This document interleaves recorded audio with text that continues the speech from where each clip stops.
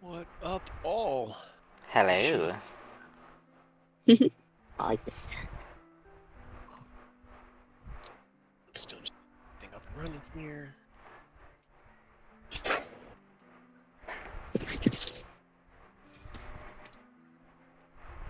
There's another kitten in here. Hi. No, you have both of them.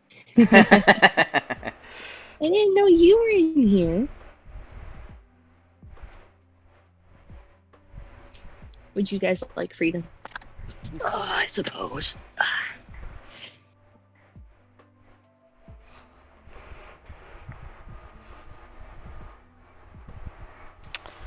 So I'm curious, what chaos did you guys ensue in Spelljammer? All of it. They keep rolling ships on the Astral Sea encounter table.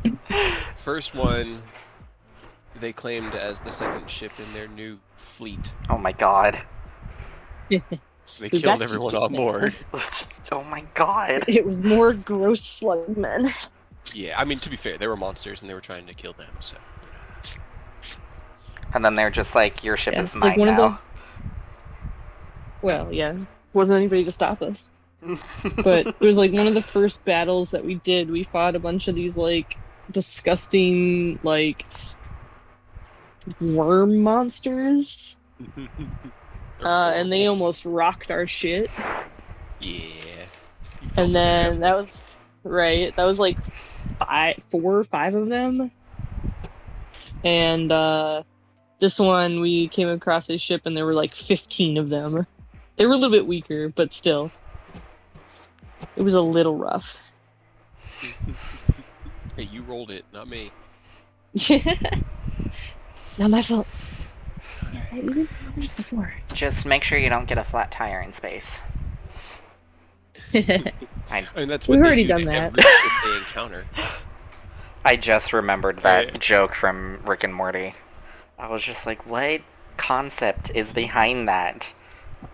Well, if there's no artificial gravity and a ship accelerates, then the things on it don't get stuck to it anymore. Yeet. And yeah, so what they do is they turn the artificial gravity off, and so the ship stops moving. We've learned it's an effective strategy. It's unfortunately effective because all you need to do is smash the gravity field generator, and you're good. Right? Which is easy. And usually unprotected. Nobody uses that tactic. Surprise. Sorry, I'm just getting something ready, just in case we get to this point tonight that I didn't get ready this week, and so I'm using the inane chatter to fill. I know Ken was talking about making dinners quick, so. Yeah. It's all good.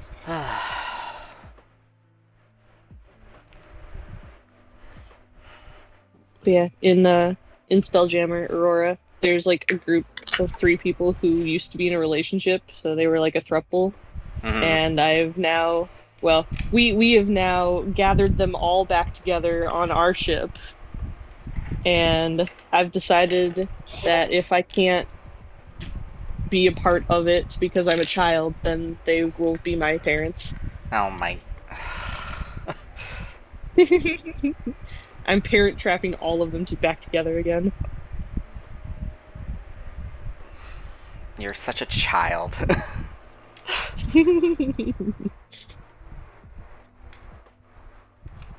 Alrighty, so let's see. Last game. Remember where we left off? Last game was spent mostly in Erebor, as you guys had returned there and set upon your few days of downtime. Actually, hold on, I have notes I typed up.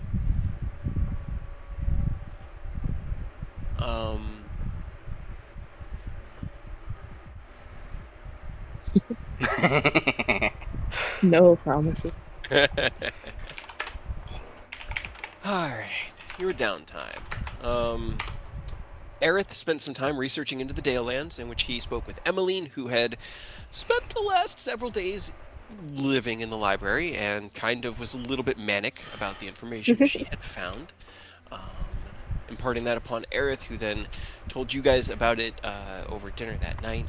Ken spent his first day there gathering up martial arts scrolls and research materials and compiling them into his own fighting styles compendium, essentially, which he will be utilizing to hone his combat techniques going forward.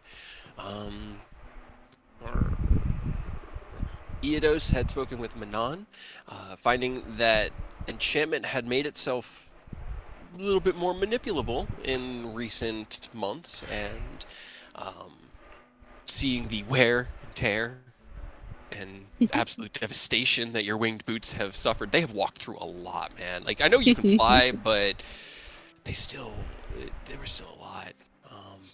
But he took those from you, fixed them up a bit, enhanced them, giving them a little bit more flight time, as well as a defensive, protective aura.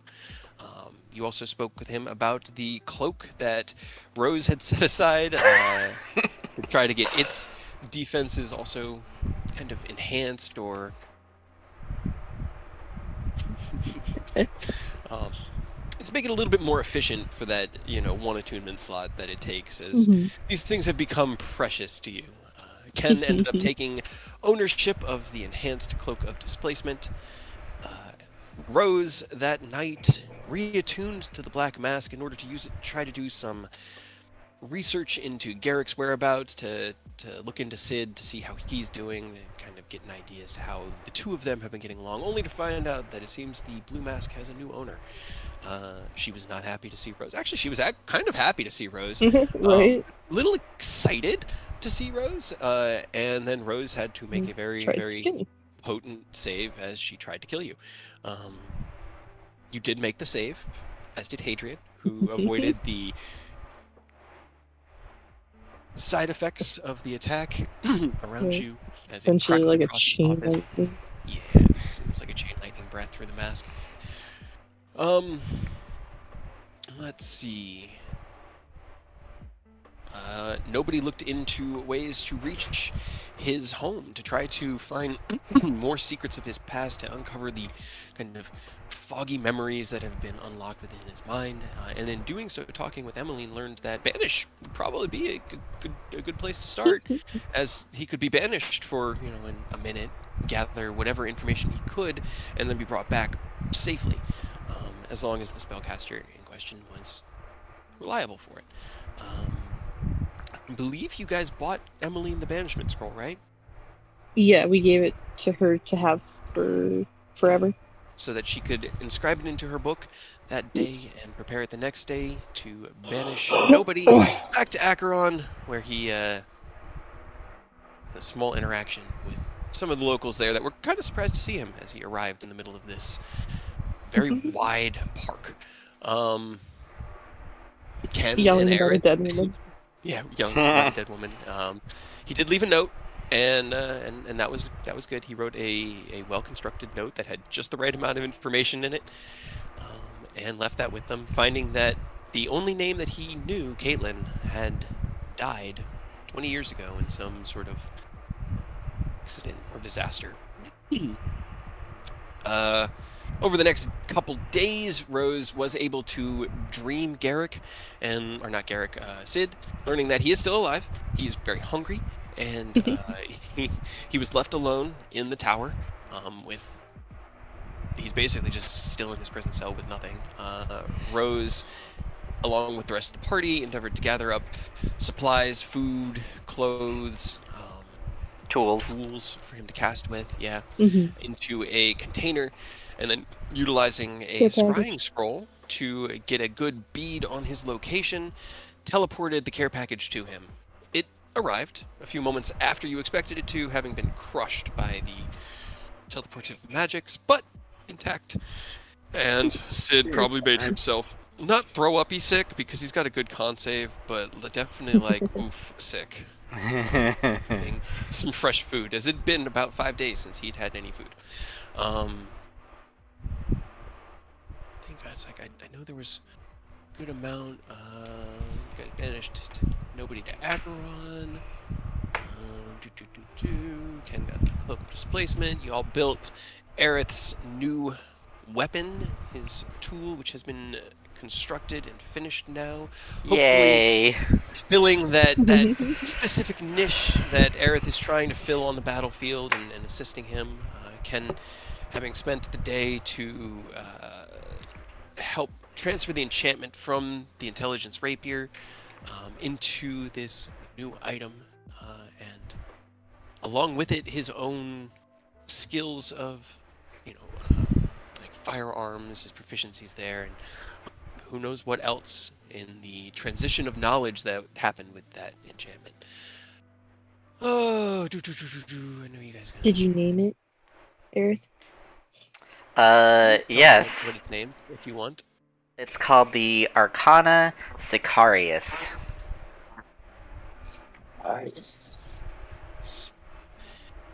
You gathered the next morning on the 4th day. It is currently the 13th of the 4th month of 1488. And as you guys had breakfast quietly, just getting ready for whatever was going to happen that day, knowing that everyone's preparations were finally complete and was ready to move on. But also knowing that you had a little bit of time, as Sid now had food and was not at risk of imminent death. You all were quietly eating as Ken entered the room and introduced you to the newest iteration of his armor. Iterations. A small gaggle of tiny, kitten-sized race Velgar dragonlings that ran into the room behind him, 7 of them in total, a couple of them flying through the air on tiny little metallic wings before drifting to the ground, tackling around each other. Ken, I believe you activated the armor too that day to show, right? Yeah. Yeah. Ken, as he reached out, they all kind of like, go for it. Yeah, I was about to say, yeah, the kiddos and then the homunculus being like a 2-foot tall Ascalon that can transform into a backpack.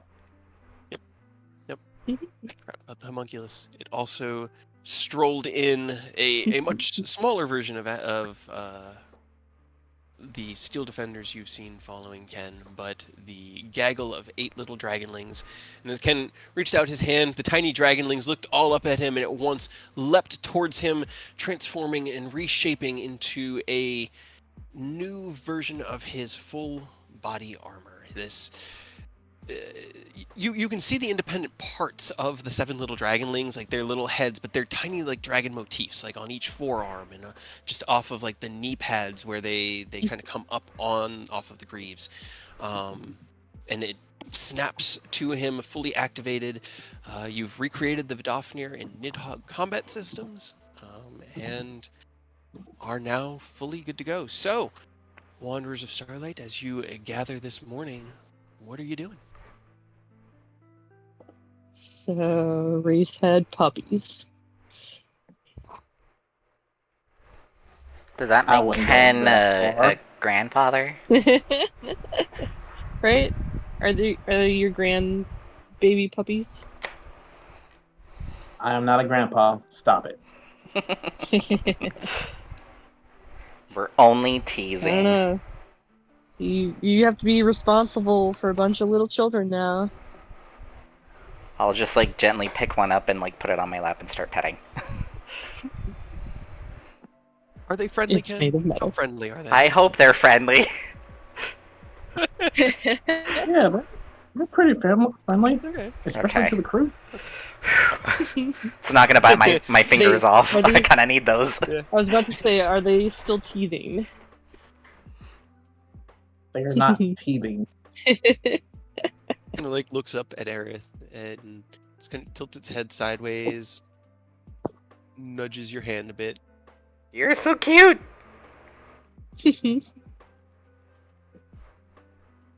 Well, as long as you don't think the babies will be harmed in combat, I suppose. I guess you can keep them. I think majority of the time they're gonna be in armor form. Yeah, they kind of defend themselves, don't they? Yeah. I mean, that's the best kind of baby, I guess. it's a One weird other way point of about putting them. it. They are mostly like they kind of like emanate this platinum light that seems to just glow from underneath the outer shell of it. But as you look at this one, Aerith, and it kind of tilts its head back and forth, you can see those tiny little engravings that Aureus had put into his armor, masterfully preserved through the shaping of these tiny little dragonlings. They were made from that plate mail. They're so cute and So- cool. Does that mean that they're Aureus's babies then? All babies need two parents. So Aureus is the mother and Ken is the father. Yes. This is just gonna be I love the keep idea going. Ken walked in like back straight, like head up, big grin on his face, and now he's kind of like hunched over, and like that's how I've seen him just slowly progress as all this is going. I'm sorry, Ken. I can't help it. Bro started it. Oh, You brought a bunch of children. What was I supposed to say? They're not technically children. They're. They look like I got puppies. nothing. I'm sorry, Ken. I'm sure they're very strong. And I will love them anyway. Yeah. Can do, Ken. What are we doing then today? Well, with Sid being, Mhm. somewhat placated with food and tools, I think he's okay for a couple more days. I think we should get the ball rolling on this meeting as soon as possible, so that way we can have as much support as possible when we start our expedition into the Dale Lands. Okay. So today is telephone day. I guess write me a list. You've got 1, 2, 3, 4, 5, 6, 7, 8. 8 letters. Yeah, I got a couple people in mind. I'll start writing letters. Arif, call your mom. Give her a heads up. Oh boy. Call your mother. So you have 8. I have an additional 6. Well, maybe 5 Okay. after calling my mother. Right. So So just like tell me what to tell her so I don't F it up. And then she'll start panicking. Well, right now we need to. I love Aerith's panic I'm spells, still, though. I'm still working out I'm fine tuning the itinerary for said meeting. All I know right now is that to avoid info leaks, because I'm pretty sure the cult still has spies to keep an eye on things on the coast. I'm gonna have it at Starfall, Okay. and I would like to have like the leaders of each city-state as much as possible. If they can't, for some reason, have someone as a representative that they can 100% vet as trustworthy. Great. Okay. I mean, that's all. That's now. Yeah. I know we I guess- know the leader-ish of like Baldur's Water Deep. You know both. Lady Okay. Silverhand. Yeah, you have Lady Silverhand is the predominant noblewoman in charge of Waterdeep, and then you also know Lady Boleyn of the Council of Four Right. from Baldur's Gate. So 2. I guess I can also go. Well, I'll have Hadrian send a letter to the guy leading here in Area Bar. Because I'm not sure he's gonna accept it from a quote unquote nobody adventurer. Right. I mean, we Mm. kind of made a name for Mhm. ourselves, ish. Honestly, I could find out who it is and try to set up a meeting. For Erebor? Yeah. You know who's you've never met him, but Hadrian has worked with him in the past. It's I think his name is Lord Brom. I'm looking it up now. Oh, wait, was he the asshole who got everybody arrested though? No, he's the guy who wants to take over Baragos' spot as like the Sword Coast City Alliance. I don't know the official name for it. So both things are true. Both things are true. Both things are true. I'm trying to find his name. Yeah, Bron. Bron. He was attempting to take the seat on the Council of Waterdeep that Baragast had once occupied, as Baragast is not really occupying it anymore. And Erebor in recent years has grown a lot of, reputation for itself. So he's kind of like working up towards that seat at the table. He is also the one who pushed Hadrian to give over the Avengers because he was getting the pressure from Baldur's Gate. And it's all kind of tied into that same thing. He's trying to make a good name for himself with the other city-states in order to get a seat on that council. And by Baldur's Gate, he means Bog, which we took care of. You took care of Vog, yes. You did. Yeah.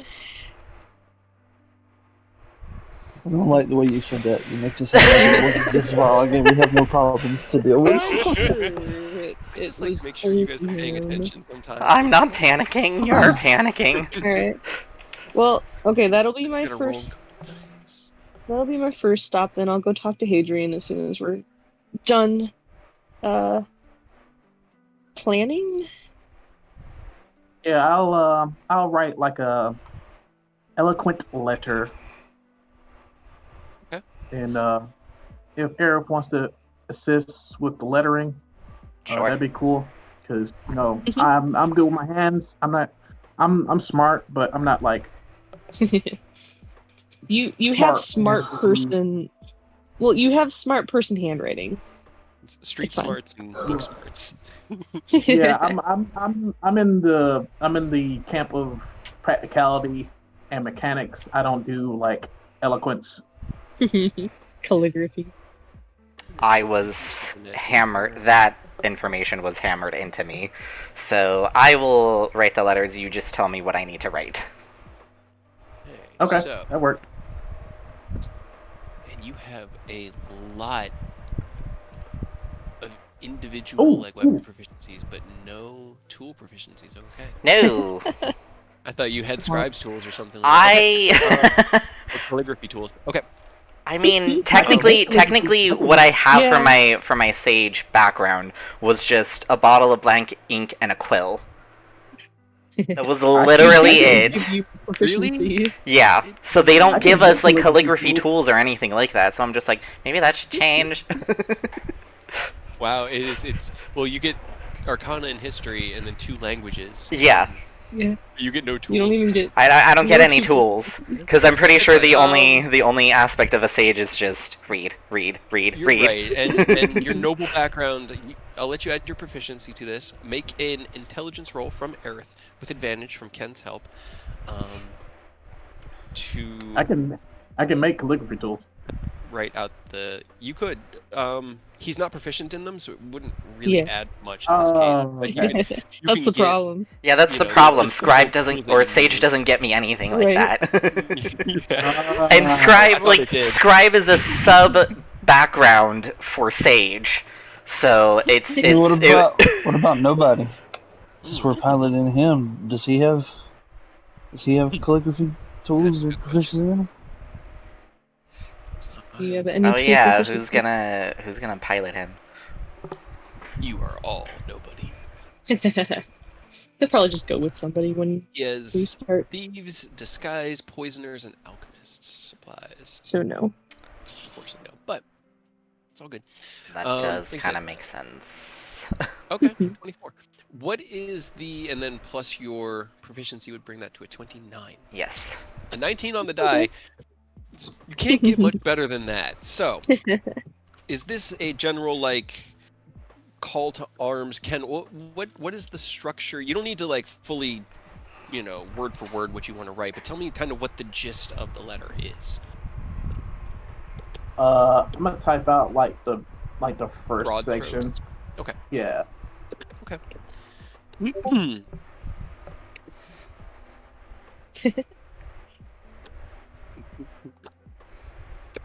Is that given because of his Angular samurai? companion.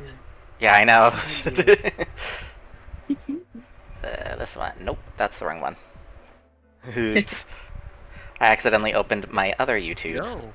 Weird. What gives It doesn't? calligraphy to- It doesn't. You learn a language and then proficiency in Right? history, insight, performance, or I persuasion. don't know what gives tool Kensei gets proficiencies. Kensei does? I don't have Yep. any Yep, proficiencies for tools. and one of the fighter subclasses also gives you access to them, but it's like calligraphy or something else. I know Strixhaven does ish. Yeah.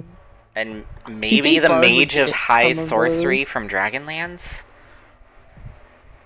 No, never mind. They don't. Okay. You'd think a bard would have something for those kind of things, but I don't have any tool proficiencies either. No, Mage of High Sorcery essentially gives you the same thing as Sage does, a bottle of colored ink pen, and then that's pretty much it. So I'm just like, what? I think nobody had it in a previous iteration in which you were a Kensei. But he's a Shadow Monk in this one. So. Well, whenever my new guy comes in, he's got proficiency with calligraphy tools and also has them if you need them. Nicholas Flamel better have calligraphy tools as well. Right, I should probably move those characters over here at some point. But okay, well, I could do that while Ken's typing up the broad strokes. Does anybody else have anything they wanted to? I kind of figured this was going to be like trigger pull on Sid, so I'm already like, wow, 10 minutes in and they zagged. That's gotta be a record. Right.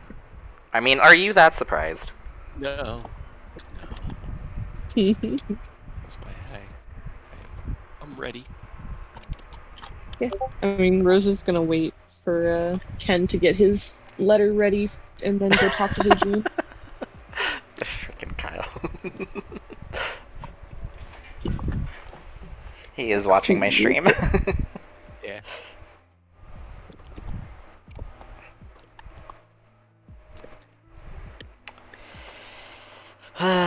Was kind of hoping to use the morning to work on a thing, but this is We important. can do that. Well, I'm helping Ken with the You letter, have, so. you have time. Yeah, but we got time. Yeah, that's Before, literally like, that's literally like a 5-minute thinking thing about as it he anyway. dictates it out to you. Eidos, come here! He'll take a little bit of time to. Hey, I'm your construct training his buddy. argument.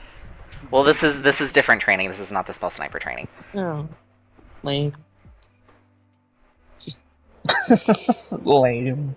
I'll just fuck with you anyways, though, for my own training. His 'Cause I is need the you to mess easiest with. one, at least in my head.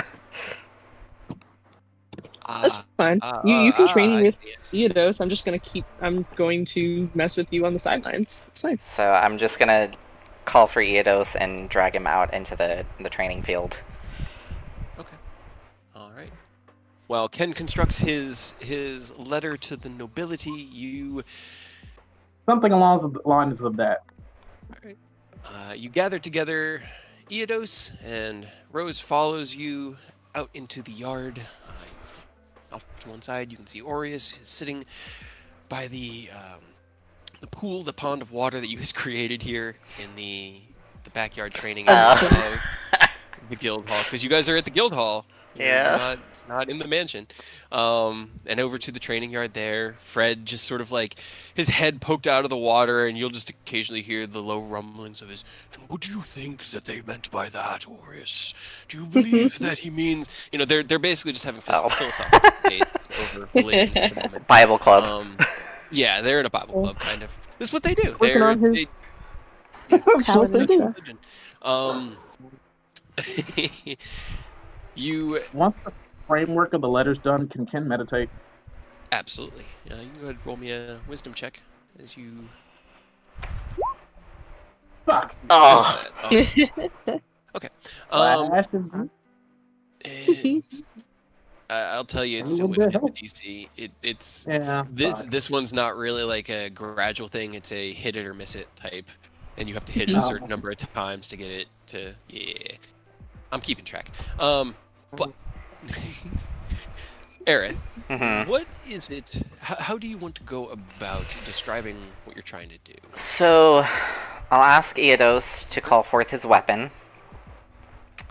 I will grab him by the arm or by a free hand.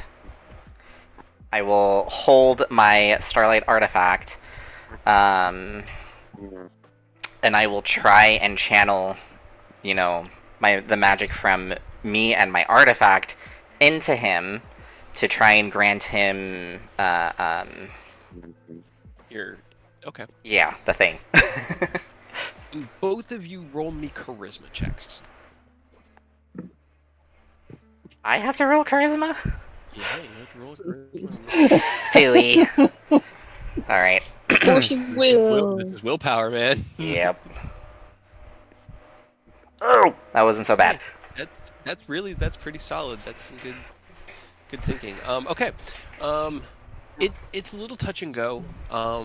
What you notice first, Aerith, as you tap into the Arcana Sicarius and feel the enchantments there. There are a lot of enchantments in this weapon. This is I mean, now that the Arcana Doctrina is kind of attached to the pommel in this, I mean, your artifact is small. It's probably the smallest of any of the physical ones. It's only about maybe like 3 inches long. It's like a little vial. Yeah, it's a little Very accessory. So it kind of, when it attaches to a weapon, it's like the token at the end of the Keyblade in Kingdom Hearts. It just sort of dangles off and it safely drifts around and it just adds the elegance of the weapon. Between that, the enchantment within the blade itself to transform and change shape, condensing arcane energy through mana circuitry. There's parts of artificery in here. You tap into it. There's a lot, but there's also, it feels kind of like a file storage system. There's a lot of, it's like being in a library. There's a lot of places where books can be placed, like knowledge can be placed. And as you have your hand on Eidos and the weapon, you're focusing. Both of you kind of like, Eidos, you're probably standing there just like, how is he taking this actually? He's probably confused as to what exactly Eric's trying to do, but like, I mean, he's gonna support his voice. He doesn't really get where this is going, but he's like, all right, I mean, this is what you need me to do. This is what you need me to do, I guess. Okay. So as you stand, the Sicarius deployed in its full bladed form off to one side, kind of wreathed in. Which element are you testing with? Let's see. I'll probably try fire because Eidos won't get damaged by it. I'm really hoping you choose fire. Because again, yes, it's a very good choice. The blade ignites ever so gently in this little like flickering flame, and you feel, Eidos, like a tug in your own mind. Like someone asked you a question, and the question was, how do you fight? Would he willingly, and the answer can just be like, willingly give that information. It's essentially asking like, oh hi, how do you fight?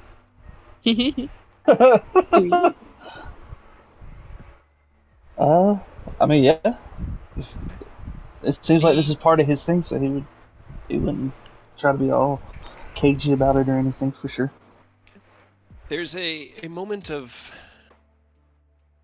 like a wash of memory of training, and especially the heavy weapons training that you did back in your days with the mercenary corps in Galandar, Aglarond. And as it does, it kind of washes over your mind. You hear, oh, very interesting. And then it kind of retreats, and as it does, Aerith, you feel like the weapon kind of twitch in your hand, and as you do, the flame jumps up your arm, through you, through the connection in your left hand, through Eidos' left hand, and then engulfs around the Fate Render.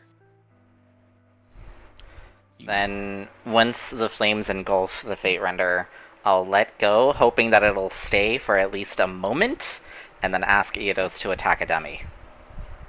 Okay. You let go, The flames maintain themselves for a few seconds. Eidos, you can make me an attack roll.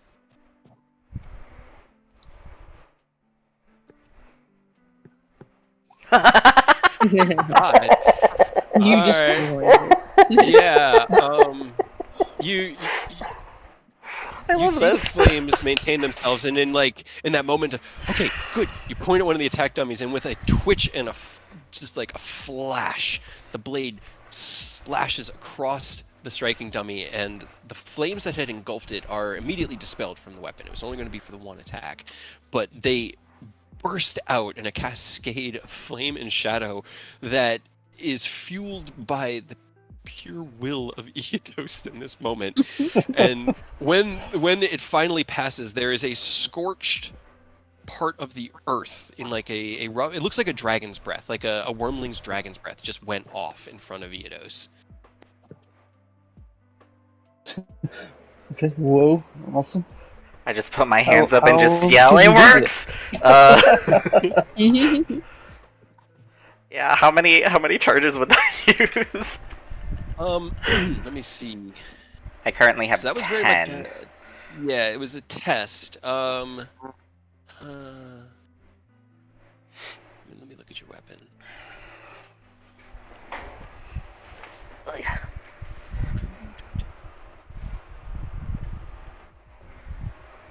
Okay, because it'd be from.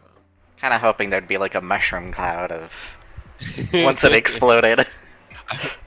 Throw a smite on there, and I'm pretty sure you can get pretty close.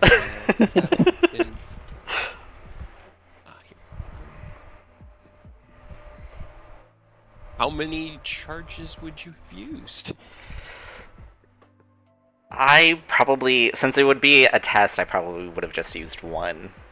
Okay, yeah, so it would have just been the one. You essentially granted him your bonus action ability of the extra Okay. d6 per charge.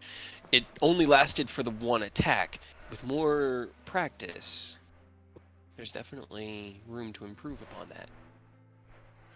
Glad that experiment worked. Rose. Your sword seems very, very happy at the moment. Like, it's just sort of like, it's almost purring in your hand. Rose, you're gonna be my next guinea pig. What?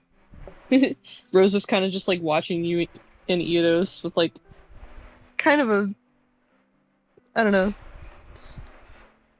wistful look a little bit, and then they like snap up and look at you and it's like, what? I'm just like walking towards you. Weapon in hand with like the bright eyes. Yeah. Okay, are you going to hit me? No, I'm not gonna hit you. Maybe. It's a fair question. Alright, here's what I want you to do. I want you to imagine a scenario. So, let's say we're in the middle of a fight, and we have a large group of enemies. So, I want you to think of a method, like an elaborate illusion, given in the moment. And as if, okay. and like cast it as if you're casting a spell, like the slow spell, your favorite spell. So cast slow on you, got it. And I'll cast slow on Aerith. That's not what I meant. Well, do you cast it subtle spell, because he would have a moment while you're casting the spell. No, if You're like, he wait, wants wait, to wait, wait. counter it, but I you got 6 won't. seconds to give me. It takes a few seconds. You see Rose like shrug and start moving their hands around, the weave kind of moving around them as they start to mutter to themselves. I'll counter spell. I'll just slap my fingers. Just like, that's not what I meant, and you know it. That's what you asked for. Hey, just no. What I'm asking for is for you to think of an illusion, as if we're in the middle of a fight that'll only target our enemies. Don't. Just imagine it, and once you feel power flow through you, cast it as if you're casting a spell. I don't know what this means. Just trust me on this, and then I'll put my free hand on her shoulder, and I'll try the same thing. You know, the transferring of the magic, of the ether. Can you please give me a charisma check? Rose, give me yours at disadvantage because you're very confused. Yeah, that makes no sense. Trying to make it a team play thing. I know. It's still good because, you know, hey, man, Right? Aerith, you're rolling really good. I Yeah, know. It's like your charisma checks are the ones that are the concerning one because you're actually shaping the kind of the will here. Rose, in that same way, like you start to cast the spell, Aerith counterspells it, and then he kind of reaches out and puts his hand on your shoulder, and you hear as he focuses on the weapon and his new artifact, you hear that same voice in your mind go, "Hi, how do you fight?" What the fuck? Do you answer it with do you give it what it wants? It seems to be just sort of like doesn't need an explanation, it just needs permission. I guess they'll like try to start explaining, and I guess that's permission. Oh, neat. That's really cool. Okay. What the fuck? Aerith, you feel that kind of like tingle in the weapon again as it just sort of vibrates in your hand, and you take that feeling and push the magic, your own energy from it. And this one will use half the charges. Okay. Rose, what is the most scary thing you could think of right now? In this moment, subconsciously, what is Rose most afraid of? Like a physical thing, not just a abstract ideal, like being alone. I guess a big dragon, maybe Ascalon. Okay, all right. As you feel the magic kind of wash through you, your hair blows back just a little bit as the Sicarius pulses, and an illusory 25-foot tall Ascalon manifests itself in like this rendering of energy as it creates itself in front of you. It snaps into reality and roars and looks down, and if you hadn't just seen it created, you'd believe it was Ascalon. And then about 6 seconds later, poosh, it just vanishes. Yay, it worked! What?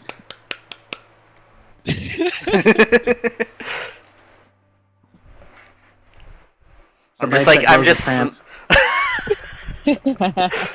Yeah, Rose, are you wearing brown pants? I would never. It's probably noticeable. Aerith is just smiling at Rose and just happy that it worked. Yeah, which were good. You needed 30s to make the connection there. I don't understand. But I guess that's something. I'll try and explain it. Essentially, what I'm trying to do, you guys, is that I want to help you guys more in a fight. So the only method that I can think of would be granting my power to you guys. So as you saw, Eidos is a frontline fighter. He uses his Fate Render as his main form of attacking. So my thought was improving that, at least in my eyes, so that he could, hit harder. For you essentially control the field. So what better way to control the field than either scaring off everybody or calming everyone down? Making a giant monster. Which would be one form of that. Or maybe you can make a very pleasant illusion and, calm everyone. We told them something scary this time, though. So we Like went with that one. Ascalon in a maid outfit. Yeah. Yeah. Oh, shit. Do it again, Aaron. I don't know if I can. Yeah, that was a good amount of magic. That one's powerful. Eidos is kind of easy because it's like granting a spell to him. Yours is making elaborate illusions. This is easy. Sorry.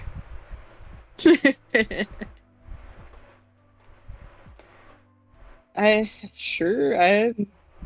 guess so.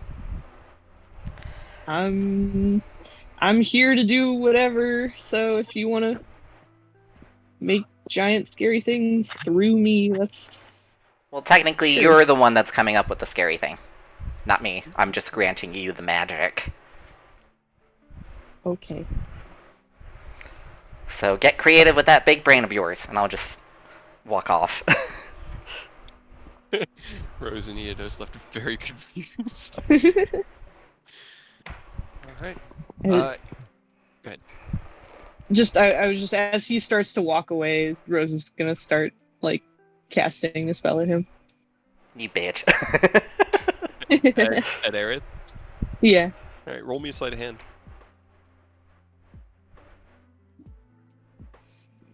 What's your passive perception, Aerith? Not that high. Not that high. Hold on. What are you casting on Aerith? Like I don't even want to like. I guess I don't know. I don't want to hurt him. I just want to like fuck with him. So I'm just gonna cast like Mage Hand and like grab him by the I just want to fuck like- with him. Let me cast Mage Hand and just like pull on his hair. God. As you're walking away, proud, you look down at your weapon and it kind of folds back into its smaller handgun travel form. You sheath it and you feel something tug at the back of your head. Ow! Your hair. I'll just like swat the hand away. I know it was you, Rose. No, you don't. I'll just But strut also off. get back here because I need to use you to do my shit too. Fine. Since you humored me, I'll humor you. Less of humoring than. Okay. All right. Just cast So- shit. Yeah, let's do morning training. Go ahead and can somebody roll me? Actually, I need to check nobody's. See how far he's come on his. Because I just want to be able to switch him off con, but he has to build up that base level of Constitution. I figured I'd just roll him a d20. Where is he keeping track of it? Oh no. Does he not have it on his thing? Ah, there it is. Okay. It's still con. It's unfortunate. It's so close. It's just a few more. Okay. Can somebody roll me con for nobody? For What morning is training? his modifier? You should have his character sheet. Oh. Everybody should have it. Gonna roll Look, my it's a nobody. intelligence for my spell sniper. Yes, yours unfortunately is going to be a disadvantage as Oh. you are doing a second training this morning. Your first one was quick because it was mostly just like syncing up, but it is still an impact in your capabilities. I rolled you an 8, Kyle. You're welcome. Aerith, you have 2d6. Give me 1d6 for nobody, and then 7. Rose, you can do your charisma.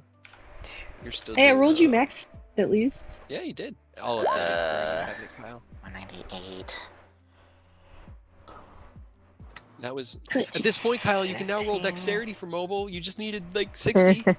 Now you're at 61, so There you go. See, we got there. Yours is 46, Rose.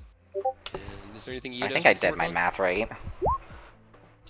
I mean, I guess I'll just keep working on that deck stuff. Kyle. Alright.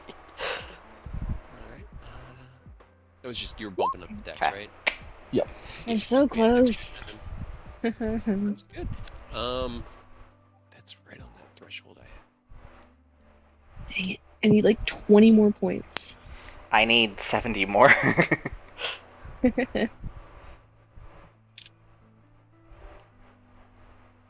Slowly but surely. Slowly but surely. Yeah, I mean you've been working on it for a while, so that one is 3d6. Eodos.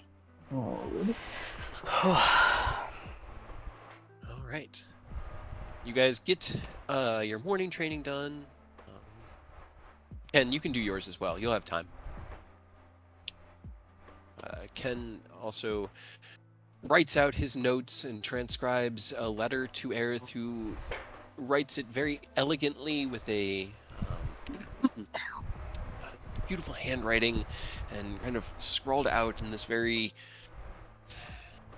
formal, regal, noble, like, I have a this glass is what they quill. like to be treated. Yeah, it's, this paper has not only never been toilet paper, it's never been in the same building as a piece of paper that was toilet paper. It's very fancy stuff. How many copies do you make, and where are you sending them? You would know sending letters is going to either take time, as messengers have to travel the coast, or you guys are going to have to boat around through some teleportation circles and deliver them yourselves. But it's up to you guys, whatever you want to do. I can have my familiar fly a copy of the letter to my mother. Takes so long, man. Take time. It Yeah. will, but I mean, we could he won't get lost through the forest. He won't. Right. But I mean, did we have a couple we of had a circle ourselves, here? right? Would you say, Ken? I said we can deliver a couple ourselves, can we? Yeah, I mean, Yeah. you could get to most of the main cities and deliver them. We just need to buy like supplies for Eodos to keep casting teleportation circle, I guess. I mean, think as long if as you're we go to places with teleportation circles, I don't even need materials. That's true. So it's not like if we Did go we- from our base to any of the ones we already Mhm. have, we can kind of just hop around with spell slots if you guys need it. Did we got a circle for Lintier, right? I think we Yes, did. yes. We do, because Yeah, that's we, the like, one. for That's the one sure- I always joke about when they just sending us to when you guys aren't Sending us ready to for it. Lintier. Right. show you the world So map. I mean, we can go to almost every place that we need to deliver letters. So yeah, and we can just use the circle in the Erebor Guild Hall to start out, or Artaria! Oh, that is Arturia's token, isn't it? get out of here. Yeah, yeah. You don't look like that anymore. TM layer. Alright, so I'm counting 5. 1 for Lord Braun, 1 for Baldur's Gate, 1 for Waterdeep, 1 for Lintier, and maybe 1 at Elturel? Do we know anyone? The only person you ever met in Elturel was the paladin, who was a friend of Leosin's.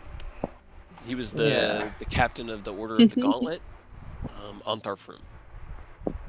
And we ghosted the dude at the Guild Hall, I think.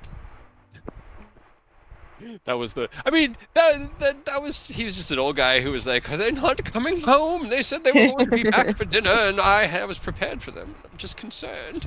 Yep. That's the list that I'm thinking of. All right. Well, I guess first I'll take one of them and go and talk to Hadrian. That'll So probably you- be the first copy done. Yeah, you get the first copy and address it directly to Lord Braun of Erebor. Aerith knows how much the nobility love to hear their name and title recounted in letters, so he kind of knows how to speak their language. Which is... And yeah, okay. All right. So you get the letter together, heading over to Hadrian's office. By the time the first copy is done, it's just before noon. But you make your way through the guild hall to Hadrian's office in the front, knocking on the door. You make your way in. I'm just like, okay, so, Hadrian, what do you think our chances are of getting a personal meeting with Lord Braun? I mean, I could request one. I mean, I've met with him personally, so I don't think he'd turn me down. You know, the What guild brings about, good like, money to the city, so what about like today? possibly, maybe. I Really? could send a message. Like right this Okay. very second. Right now? Chad, take this one down, all right? I need you to get. He'll basically just hawk out to Chad to get somebody to send a message to God, what is it called here in the High Tower, and and that Hadrian, is requesting an audience with Lord Braun on behalf of the Wanderers of Starlight in a supposed matter of national security. I mean, I'm guessing that's Yeah. what this has got to be about. Sounds good to Dimensional me. security. Whatever you think. Yeah, whatever you think will get his attention quickly. National security, world security, universal security, whichever. Reality security. I'm gonna go Yeah. with at least the security of the city. I think if we try to overreach, he might think we're just pulling his Just leg, Like it's a prank call. Yeah. Me. How about you just say that the security of the city is in question, and noble adventurers wish to meet with him to discuss the future. Sound good? Sound good. As long Chat. as you think he'd be willing to meet with adventurers, or you could just say like you want to meet with him, and I'll just tag along and surprise. That might actually go better. You know. Right? I know they're not a huge fan of adventurers. I mean, Maybe. if I'm sending a message, he kind of like points. Do you want me to just have him bring that along too? That way he's kind of, because you have the letter. Yeah, I guess. Would it be best just to do it like face to face, or give him that and be like, hey, we also need to just like talk? It's up to you guys. I'm just facilitating.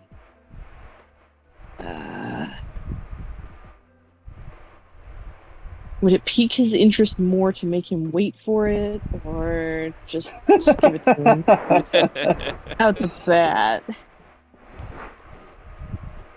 I guess you could just. I'll hold on to it. It's kind of a thing that we need to like tell him. Well, I'll send a message, see if we can get a meeting with him this afternoon, alright? Okay. Alright. I also like. I want to at least out the bat ask him if he's like part of the cult, and gauge that before we tell him that we're planning a secret meeting under the cult's nose. I don't know who's in whose pockets.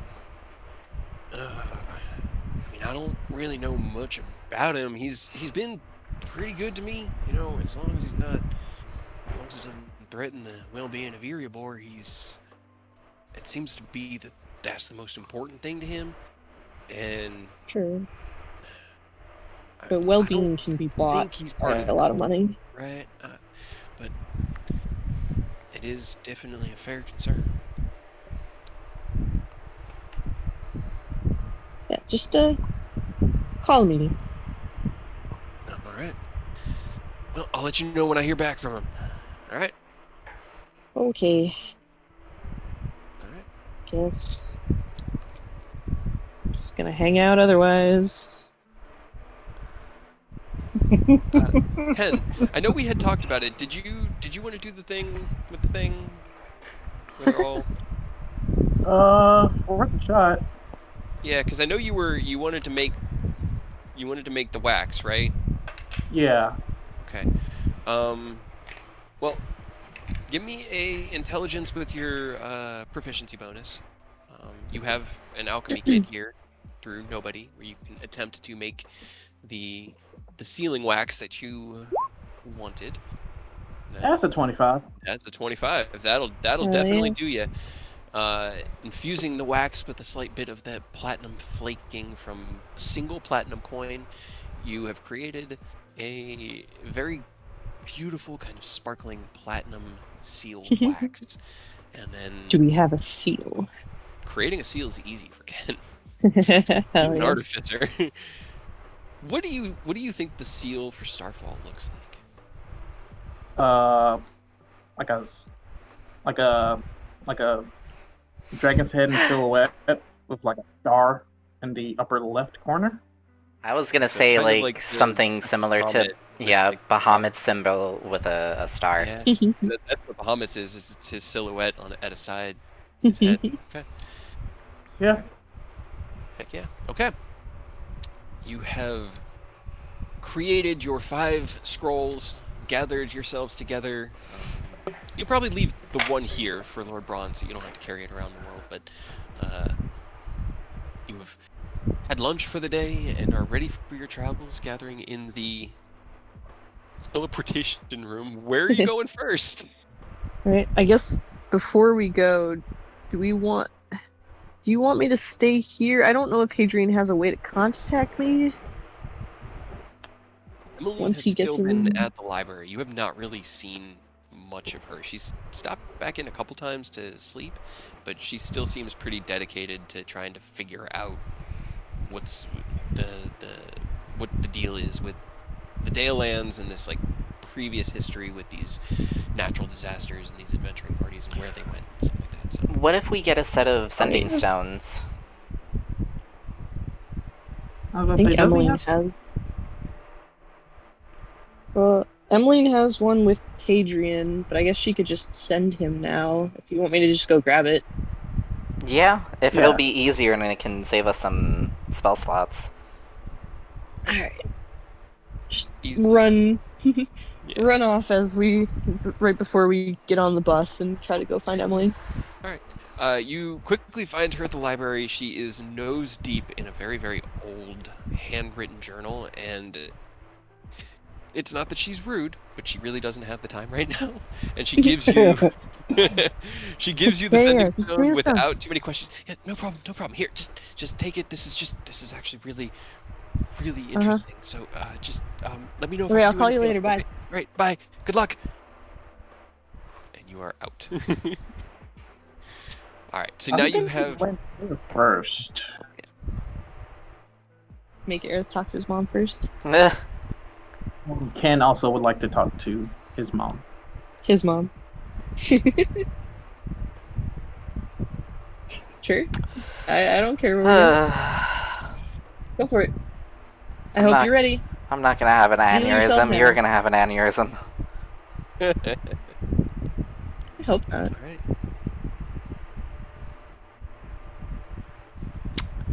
Off to home. Okay. You guys gather together, and with a casting of magic, Iedos activates the teleportation circle. It manifests in a shimmering pool of the portal before you, and you jump through, emerging. Yeah, Ken's got his cloak on. Ken, as you jump through, you pull your hood up over your horns and leap through behind the party, emerging into the academy in Lintier. The watchers, the guards here, the wizard on duty is momentarily surprised, but you know, it's a teleportation circle. It gets used as you guys emerge. A kind of like affronted, like those aren't elves, and then Aerith shows up. Good. We're good now. And you are off into the city of Lintier in its noble district. I definitely don't feel insulted. Now. Rose will make their ears a little bit more pointy and just like mockingly mouth behind the guy, just. He doesn't even seem to hear you. Alrighty. Let me. I'm just gonna. Oh god. Why is that on the token layer? What the hell? That does not belong on the token layer. Alright, so you are off to the Zatara residence. Zatara Estate, yes. Zatara estate. Alrighty. The party emerges out of the Trinity Academy and makes its way quickly across the noble district of Lintier. The beautiful trees swaying above. The air here it's almost fresher than you remember it last time. It's clearer, it's crisper, it's just gorgeous here. The sounds of birds and animals in the distance, and the gentle conversation of the elves as you not run, but walk with purpose through this noble district. Up the Ken's first main. time here. This is Ken's first time here? It is Ken's first time here. Is Ken? You were Ascalon last time. Yeah. Sure. That's true.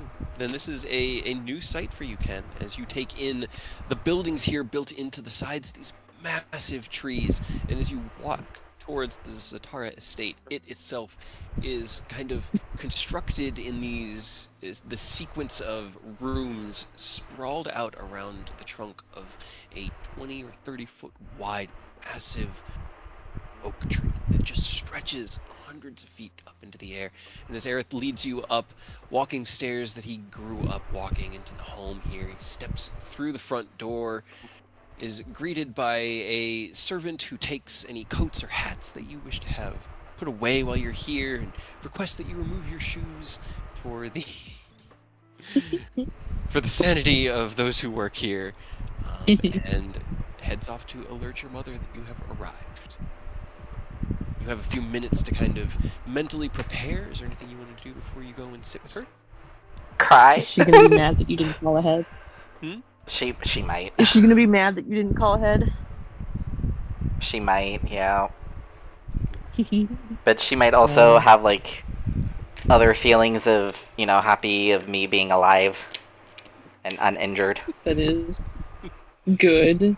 Usually, yes. A few minutes pass. You hear soft footsteps coming down the stairs that loop around the trunk of the tree as Lady Ifalna Zatara steps into the main foyer of the estate and looks out over all of you. Aerith, it is good to see you. I was not expecting you. What can I do for all of you? We have a letter for you, as well as for our king. Mostly for the king, I think. And I'll hand her the Madam scroll. Zatara. Madam Zatara, it's good to see you again. I'm sorry. Aerith has so many friends. I don't. Who are you? Oh, have we met? Yes, at the previous meeting of Waterdeep. She kind of. Right when Aerith was dead. Uh, Got it. I'll look over Aerith. Aerith, are we secure here?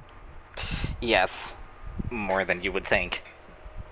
I don't think his mom's gonna care what you look like. Yeah, but, gotta be sure, I don't want to freak her out. And You then as don't I look say that bad. As I say that, Yeah, we're kind of well past the freaking out phase of our group dynamic, so don't worry about it. Yeah. Back then. It takes her a solid minute. You're taller. You have new draconic features. She kind of looks at you, and in that moment of expectation, she kind of makes the connection.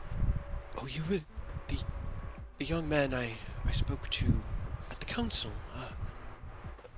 Ken Silverlight, correct? Yes, ma'am. You look slightly different than I recall. I apologize. I think he should own it. Shouldn't he own it? It looks pretty cool. I think he should own it too. Right? I mean, guys, come on. Like, what other Platinum Half-Dragon do you see walking around here? You're special. It makes you more important. I don't want to draw too much. So. That's hard in our group where we already draw immense amounts of attention. She chuckles and looks at Aaron. Or just shrug. I I understand your concerns, Ken. You are correct. I have never seen one quite like you, but the streets of Lintier are rather homogeneous with racial diversity, so here might not be the best. I believe you would blend in relatively well, but it is unique and could be recognizable. However, you are all Who isn't? wonderfully recognizable, and I have grown quite fond of those who like to draw the spotlight upon themselves.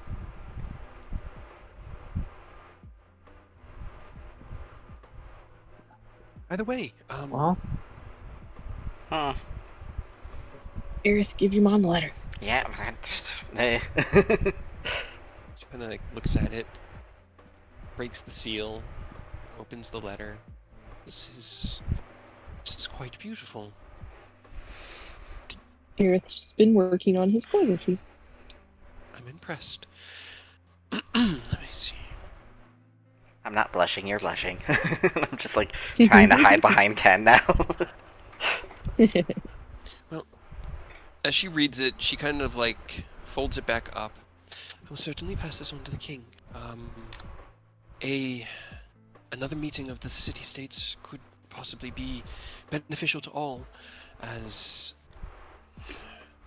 our research has shown that what you had told me a week and a half or so ago of the cold leaving seems to be true, and the roads are now, at least here in the north, becoming slightly more traversable.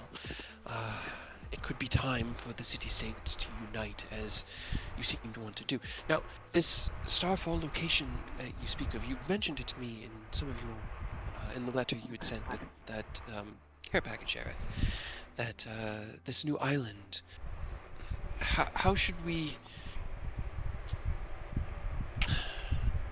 facilitate getting there? This is, from what I have understood, it's rather difficult to approach. Yeah. This is going to, and just above table, it's going to be the biggest concern with all of the nobility. Like, putting together your How the council, fuck do I get there? they can. I was thinking having everyone meet in Baldur's Gate, and then we all teleport to Starfall. Very good. Okay, and this is a good centralized location, large metropolis.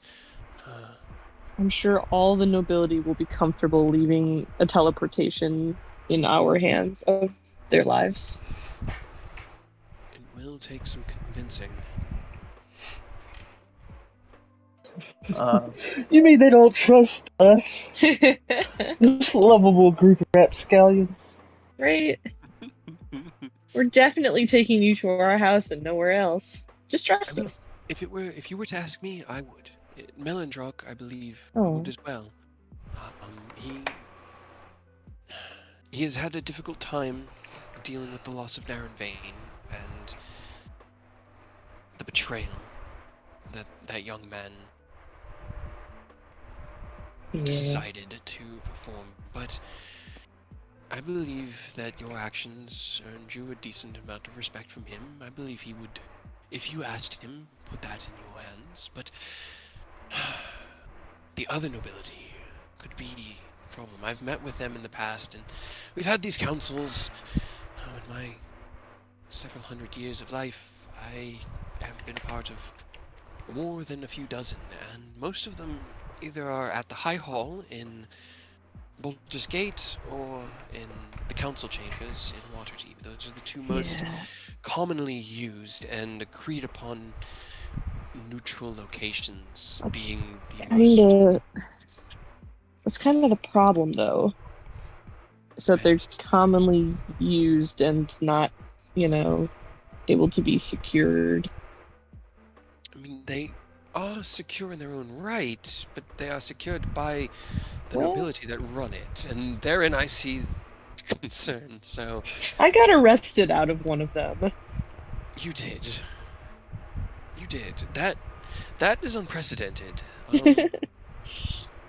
That was I weird. have an idea to dissuade their concerns, and it's not technically a lie. I like things that aren't technically a Okay. lie because it means they're also not technically a truth. You can tell them that a representative of Bahamut's would be there, and he would ensure all of their safety.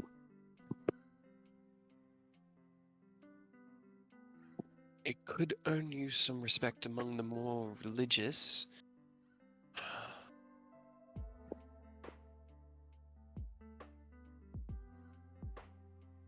She kind of like takes the letter. She doesn't like fold it up or damage it in any way, but she just sort of starts pacing in the foyer. How do you convince the most paranoid people on Earth to surrender themselves to the will of adventurers? This is very difficult, as you all historically have stood at the forefront of cataclysmic change. This has happened before. I cannot say with any certainty who we could convince, but certain members could be. Let's see, the whoever. Let me look at Eltrod. Give me 1 second, because she It's knows like the them all. only- She's kind of like interacted with them all. It's like the only thing I can think of is we could give them our teleportation like circle sigil, but I don't want to do that. You. Yeah. Yeah, we want to Riders. keep that Right? low key. That's the only thing I can think of, like, where they would be in control of teleporting themselves on. Otherwise, it would take probably a long time for them to gather. Maybe longer than we have. Getting from here to Baldur's Gate would take us about a week. If we were to leave tomorrow with all hasty preparations, it would take about a week to get there from here. Yeah. If they were willing to leave within the day, which I doubt.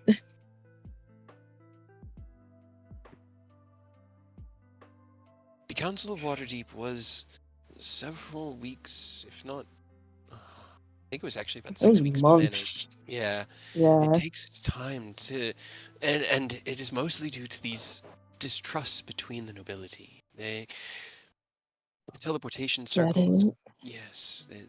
But I don't know if we have that much time. In general, it's a little urgent. And I know I'm sure you understand that, and I'm not saying like, hey, faster, but I just don't know if we have that kind of time. But also, hey, faster. Right. We could speak with Melindrock, and as I said, I believe he would be amenable to taking a teleportation circle that you opened, trusting that you would not open it somewhere dangerous or deadly. But he is but one, and we need... He was like the coolest guy out of all of them. You freed his mind from poison and revealed a corruption that could have killed his entire people. He owes you a debt that he has not forgotten. That's nice. Debts with kings are nice.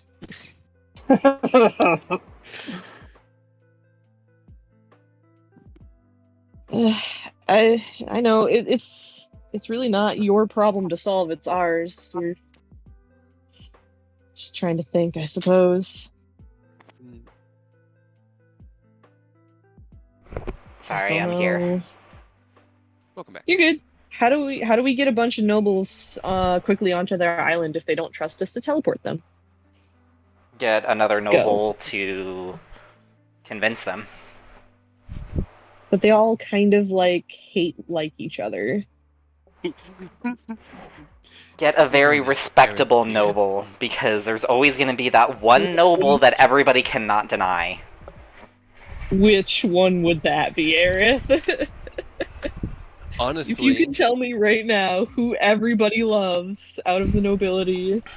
The most likely to convince the majority is Lady Silverhand. She has been a leading patron of her city and has shown both wisdom and prudence in her endeavors.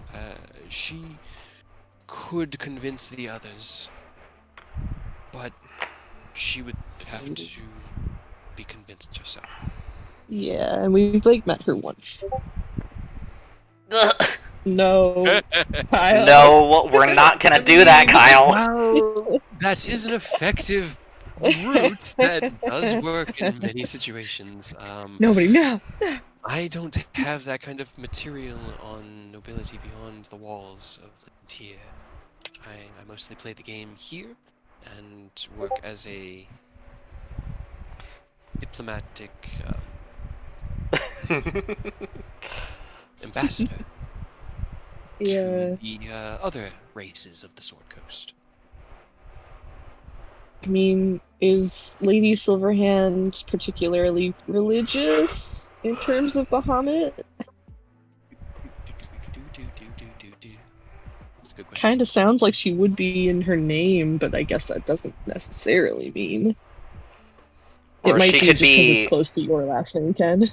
I was about to say, or it could be just she has a high respect and a weird religion respect for silver dragons. She is.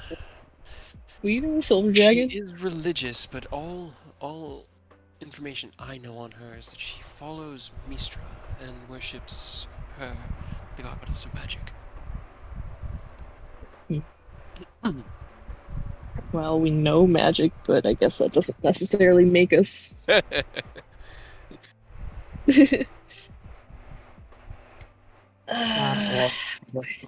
going to Waterdeep after this. Guess so, yeah. If you reach out to me later, Aerith, I can at least reply with Melandrock's answer. But I will head to his estate now, to the palace, and pass this on to him, as well as discuss what we have talked about here, and see if he has any possible ideas or solutions. Oh, is Nicholas Flamel. Right. Also, Falna, I hate to ask, but you're sure that he has no sort of dealings or anything with the cult? I know it seems really unlikely given what they did to him and his family, but just to be sure. I've spent my life working my way up through the nobility. I do not believe him to be one that would succumb to the cult, and I believe if he were, they would not have gone to such ends to supplant him and put Narrowvein in place. I trust Melandrock. Okay. He is. She kind of like looks out over all of you. I apologize to the majority of you here, but he is xenophobic, as most elves tend to be. So he can come off as somewhat brusque to non-elven people, but he does care about this city. You did him a great service. I think he appreciated that more than anything. But I don't think he's in league with the cult. Okay. That's all I just needed to hear you say it before we give him sensitive information that could fuck us over.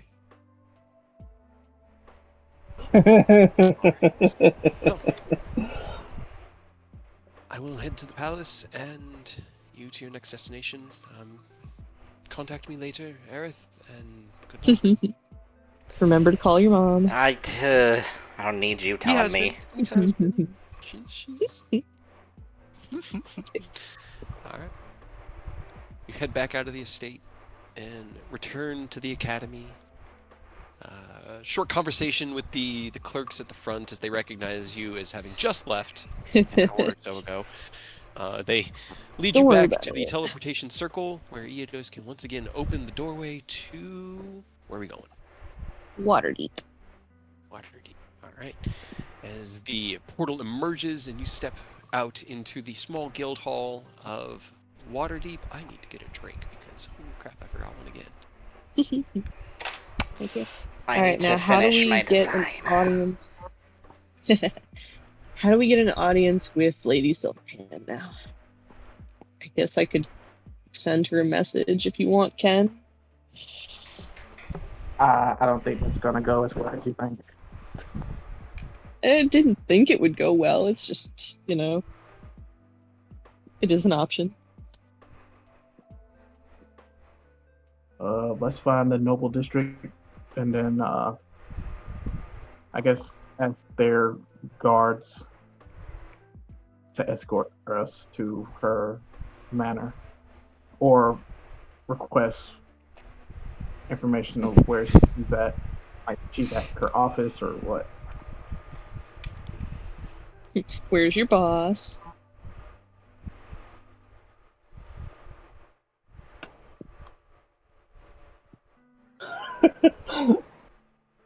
So, how's life? How's it going? How's your city?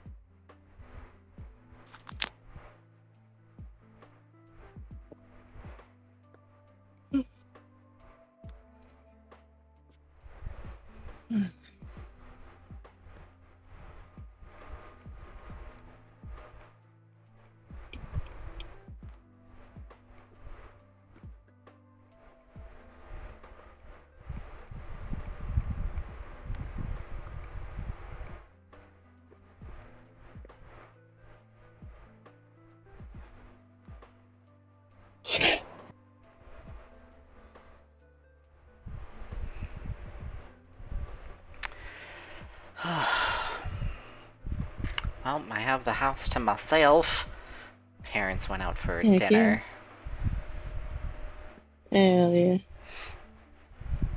God, it's epic. My parents are going to a fancy restaurant.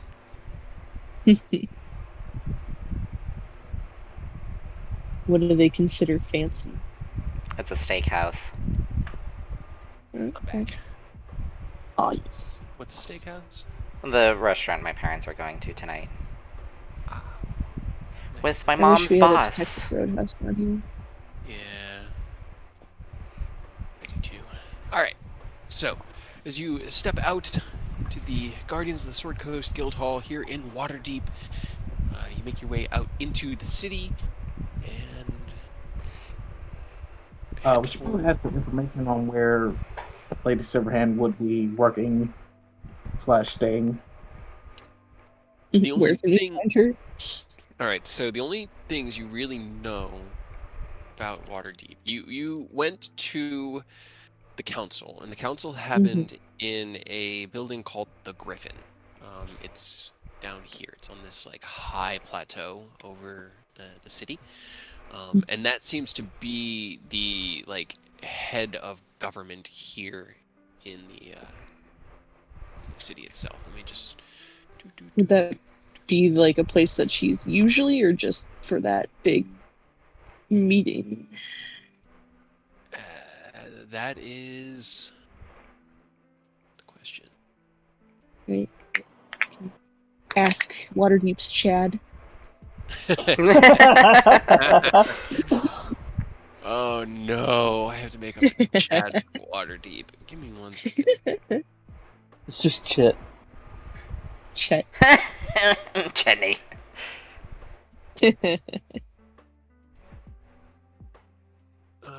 I need to catch up on Okay, campaign 3. All right. Yeah. Lord. I'm pretty behind too, but Not missing much. Life. yeah. I was gonna say, it's just like I'm behind, but at the same time, like I don't care. Is the third one not as good as the other two for y'all? It's not that. I don't like it as much. Yeah, I have complaints, but I'm also up to date on it because I am a creature of habit. I can't stop myself. It's entertaining, Like- but 2 is definitely like peak. That was where I Yeah, was really two was the best. I don't know. I'm just really not enjoying 3, so I kind of just stopped for now. But that's just me. All right. The Chad here in the Guardian of the Sword Coast Guild Hall will inform you that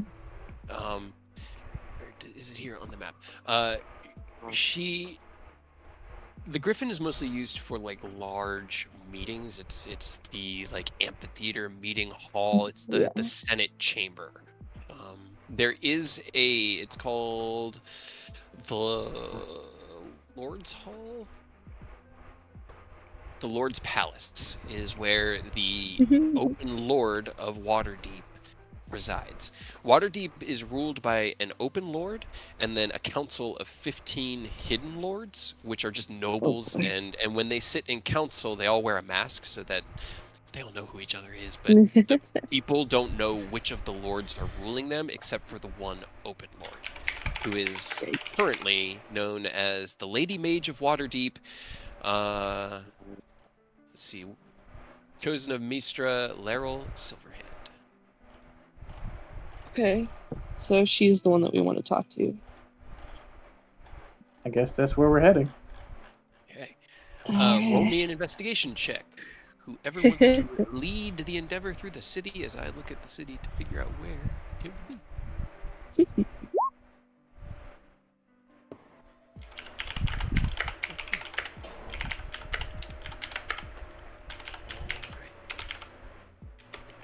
Cool. Okay. The map is just so like it was scanned out of a book so long ago. All right, so you step out into the city, the information in hand, and begin to ask around. The people here eventually direct you down towards the complex quad to the south. This place is too big. I don't like it. To this complex here, the Lord's Palace. It's a walled-in kind of castle town. It's not as tall as the ones you've seen in like Baldur's Gate, but it's just very wide and kind of spread out. And as you step up through the gates, you are met by a procession of probably 3 or 4 guards who walk up to you. Greetings. How can we help you today? Greetings, good sirs. We need to speak with Lady Silverhand, if possible, with utmost haste. It's very Have a urgent. missive? Yes. Somebody make me a persuasion check at advantage. Gross. Add flat. Can I do it? Go for it. Yeah. He did say somebody. Add flat. It's just a party. As you all step up, okay? 25. Kind of like looks over all of you. Plus 5, which is 30. Because Ken is adding Flash of Genius. Okay, there we go. Hell yeah. Well, he kind of like nods over his shoulder. One of the other guards nods and runs into the building behind. Wait right here. We'll see if she is available for meeting at the moment. Kind of like Tell her- stands there. Tell her it's the Wanderers of Starlight. Would that help us? I think that would help us, right? I'm hoping so. I mean, we'll definitely know if something attacks us. Alright, you pass the information on before the messenger retreats fully. A few moments pass and he returns, speaks in the ear of the guard who's been talking to you, and looks out over all of you. Lady Silverhand will be willing to meet with you shortly. Please follow me into the main foyer where you can wait comfortably and securely. And he will lead you into the castle itself. Into a lush, kind of well-furnished, warm chamber with a fireplace off to one side. And it's pretty chilly up here. This far north, the snow isn't out anymore. The trees have started to bud as it is solidly spring, but you can kind of feel that fresh crispness in the air where it was snowing here just weeks ago. Oh my god, it's Flagstaff. Yeah, it's it's like anywhere in the freaking Northeast. Hopefully it's not too late, because I forgot that time zones were a thing again. Well, fortunately, when you're on the Sword Coast, you're mostly just going Kind of the same vertically. thing, yeah. You're staying in the same time zone. But when you go from the Nether Mountains, you go like 7,000 miles from Right. west to east, and that's So- time zones. At least, I mean, It's we did your mom mid-afternoon. first, so Yes. It's that's the mid-afternoon. important part. She eventually comes down into the main chamber, looking out over all of you. I'm going to go ahead and just bring her picture back up so you can kind of have a refresher. She's not wearing the elegant kind of ceremonial robes and dress that you saw her in the last time at the council that you see here in the picture. She's just wearing a simple, like, dress, a gown with a little sash around her waist and the amulet with the symbol of Mistra around her neck. And she looks out over all of you and, well, I was not expecting this today. Greetings, Wanderers of Starlight. How may I assist you? Apologies, madam, for such short notice, but with the information we have gathered, time was of the essence. And then I pass her the letter. I have a question. Did you put your hood back up after leaving Ifalna's, or have you been... You know, what Rose said and Miss Ilfana said, I think Ken's gonna, you know, the time for cloak and daggers passed. I think is what he gathered from Rose's insight. So he doesn't care anymore. He's gonna pull it back. All right, open war. All right, then as you walked through the streets, you did draw a little bit of attention, but no one really, like, no gazes lingered for more than just a second, or like that kind of... Something that we're not used to. You honestly can't tell who they're really looking at. You, Eos, Rose, Aerith. The only one who blends in with the people here is nobody. He just sort of looks like a guy. It's just a guy. Yeah. He's just a dude. But as you step forward, Lady Laurel Silverhand is going to roll a d20 to see how insightful she is. Wow, these nobles are not rolling particularly well. She kind of takes a moment, and then... You were the young man who told us about the horde that had been... Yes, I remember you from the council. Greetings. She'll take the letter from you. Let me, in a one solid motion, like very practiced, just through the wax seal, unfolding it. She reads without really betraying anything from her face. Just this several minutes of kind of scrolling through. Okay. Well, we have noticed in recent weeks a lack of prominence of the cult on our roads, an opening of things, so there have definitely been developments.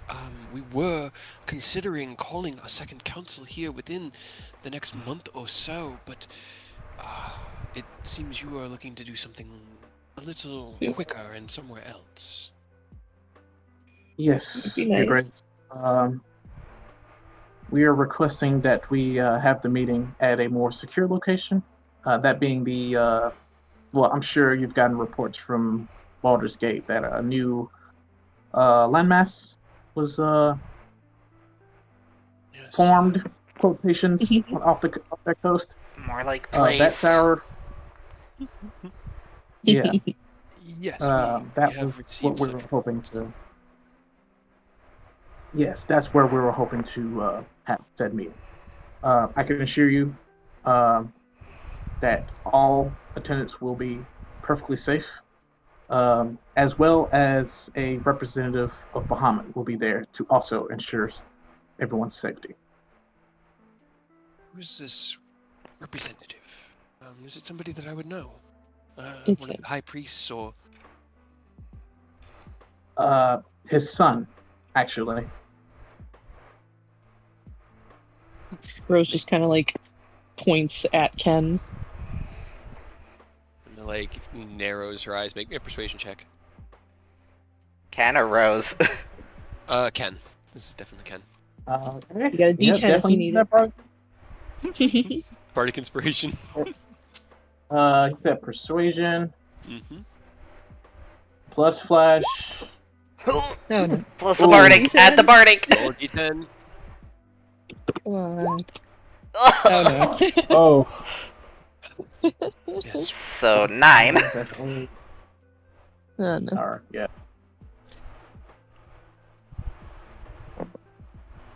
Well. She kind of like looks at you, narrows her eyes. Her eyes do drift up towards the platinum horns, the scales.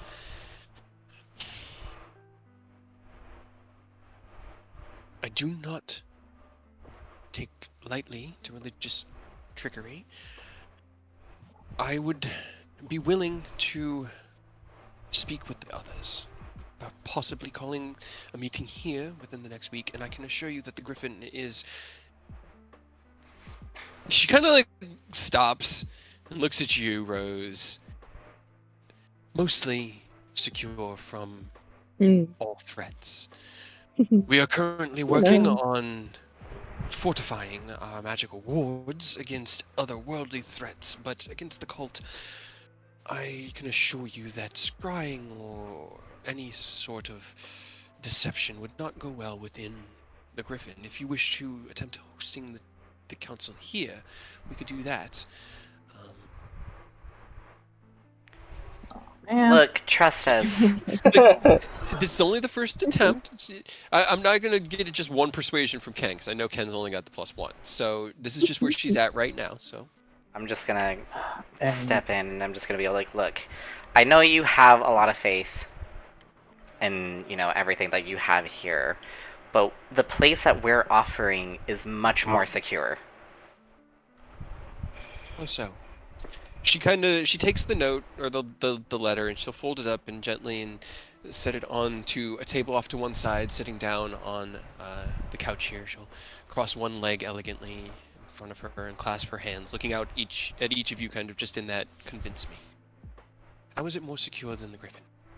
Do you have anti-magic fields that can prevent scrying? Or guards on call that could be called at a moment's notice if ill actors were to find their way into the keep and attempt to attack the others there? It's kind of hard to get to, if that helps. Physically. And that was my second concern, is that from all reports that we've seen, this island is nigh approachable. A near 700-foot sheer cliff face separates it from the sea below before... to some sort No of untoward attackers. From outside, this is true, yes. But from inside. I mean, we're inside. If somebody makes a move while we're there, I can 100% guarantee you it will not go down how they want it to go down. Yeah, Plus, Aerith has... check? Plus, Aerith has a spell to prevent scrying. Yes. I just remembered what it was.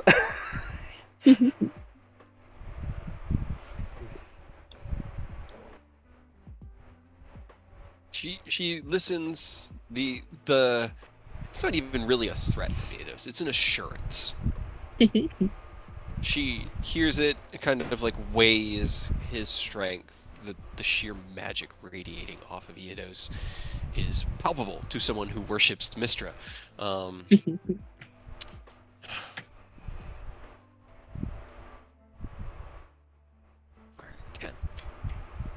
Can you give me another persuasion at advantage as everyone's helping you? And I'll do. Yeah. I'll look at Ken as just like, we really would just be more comfortable having this kind of discussion in a place that we know familiarity. And I'm gonna give him another bardic inspiration. Now the persuasion before was persuading her that you were the son of Bahamut. That's why I didn't want you to. Fucking. All right. Oh my god. All right. You still have stuff. Don't. Okay. All right. What? Flash for an 18. Okay. All right. Let's see. Let's see how she does. Okay. I mean, if she's a follower of Mistra, and he said he's the son of Bahamut, she's gonna check his magic power. She has been. She's been gauging the party. That is a fair point. Okay. She probably would have looked deeper. That is actually a really fair point. Give me 1 second. Plus, we do have 2 artifacts of Bahamut that should also kind of. Yeah, Ken's sword and my bangles. Ken, can you make me a wisdom saving throw, please? Me? It's okay, Yes. fail it. It'll be good to fail it, actually. Because I know what she's doing. Oh, that's a 5. 5. You feel like somebody opens a door in your mind and just starts walking around. You feel a presence, but you don't feel it until it recedes. And she kind of like Wipe your feet. Wipe your feet. And she sits up straight. Interesting. So you know we're not lying. Concerning. No. The gods have never walked before in any iteration like this. Bahamut has as Fizban, but you are not he, yet Almost. She stops for a very, very long time. Wait here. I must ask a higher authority. Please give me time, and I will be back in, say, 2 hours. Avail yourself of my home, have dinner, rest, recuperate yourselves. I need to... She'll stand up and kind of in like that, like, composing herself. I need to retire for a moment. I will return. Tell Ministro we say hi. She stops and kind of like looks over her shoulder at you before continuing to go. You guys are left here for a couple hours, during which time you get a sending from Hadrian. Rose, spoke with Braun. He's willing to talk with y'all tomorrow morning, if that works. I passed on the letter. Seems like he'd be interested in talking. I'll then that's good. send a message to my mother, letting her know where we are and who we're trying to convince. Okay. Your mother will reply that she has spoken with Melindrock, and he is on board and willing to attend the meeting at Starfall. Just needs to know when. I relay the message. Mom, if we don't come back, we were here. Call the police. Alright. It was Lady Silverhand. She did it. It's actually about 3 hours, and it starts to get concerning because she said she'd be back sooner than that, but it takes a little bit longer. She finally comes back, and she looks a little bit more disheveled, and she sits down. What do you need from me? What did Mom say? Rose. She kind of like looks Sorry. between I'm everybody. bored. What do you need from me? Well, we need your help with convincing the nobles of the information we're going to pass on at Starfall.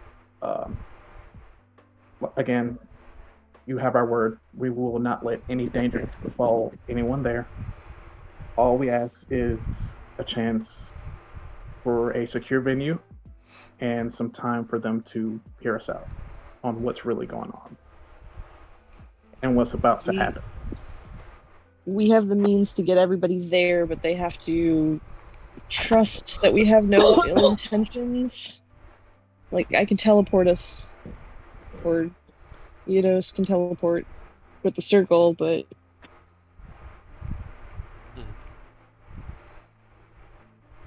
yeah, we were told they might not be on board with that, and maybe you have some sway? I do have influence amongst the other nobles. I can reach out to those that I believe would trust me. The previous attendants of the council, I could probably... Where would they be leaving from, or would you be facilitating the travel from their independent locations? Well, Either or. the plan is either have to everyone meet either here or Baldur's Gate, and then from there we transport to Starfall. We can shuttle people if they want, though, and it would be faster. It is honestly like we're not even looking to get that many people. It's really going to be kind of a small group because we really don't know who we can trust with this information. It needs to be people who, like, for sure have nothing to do with the cult or any inklings of swaying or idolatry of, the money that they could be given for giving this information.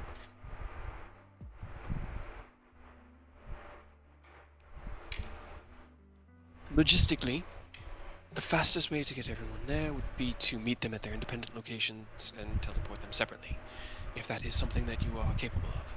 But it would leave them some downtime there while you facilitated the others. I could reach out to those that trust me and have them gather here. We could all leave from here, but it would probably take a few days to get them here. That would include Lady Boleyn of Baldur's Gate and... Yeah. She's cool.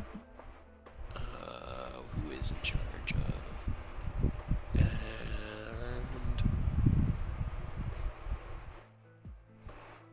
Geography, government, and Lord Delt of Elturel. I have a rather amenable relationship with the two of them. I could reach out to...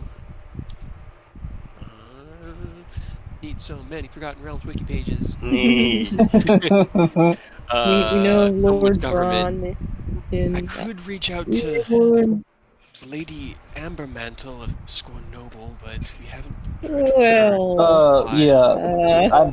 We kind of put word out. I'm not sure if it reached you. Scorn Noble's kind of its own thing now.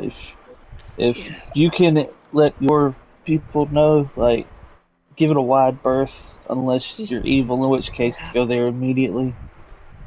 Stay away. Yeah, specifically if you're evil, they will kill you on the spot. Yeah, if you're evil, that's why. if you got no ill intent, no malicious like motivations, just give it a wide berth. It's sort of occupied. Yeah, things are iffy. I see. Well, that is unfortunate for Miss Ambermantle, but, mistakes when you play the game. That was part of the information we were going to disseminate at Starfall, but... Very good. Alright, well, those two at least, I can reach out to, however I can help. Things are dire, and she looks at Ken, your presence, as well as... It's all concerning at the moment. And whatever I can do to make this quicker, I will do.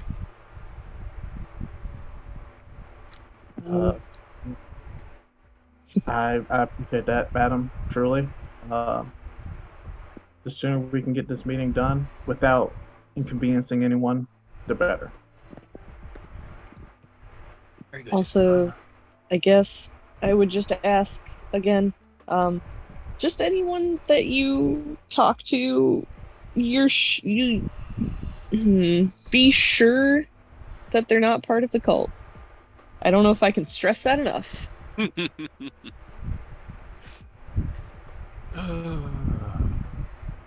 It's just if they learn anything about this, it could really, cause the world to go boom. Yeah. Let's see. Where is the for us to get murdered. But I mean, what's new with that? It's already happened once. I can assure you that Lord Delt is not by any means associated with the cult. He was Okay. a Hell Rider years ago and was one of the leading forces in the descent as well as the return of Elturel from Avernus. Lady Boleyn I have had workings with in the past, and we've had She's cool. a decent enough relationship, but I do not really know where her loyalties lie, so I will leave Yeah, that up to you whether or not I... She's fine. We've talked to her before. Very good. Well, then I will reach out to the two of them, and have them meet me here, in 3 days hence, on the 16th, and we can depart from there, if that seems like it works for you all. I think so. Uh, I guess we're on our own for Lord Braun, but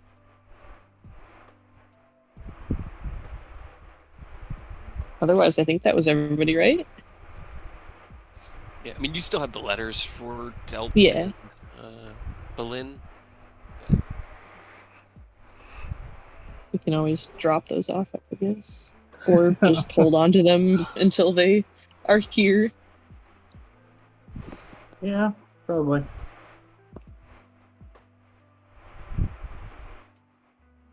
Alright, so we all have to go. How's the city? The city is actually doing rather well.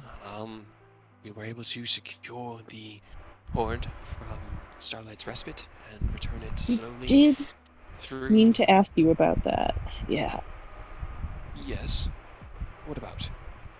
Uh, I thought that was the intention when you passed on the right. information. We just had concerns about how it was going to be, distributed. Slowly at first. At the moment, we're using the funds to hire workers to build new buildings, repair structures within the city as well as the roads, and to get materials from nearby trade cities, especially because of the prices going up due to trade restrictions. Beyond that, the intent is to use it to help reopen the path to Neverwinter and to help Lord Neverember rebuild Neverwinter with it. At least that was what I and the Hidden Council have been discussing. It is That seems good. a vast sum of wealth and jewels, and That's why we were a little concerned.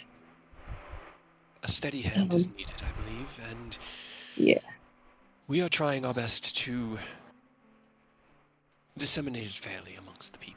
There is, of course, talk of favoritism and, the normal bric-a-brac of politics, but such is the red tape of all endeavors of this scale. Kind of related to this, because the last time, like we've been floating around and kind of finding out that random people are involved in the cult. Has anybody disappeared or walked away in the last week or two? Kind of narrows her face and thinks about it. We've had many people returning to the Sword Coast to check on estates in the country and Ponast and the smaller cities as well. So a good number of the nobility have been hiring guards and caravans to head into the Sword Coast. Why is this concerning? Are you sure that's where they're going? It's where we've assumed, and they don't really fill an itinerary with us. But I suppose to answer your question, we have had a good number leave in the last few weeks. I'd say probably about a quarter of the noble population has, in one way or another, left or sent scouts out to check on their estates and holdings. Yeah. That wasn't what we wanted to do. That was not at all what we wanted to tell us. Yeah. Yeah. Well, hopefully you didn't think that none of those nobles were in league with the cult, because they probably are.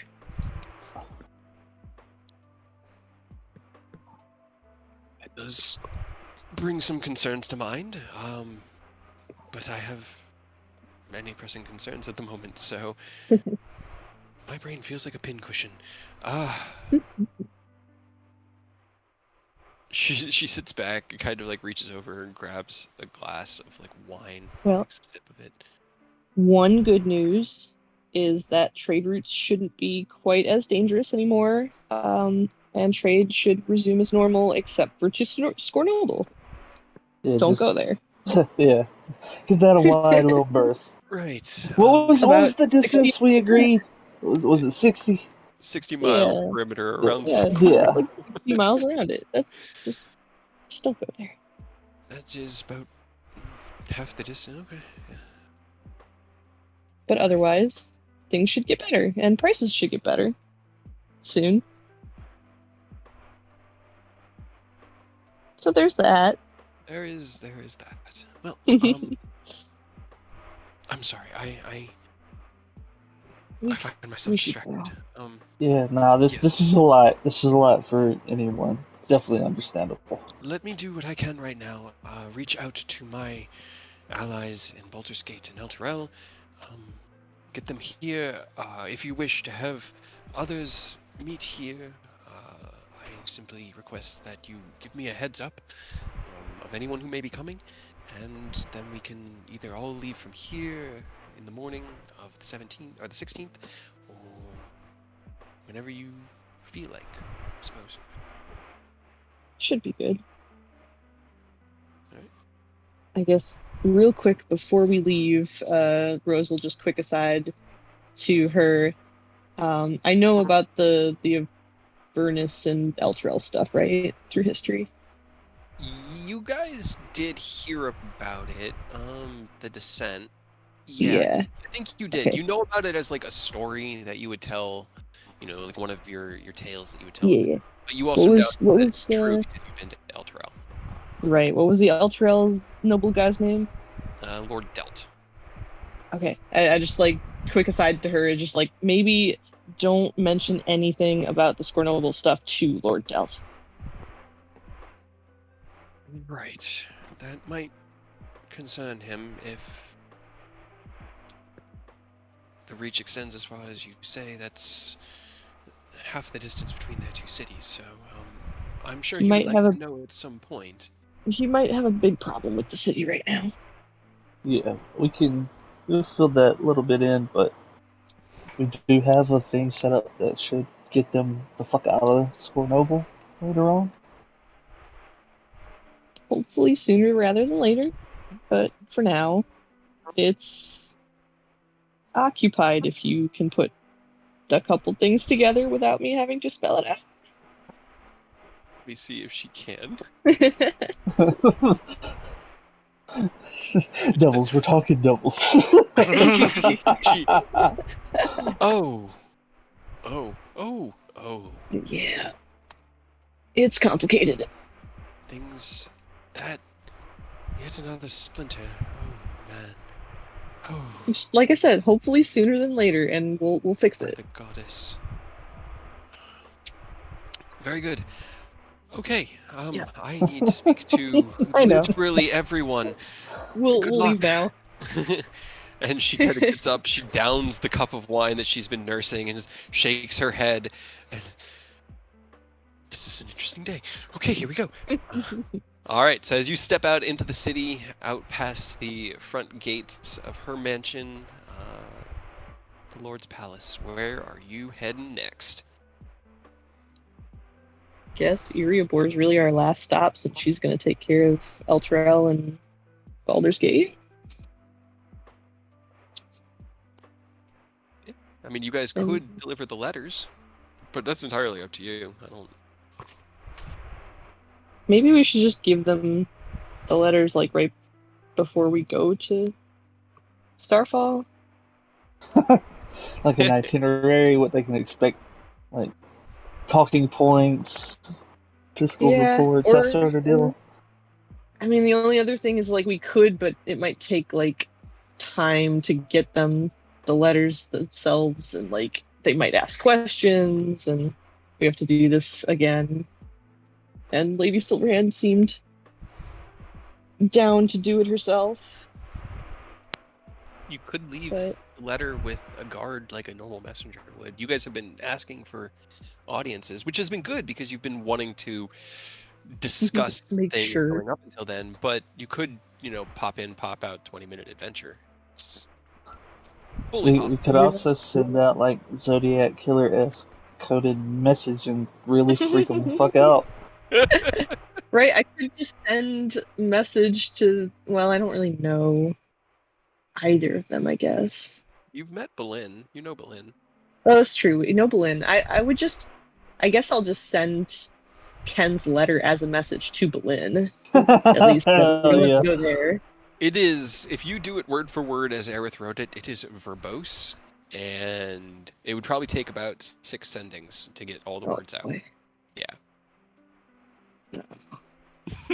Yeah, That's what happens when you put Ken and Aerith to like comboed on something. It's like to the most esteemed Lady Boleyn. Let me see, what's her full name? Yeah, because I'm pretty can send her a sure message to be like- all of their noble names and titles take Yeah. up 10 Right. words. Yeah. It was At least. At Duke least. Boleyn Stelmane, member of the Council of Four, governing body Oh, of God. Baldur's Gate and Knight of the Shield.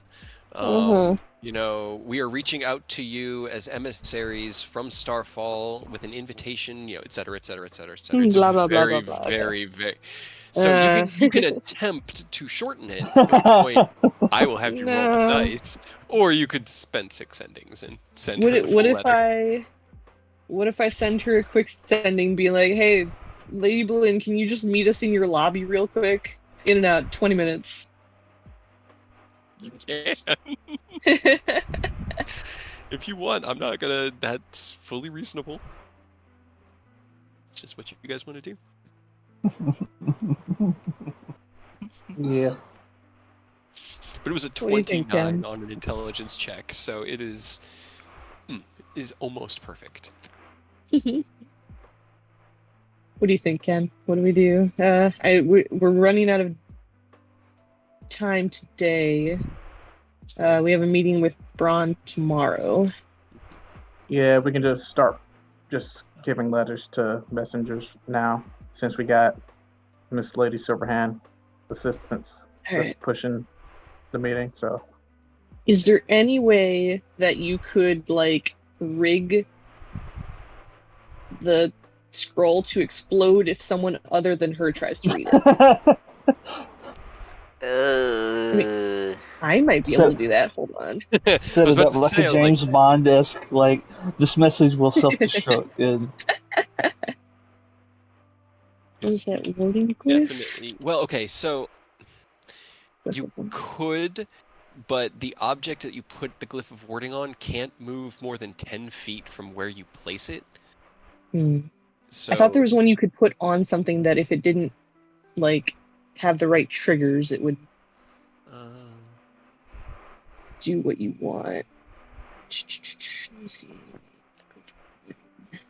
maybe we could go break into her office and just leave it on her desk, and you can set the word there that way. I'm sure that would go great Oh god. if we were caught. How could we be caught? What could possibly go wrong? You want to test that theory? Glyph of warding can't be moved, but Yeah. could have sworn there's another.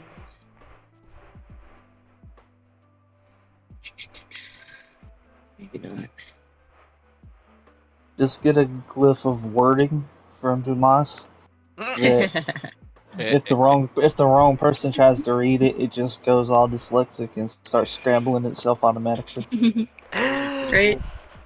Oh my gosh, we need a Ring of Grammarian. Yeah. Yeah. I mean, we could write it in cipher, and I could message her the cipher answer.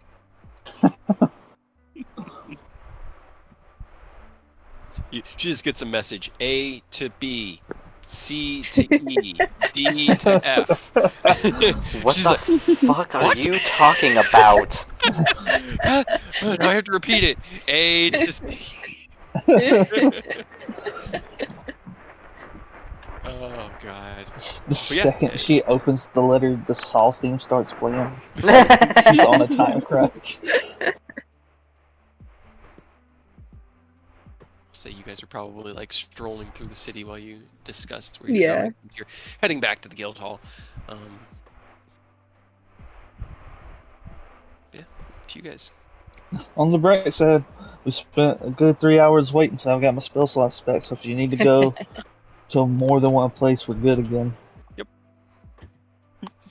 She had to use commune more than once. That's not good.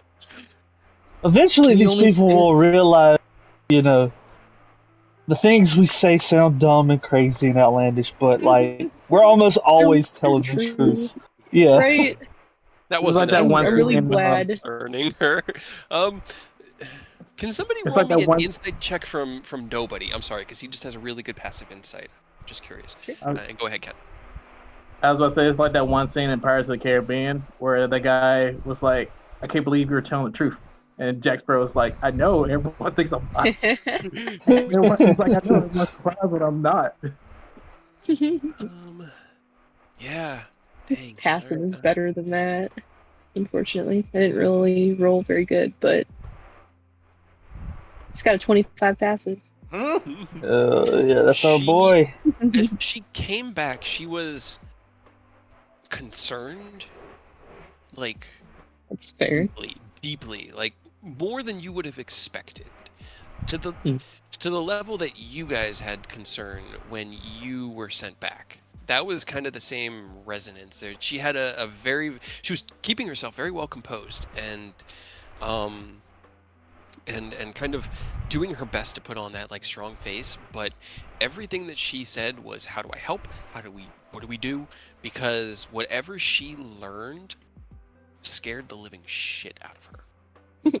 Maybe Mistral finally told her that, like, the truth about Tiamat and everything, and that we're not lying, and she's gonna fucking ruin the universe. It's almost like everything fucking sucks when the cult gets involved Right? at every level.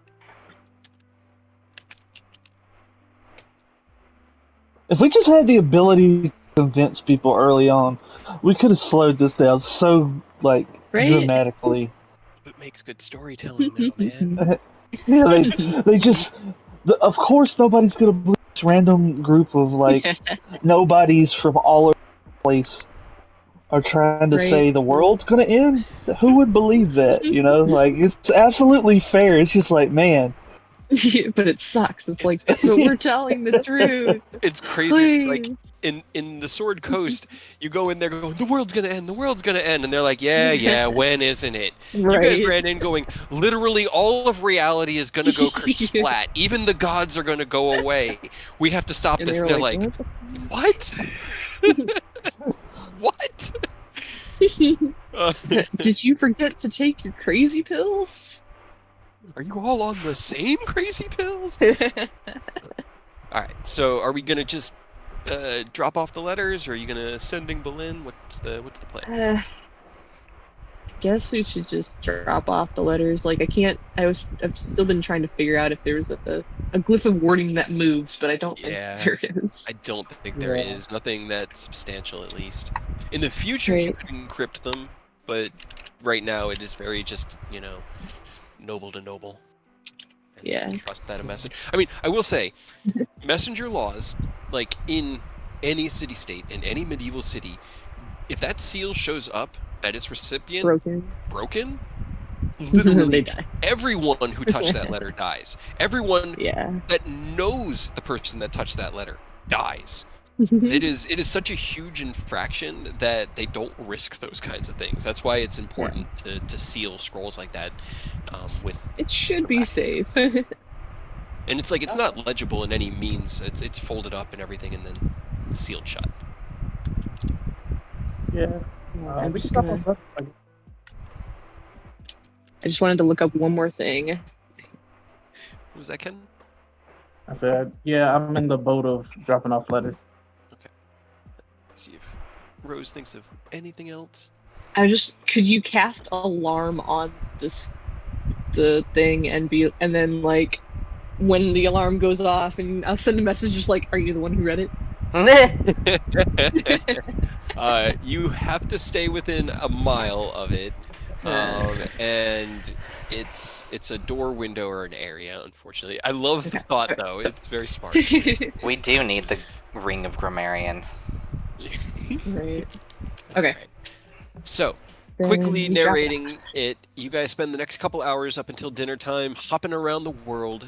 You teleport through Baldur's Gate, appearing in the High Hall, stepping out into the main hall. Actually, yeah, you'd step out into the main hall to like the main foyer where you could hand the letter, which is addressed to Lady Billin, to one of the attendants there. One of them you've seen before and have worked with before.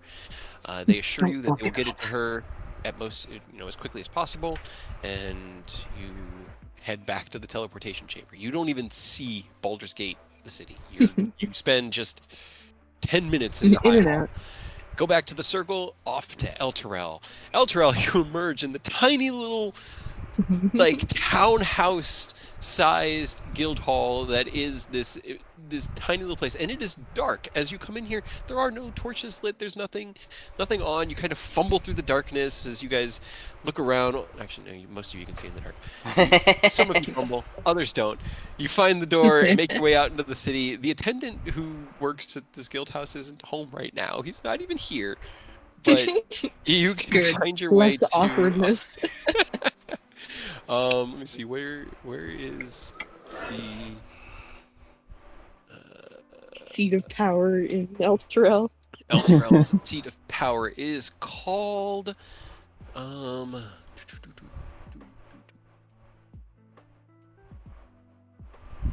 goodness. It told me before. I'd read it. I swear, it was there.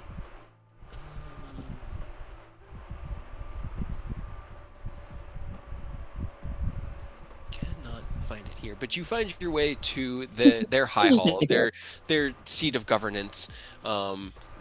Entering, you find an attendant who you have never been in here before, but is willing to take your letter to Lord Delt and pass it on with a message that it comes from the Wanderers of Starlight, and that obviously he should be expecting something, as you're hoping by now Lady Silverhand has reached out to him.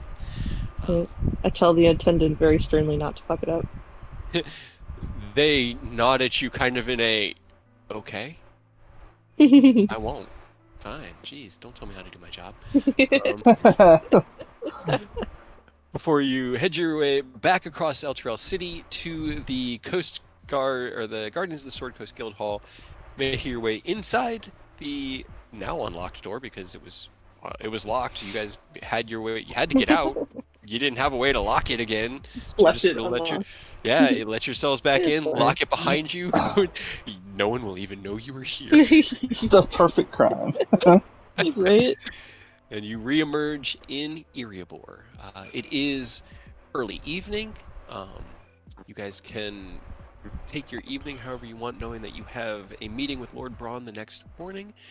Is there anything else you guys want to do? Rose will drag Emmeline away from the library to get food at some point.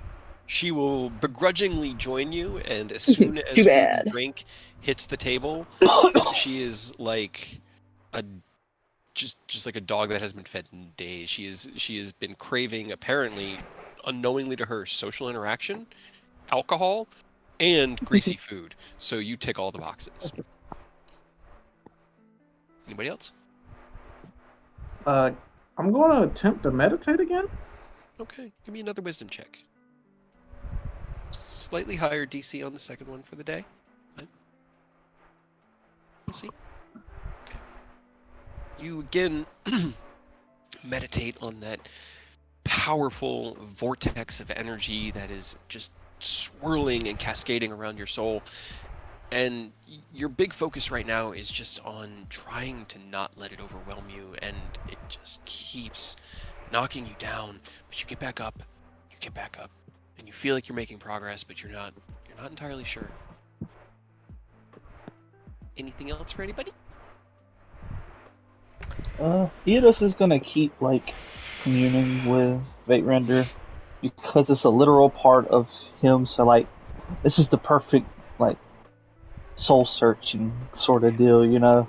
Just kind of he's not trying to accomplish anything. Like, Yeah. I'm not do, but it's just like perfect way to clear his mind and sort of just assess everything that's been happening. You find a nice, peaceful, relaxing place in the scorched earth of the training yard. The blast zone that you had created earlier that day, a testament of your strength and the strength of your friends, and meditate on everything that Iedos has endured in the last 6 months since beginning this quest. Aerith? I'd probably do the same as Eidos, commune with my artifact, just to get a better feel of it. Hey, roll me an intelligence check. Boop, A boop, weird thing that your weapon is now talking. boop. Oh. I'm sure that's fine. You attempt to commune with it, but it's like reading a book that you don't know the language of, or you know the language but you don't, or you know the characters but not the language. So it's kind of like looking at this like weird swirl of words, and you shake your head and kind of try to make sense of it. You don't hear the voice that the others had heard, that they didn't tell you about, by the way. they just thought that was you. There is no response really to you, just that same feeling you get every time that you fight, that feeling of martial knowledge at your disposal, like having a master's hand just gently wrapped around yours as you fight, guiding it ever so gently, ever so slightly with its own skill.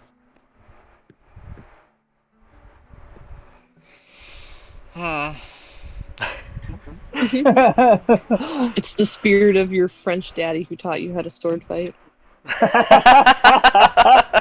Sir Cesar Namun, he is out there somewhere, still teaching others the secrets of the dancing.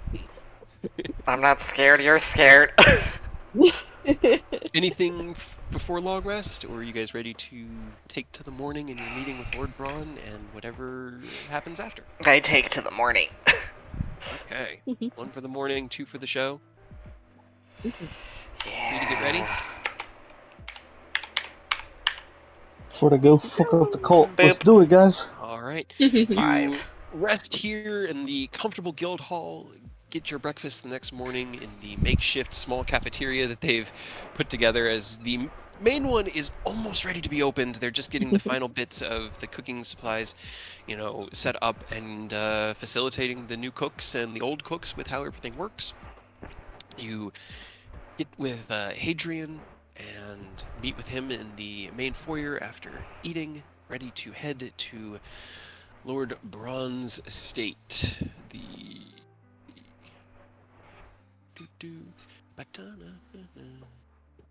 Unified, the High Tower is what it is called.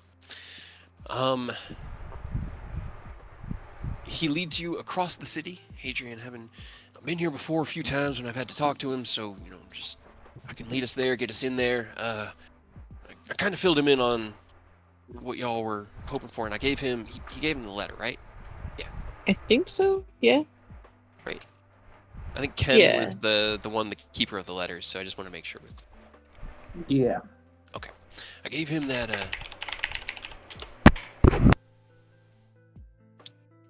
I passed along that letter, and he seemed amenable to, meeting with the other leaders, especially being included in something like a council like this is good for him. And hopes of making a name for himself amongst the Sword Coast. So he is interested. His big concerns were when, where, and how.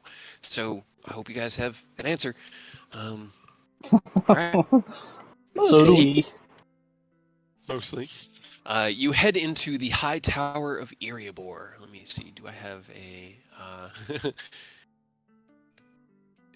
It is in... Also, Ken. Ken, I'm going to leave the talking to you because I don't know if I could talk to this guy without getting mad at him for arresting our friends. Very well. I'll give you a bardic inspiration when we get there. All right. As you enter into the high hall, it feels to you more like a merchant's guild. There are, as you enter, it's kind of like walking into almost like a stock exchange. There are arcane telegraphs on the wall that have various like statistics and trade numbers and like conversion rates. Like it's literally like a stock market where it has the cost for grain, the cost for milk, the cost for cheeses and simple things, the cost for refined goods and unrefined goods and all that other things, and like this constantly shifting arcane message board. As the High Tower of Erebor was is the place where a 40-member merchants council gathers to run Erebor, as it is run by a merchants council. The High Lord sitting over the merchants council is kind of the head of the Wall Street Exchange, I guess. Is Lord Braun. What were you saying, Rose? I was gonna ask if there was just some dude standing up on a ladder constantly shifting like tiles around for the changing prices. It's several dudes, and they all have wands, and they're like referencing they're referencing small slates that look like they're just constantly shifting with little like readouts. There's just like a tiny little arcane glow off of it, and then they'll look over their shoulder and their wand will go up and down, and the numbers will just sort of like update up. Happens as you walk through the hall. It happens an uncomfortable amount of times. Things update. Yeah. You're just like, it's this constant cacophony of noise as you're led past the main meeting chamber of the High Hall, or the High Tower, and to a large stairway that just goes up and up and up as you're led up to the 10th floor where Lord Braun's offices are, and into his very elegantly furnished office. As you come in, Lord Braun being you don't really have a description for him aside from just human. He's just a guy. Yeah, he's Mr. Wall Street. Mr. Wall Street. Looks like he's in his late 50s. Just kind of portly, graying hair, facial hair that's well trimmed with a nice doublet and like a set of trousers, and it just seems very, very well put together. And he stands up and, Adrian, good to see you again. And these are the adventurers that you had said wanted to have a meeting. Yep, this is them. I'm going to let them do all of the talking because they know what's up. You had a chance to read the letter, so you kind of have an idea. But I guess Rose is usually their voice, so I'll let them take over. And he'll kind of just like sit down in a seat at the back, and Braun will motion down at a series of like 5 nicely set up chairs, just equidistant from each other in front of his desk. Please, have a seat. Make yourselves comfortable. I had a moment to review your proposal of another council of the Sword Coast to discuss the current operations of the cult and the various threats and concerns therein, and I am very much amenable and open to such a meeting. I would like to hear more about what you have planned for it, so please. And he'll kind of motion, keeping eye contact with Rose, expecting you to be the face of the party. Rose just sits and puts their feet up on whatever. I guess if there's a table like close to it, or big desk. I It's guess like you're in. Yeah. I would be the one to explain the situation. Oh. Please take your feet down. This is imported wood from Schultz. It's very expensive. That is mahogany. Those boots look like they have trekked through swamps. Please, I would ask you to show them a little more respect. Just Those swamps. boots look like they have trekked through swamps. Dude, we have gone through so much viscera in so many different environments. right If without breaking if eye swamp contact. is the problem, I have Yeah. some bad news for you, my guy. Without breaking eye contact, they'll cast prestidigitation on their boots. No, don't do it. could still just roll me a persuasion check. Rose, not now. They'll give Ken just a long look and then take their feet down. But they will are there arms on these chairs, or are they just like straight back? Yours are just straight back chairs. They don't have arms. They're just like a straight back with a nice cushioned seat and 4 legs. His has 2 large arms on it. He has the fancy chair. All right. Well, they'll sit just like slouched down in the chair, and they won't glare at him, but they look away. Thank you. I appreciate it. Now, as you were saying, young man, please Yes, sir. proceed. I would like to introduce myself first. My name's Ken Silverlight. I guess you could say I'm the leader of this team. So the plan right now is to gather everyone and hold up, I'm sorry, I'm blank. My mind's blanking. We're having everyone meet in Waterdeep. Yep. Yep. All right. So we're gonna have all of the representatives meet in Waterdeep. We have the blessing of Lady Silverhand. We're gonna have everyone gather there, and then we will move everyone to a more secure location to disseminate the information we have secured. Kind of like nods. Very good, very good. I have worked with Lady Silverhand in the past, and she is a staunch ally.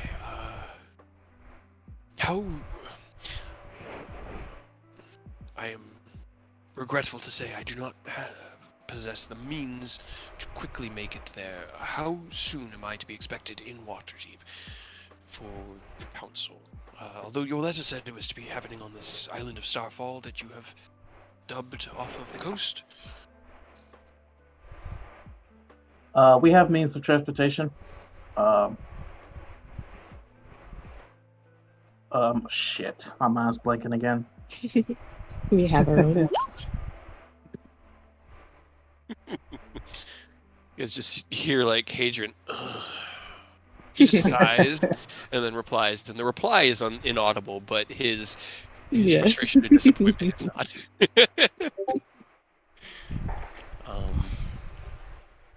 I think we're gonna pretty much teleport Uber everyone to Waterdeep and then teleport to Starfall is what we discussed. I'm sorry. I think we were gonna port everybody, at least the ones that couldn't get there. Make it quick. Yeah, port them to Waterdeep, right, and then hit everybody at the same time. I will say, Lady Silverhand will go and collect Lady Boleyn as well as Lord Delt. So those two will be taken care of for you, leaving you with Braun and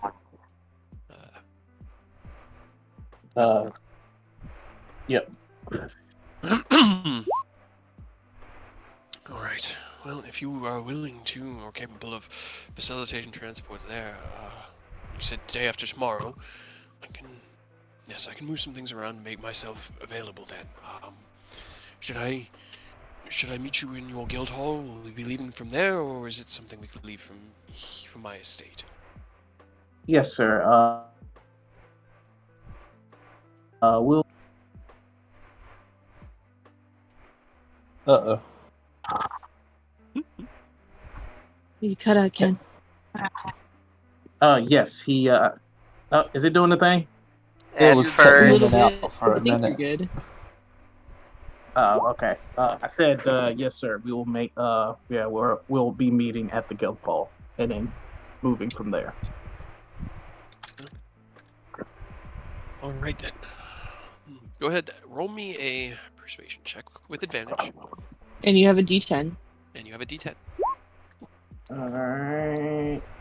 Persuasion. Okay.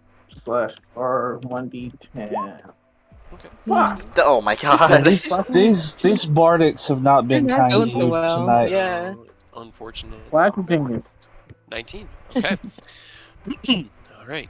Well, I will gather a small retinue to keep myself safe and meet you in your guild hall in 2 days hence. Very well, sir. I look forward to meeting you again on the date. I look forward to this meeting and hopefully moving forward as a united coast against these barbaric cultists. Ken, Yes, sir. ask him if he's planning to bring people like with him through the. We can't teleport that many people, so I think it's a limit of like 10 people. For teleportation, Yes, sir? sir. How? Yes. How I know there's big a is- limit. No, it's No? you only have a time No? limit. Yeah, Oh. 6 seconds. It's like Okay, it's like teleport must be. yeah. Teleports. One just of them mean has a limit. teleport has a limit. Yeah. but Now, if teleportation- you want to teleport them, yeah, you might want to give them that Yeah. heads up. But are we good though? yeah, we're good. We're good. I mean, either way, like I don't know about bringing random people in. They'll have to wait outside, but That'll be your call. Yeah. All right. Very Ooh, well. I could probably go to Starfall and first of all, let the Vanguard see that I'm alive again, and to let them know what's about to happen. Okay. probably a good idea. So I guess I'll use tomorrow to do that. Yeah, well, it's still the morning of. It's the 14th right now, and your meeting is going to be on the 16th. Oh yeah, yeah. Oh yeah, it is the morning. Yeah. Okay. Could someone give me a ride to Starfall? Probably Eidos. I have kind of a one-way. What's the worst that could happen? Rose can teleport you, and then you can find your own way back, right? Yeah. Yeah, I will. I'll run Kim back to Starfall and give him time to do his thing. Okay. Is everybody going with them, or do you guys have other goals? Okay. I'll go with Ken. Oh, can we do our? We kind of just jumped straight. Are we able to do like our morning stuff? Oh, Sure Okay. can. Go for Training. it. training. Thank you. I'm glad that you always remember. I always Yeah, forget. me too. Can somebody roll me a dexterity from Ah, Hey, Uh, man? that one's supposed to be an advantage, but luckily the 22 was first. hey. Yeah.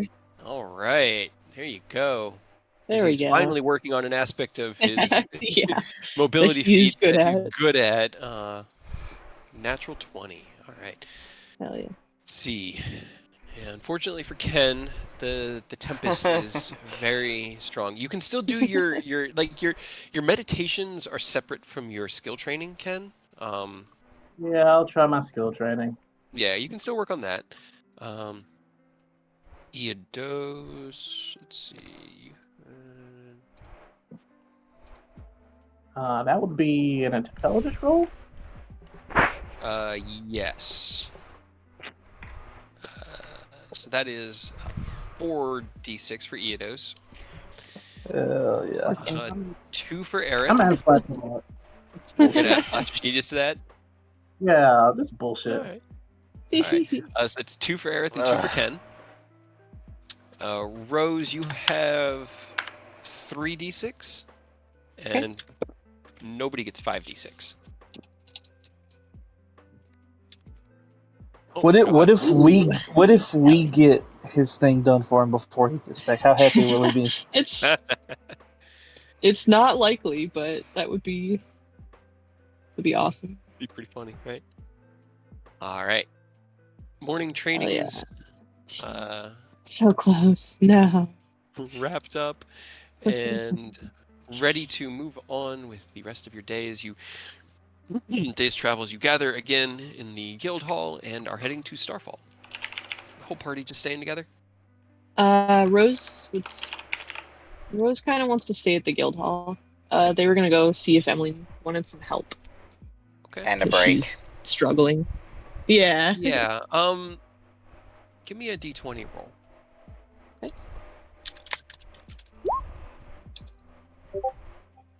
Okay.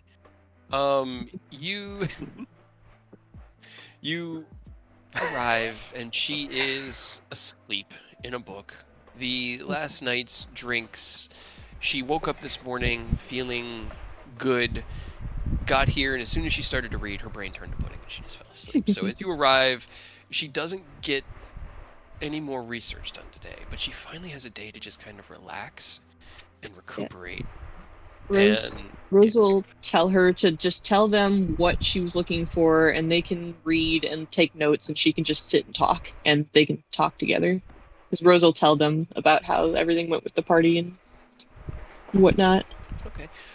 She is trying to triangulate through really, really badly written adventurer notes where a very small cave in a mountain range could be, as she has now found more discussions about the common path, like this one route through the Sword Coast that cuts through the spine of the world and down into the Underdark, and then reemerges on the other side of the spine, safely within the Dale Lands, like up against it.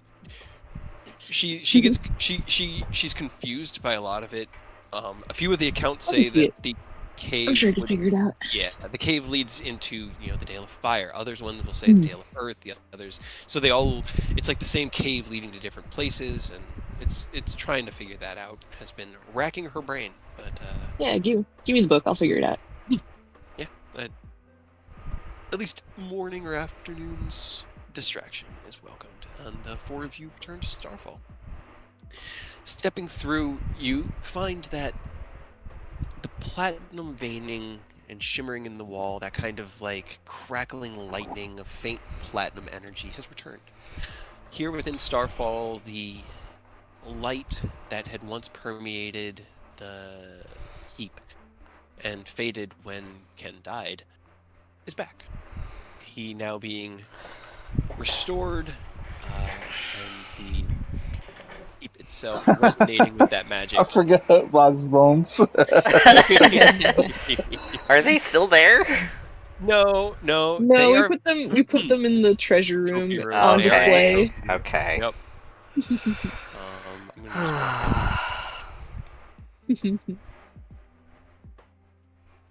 But as you emerge, Ken, you step out into the temple, into the front area where the Platinum Vanguard is sitting in prayer, and as they all look up to you and look at you in unison, the leader of them, who has spoken the most in the past, stands up. He has returned. Hello, my Vanguard. Have you been well? Nods and bows deeply. We have been, Master, awaiting your return to grace our presence. What would you have of us? Good. We're going to have a big meeting here in another day or so. I need to have you... Cannot scratch your hand.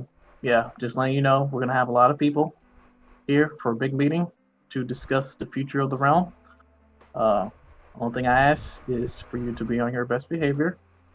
If anyone gives you any trouble, let me know and I'll handle it.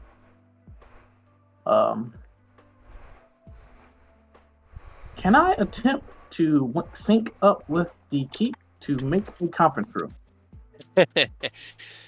Make me an intelligence check. I want to see if I can help with that. That's a huge open room. Right. Will We got be nothing down there. perfect for it. Yeah. Plus, if it's underground, it should be a lot safer. And it's a space that Aerith can cast Private Sanctum on. Yeah. Hopefully. How big is that spell? I was just thinking the same thing. It's like 250 by 150. You should be able to do that. Just put your A back cube into that it. can be as small as 5 feet to as large as 100 feet on each side. Well, You can do like half the room. Yeah, I was about to say maybe not as large as 100 feet. Maybe just enough to cover, the conference. Just half the room will be the conference room. The other one has all the snacks. All right. So as you give your orders to your tempered vanguard, they nod deeply. Your will is our command, Ascalon. They stand and kind of like they start moving through the keep. They're going to start cleaning it up a little bit as you are going to attempt to create a meeting room. You turn back and head down the stairs through the tiny little stairway right here. It's just right there behind a pillar. It's nice and secluded. You step down into a wide, empty space, like big and empty, and look out over it. Now, as far as the keep goes, the keep is made of stone. The stone is interwoven with the energy of Ascalon and exists as kind of like a part of that well of power. It's just another aspect of it. So it all kind of responds to you, but it means that whatever you shape down here, it's made of stone. You can't, like, it's not going to be like wooden chairs and things like that. You can shape stone seats, stone benches, a stone dais, a large round stone table. Whatever your heart and mind desires, you can shape it out of stone. So how would you design this? How many seats are you putting out? And what's the enough rough for idea? like pretty much a big circle table. Seats like up front, gonna have seats for the representatives, and then like spectator seats for the escorts, like circling like a little bit behind them, if that makes sense. Okay. Got a big 15-foot round diameter table of crafted stone. As you reach out with your mind, the stone kind of just it's similar to like alchemy in FMA. It kind of just like stretches in and shapes up, pushing itself out into this Make it look pretty. Sorry. Carved table. The edges laid with like a filigree, like a it has to be presentable. Almost that looks like it almost looks like woven rope, but as you get closer to it, it's actually just like a series of metallic dragons just wrapping around and kind of creating this elegant edging around the table. The table itself is then engraved and split into like 5 individual well, actually, did you want to do 5 or do you want to do like one big one and then 5 smaller ones? The big one to represent the party and the 5 smaller ones as each. Because you have 5 guests. You have 5 city-states that you're invited to this because, numerology in this game is just absolutely everywhere. Because you have Erebor, Elturel, Baldur's Gate, Lintier, and Waterdeep. Yeah, I like that. Yeah, 5 tables for the leaders, or 5 chairs for the leaders, and 1 big room for us. Okay, so the table kind of has these small engravings that split from the center. A center ring rises up above it and then splits into a candelabra, but without any candles in it because it's just made of stone. But it's a place where you could put lighting or suspend a magical light and just allow it to magically illuminate the space. You just need to place a light spell there. You then reach out and pull up 1 seat at each of the you have the part over. I'm just gonna start zooming in and drawing. Then I'll take this map into Incarnate this week. But you have like your seats here, and then I figure there's gonna be a seat here, a seat here, a seat here, a seat here, a seat here. So you're kind of talking to the council, and each of them are on the same half of the table. It's kind of how I was thinking it, unless you're thinking of something different. No, that's right. That's perfect. Okay, cool. So you craft these stone seats, thinking that they'll suffice, but you might want cushions. And then a number of smaller ones that aren't as elegant or as ornate off behind. As Ken takes probably about an hour to do all of this with one here, and then left left and right for the Wanderers of Starlight. He stands and reaches out, his mind just manifesting these chairs. What are the rest of you doing around Starfall?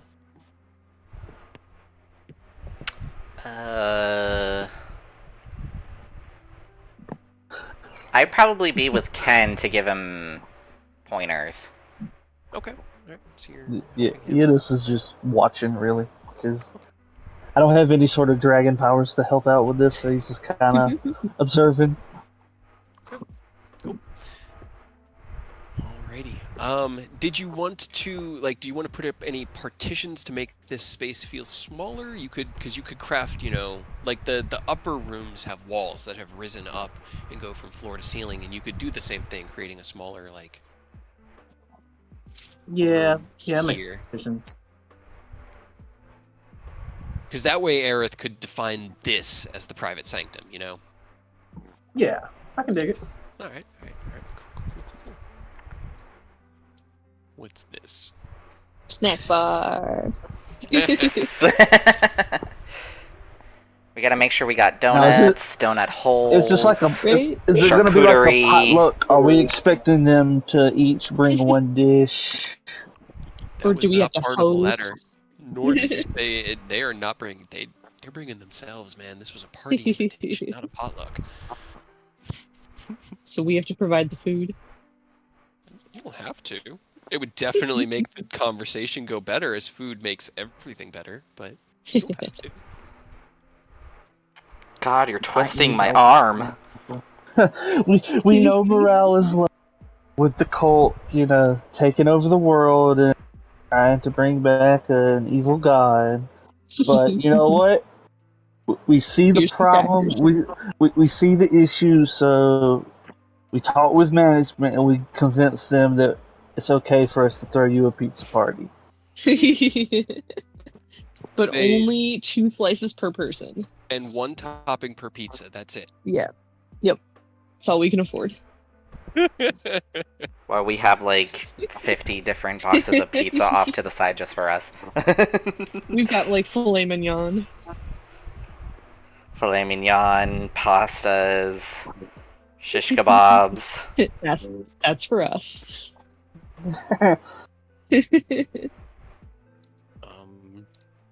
You could have the Vanguard serve. I mean, they will essentially mechanically, just so you know how they act, Ken. They're tempered. They follow your orders. That's it. They're tempered. Those poor guys. Sorry. My Final Fantasy hero of Eorzea is kicking in. I know, right? But it's kind of like that whole, if we really are tempered by Heidelin, is it a bad thing? Because she's you're tempered, but you're tempered by Ascalon, so it could be worse. So whatever you want for them to do, they will do to the best of their ability. I think I'll just have them as security, and if anyone gives them trouble, to let me know, and I'll handle it. Sounds good. Alrighty. Alright, well, Alrighty then. let's see. Yeah. Okay, so you have the rough outlines of your meeting area kind of set up. Your stone table is pretty much done. That is adequate. It doesn't need to be super fancy, but in sitting down in the chairs, you've realized that even flat stone chairs are still stone chairs. So if you wanted to make this more comfortable, you could go into town and purchase things and come back and I'm already making a outfit. list. Yeah, at which point I'll just, we'll narratively skip 3 hours while you go shopping, take away a certain amount of gold, and see what you guys do from there. Other than that, what's the plan? Let's buy some cushions for the chairs. I already got a list, don't worry. What's on your list, Aerith? Let's see. Cushions and drapery to make the chairs fancy. Smart. And then we should probably buy them in different colors to represent where they are coming from. Ooh, okay. That's intelligent. Thank you. Yeah. I like it. And then I'll let Aerith take it. probably some simple snacks. Nothing too expensive, but reasonably priced. You know, they're still good quality, but they're not gonna break our bank. Do we still have all that dire duck meat? Maybe we could just feed them dire duck. I think that's in our cold storage at the guild hall in Erie Ward. The guild has eaten it all. It's gone. Oh, those selfish Much bastards. enjoyed, but even in see you, Kyle. Have a great one. Bye, Kyle. But even in the cold storage of the guild hall, it was starting to go. It was threatening going bad, so they ate it. Frost And it burns. was much enjoyed. Yeah. So snacks, drapery, cushions, anything else that you guys could think to put in to prepare for the council. I'm basically taking everything you could think of, and everything that you add into it will be taken into account when I decide on DCs and what it all gets you. I could probably make a picture of for drinks and make like fancy cups they can take home. Ooh, if it's we could have goblets from the stone and make them very fancy. You could. Some low alcohol content wine. So that I they went have to the something Starfall nice. Reverie and all I got was this stupid shirt. Their gift shop sucks, man. 500 gold for just a t-shirt? Come on! God damn, t-shirt cost 500 gold. What the fuck? Right? It's a really expensive gift shop. It's a +1 shirt, dude. Come on. It's got 3,000 thread count. Come on. Shit. See, what other things would make nobles happy? More money? No, I'm kidding. They don't need more money. That's boring. We need more money. I was thinking We're calling a entertainment, meeting. but there really isn't much entertainment, and this is a very serious conversation. We should get like a projector so that we can do a slideshow presentation. Oh, I don't have Eric, minor. You've done that before. I mean, we have. I was like, I don't have minor or major illusion. Or major Time for another image. Ken talk. Yeah, I was gonna say, TED you Talk. guys Right. can TED Talk because you guys combined a few different things to. Let me see if I can think of anything. Right? What else? Um, What else would make nobles happy? Nobles like to be served, so you could hire commoners that could serve here. But that does have risks you don't really trust. Yeah. That's And it fair. also Maybe means not. it also means we have to bring a bunch of other people out here on top of Noble. Yeah, but that was Alright, that was so on what top they- of security, I'll have the Vanguard, do basic Yeah. service. I can- okay, I'm putting into my notes for this week to actually flesh out the Vanguard Yeah. so that like I can have different personalities and different. So you could choose like 2 of them to be the butlers and the others are security.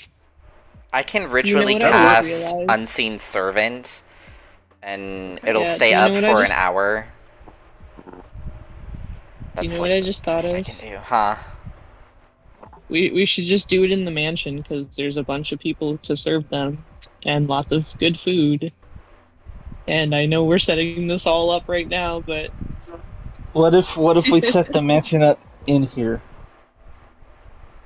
We could put it in the he could set doorway the to- sanctum up that way. They don't even if somebody's watching this, they can't follow us in, and then we could extra layer it by also taking them to the mansion. right? What if we put it in the door, or like just right this way into our private meeting room, and then just opens into the mansion? You could. I'm But we just set up the room. I know. We just set up the room. My shopping list. The cushions.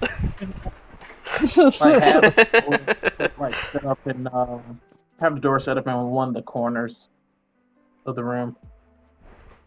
have them retire for snacks within the mansion.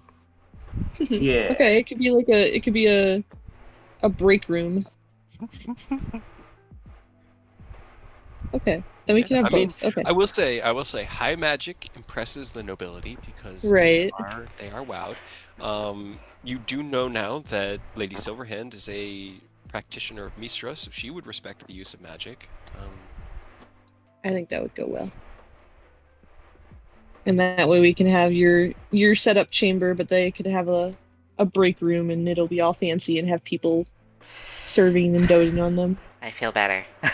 And we can make literally anything we want in the mansion. Like, if you want, I can take the maids' clothes off of us and just have them be regular maids.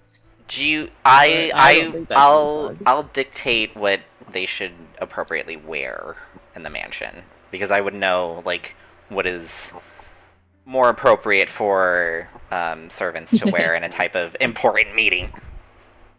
Not all of us in maid outfits. Not all of us in maid outfits. As wonderful and amazing as it is, we need them to wear appropriate outfits just for the day. Fine. One day, Aaron. One day. That's Thank all you you. Thank you. Everybody gets one. So, I have to ask, Yes. do you guys just want to downtime until the council, or do you want to do anything else? Two? Yeah, do you want to go and help? I mean, like I said, he's got a few days at least worth of food now. It was a good supply of food. He has his tools and is at work, but he doesn't have a lot in the means of supplies, like resources. So he's still probably Should trapped. we send him another care package? Or try to? I mean, I could try, but we could just go get him. How long would it We take? got 2 more days before. Well, we got 2 more days. And if worst comes to worst, I guess we could just teleport out and send him a care package. How does your If we- teleport thing work? Can you just teleport us to him and then we just grab him when the teleportation circles back here? I mean, I got to roll for it, but in theory, because like I sent him the care package. The only thing is, I don't think that I have. I think I have to roll decently high,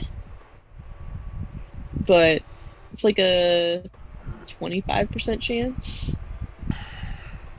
And you said we have 2 days? I think so, before the meeting. I mean, I'm down with rolling the dice to see if you can just teleport us in. Is this a one-time thing, or is that the spell you've got loaded into your little crystal guy? Both. It is the one I have loaded into my crystal, but I can only cast it once because I only have 1 7th level spell. But that means if we got 2 days, we got 2 shots potentially at it, right? So Yeah. I mean, if you guys are down, I'm definitely down to just I'm willing to throw a dart at a try. board. Yeah. Yeah, let's go get him. Okay. So, knock off 30 gold for your filigree, your elegance in the meeting room. I can pay that myself. Ooh, whoopsie.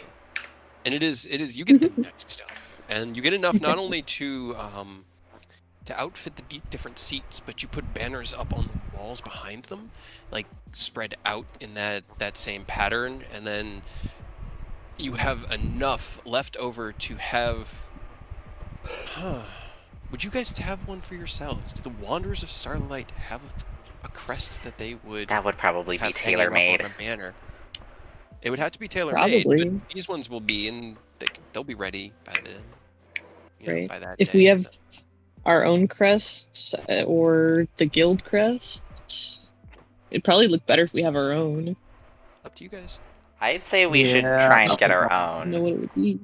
Do it, Yeah. do it like Bahamut's, that side silhouette, but have the mouth open and the star falling out. He's just vomiting stars. Yeah.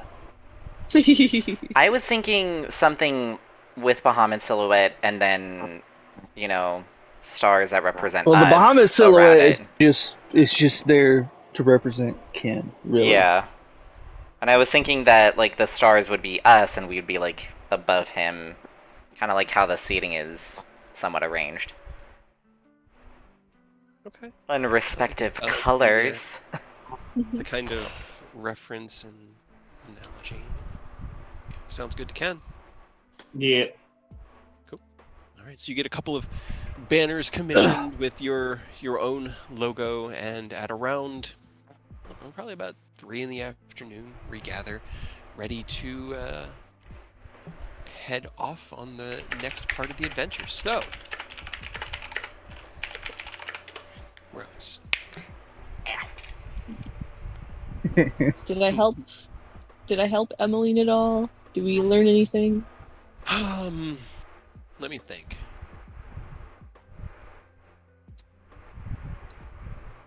Look at the map.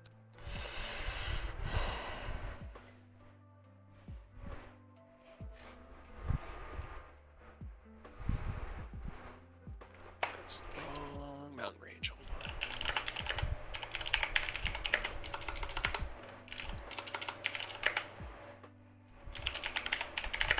You're able to narrow it down. Through your fresh perspective on it, just reading it, not even really trying to process it. Emmeline kind of springs up and at one passage goes, "A river! It's talking about a river. Oh, of course he's talking about a river. How could I have not known that he was talking about okay, so it's near one of the rivers. Okay. Okay, all right, so if it's all right, might actually be closer. And as you are gathered, oh, right, because you're not actually here in Starfall. No. That's true. You have to go, and as your party returns to get you with the intention of heading to Sid, Emmeline seems like you've given her a new route of investigation. You've pulled back the wool on something that she was overlooking, and That's something. has that kind of okay. I think with this I should be able to narrow down where they entered the caves, if that's how you guys want to get in there. Beyond that, all I know, I've told you guys about what I know about the Dale lands themselves, but I can continue to look into that. If you want, I don't hurt yourself. I mean, we'll find a way either way. I appreciate you just doing this in general, but you're one to really talk about getting hurt. Well, that's my job. This isn't your job. I'm a guild master. We should probably let I just remembered we need to let Tess McKellar know we got the meeting set up. Okay. So you send a message to Taz, who will reply that she will meet you at Starfall. I think she can just go there, right? She has seen the circle, right? She's been there, right? Yeah. I don't know if she was here, but she we could was always, here. She was her. here. I can't remember. Okay. Yeah, because remember, after you modified our memories, in the morning, you told Arturia to meet us here, and you explained the Arturia situation. was here. I don't know if Taz was here, though. Yeah. Taz and Arturia are different. I'm pretty sure Arturia would have told Kaz. Kaz. She can meet you in Waterdeep. Yeah, she can just fly over. As long as you guys inform. Or we can teleport her as well. Yeah. So it's all good. She can get there that morning. Yeah. But you leave Emmeline to her afternoon's research as she assures you that she's not. I'm not going to hurt myself. I'm just trying to. I want to help. Okay. That's it. I'm just trying to help. Yeah. And I appreciate it. And please eat food. Yes. And drink water. I don't know I forget to eat. It's just my brain goes and goes and goes and goes and goes, and the rest of me just disconnects. Careful, your ADHD is showing. What's that? Stop calling me out. All right. I will leave her. I'm gonna leave her the alchemy jug with fresh water. All right. she will definitely appreciate that and enjoy it. At least has water. Yeah, I mean that's most of the time that's all you need. Right. All right, gathering back together and heading off to the next leg of the adventure. You're heading for Sid? Heading for Sid. Okay, alright, let's see if we can do this 20-minute adventure in and out. Sure, it'll be great. Alright. You think it's gonna take 20 minutes? Roll perfect. Just roll Right, just perfect. roll 100. Get us right. Just get us right there with him, and then we'll just get him into teleportation circle, and then we'll be back. Instant. I gotta roll above a 74. Easy. Easy. Go for it. Roll me your Alright. D100, unless you guys have any other preparations you'd like to make before heading out. Did we already do our trainings? Yes. Okay. I got nothing.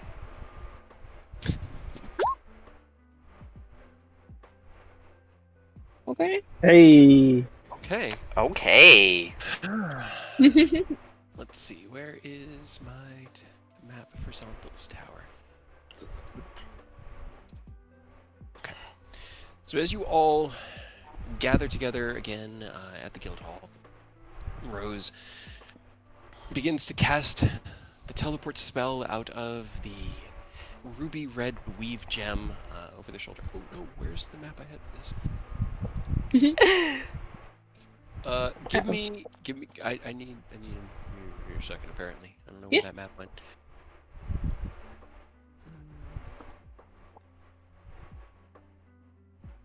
Been rolling fire on D100s lately. Right? It's surprising. Yeah. Yeah, my AC is wonky. I think I got everything in order, but It might break. yeah, it's not adding that last one from the cloak of displacement. I don't think. I think you can kind of adjust it in the Because gear. if you click it off and click it back on, it pops on. So you should have 3 from there. And then your armor is +2. Yep, 23. Okay. Yep. Yeah, Oh, so, okay. Oh, okay. You added it on in the item description. Yeah. Instead of using the modifier there, I just put it into the item itself. Because not only does it give you a +1 to your AC, it also gives you another +1 to your saving throws. Oh, because it's This yeah. is- Okay, That yeah. is nice. Because it's a cloak of protection. as well. Combined. So that's why you have that +11 to your con saves. Oh, yeah. And intelligence Great saves. concentration. Yeah, I got a 13 intelligence saving throw right now. Yeah. I've got a 12 in charisma. Not that, you need charisma saving throws ever. I mean, they may come up sometime in Yeah. the future. We get them a lot more, I suppose, than regular D&D, because not a whole lot of spells have charisma-based, No. checks, but... It's mainly like dexterity and Yeah. constitution are like the main ones in terms of damage. Yeah, and, strength for not falling over, I guess. Not getting And pushed wisdom around. a lot. Wisdom. Fucking Yeah. messing with people's heads. Right? With some 95% of my intelligence. spells. Just sprinkle some intelligence saving throws here and there. Every so often. Every so often.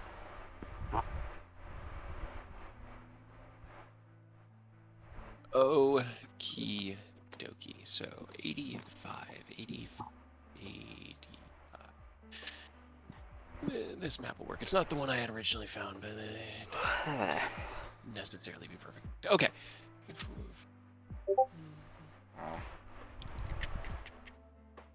So, as Rose casts the teleport spell, you feel the world around you, the ether kind of whirl and twist as you are all sucked into a nothing space before being ejected into your destination. You find yourself in a stone room.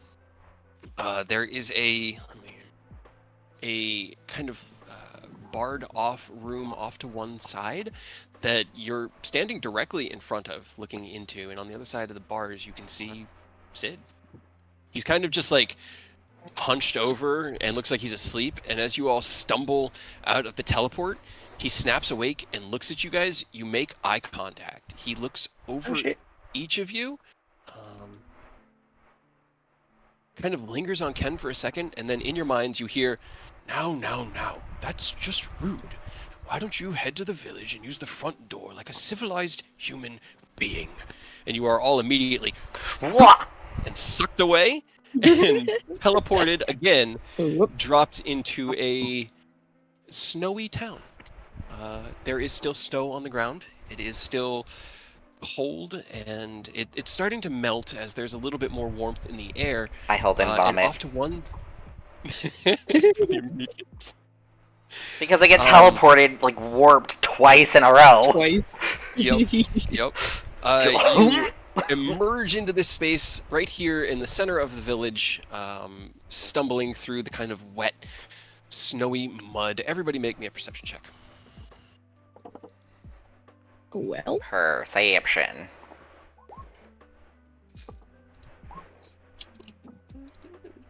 God, Jesus. Okay.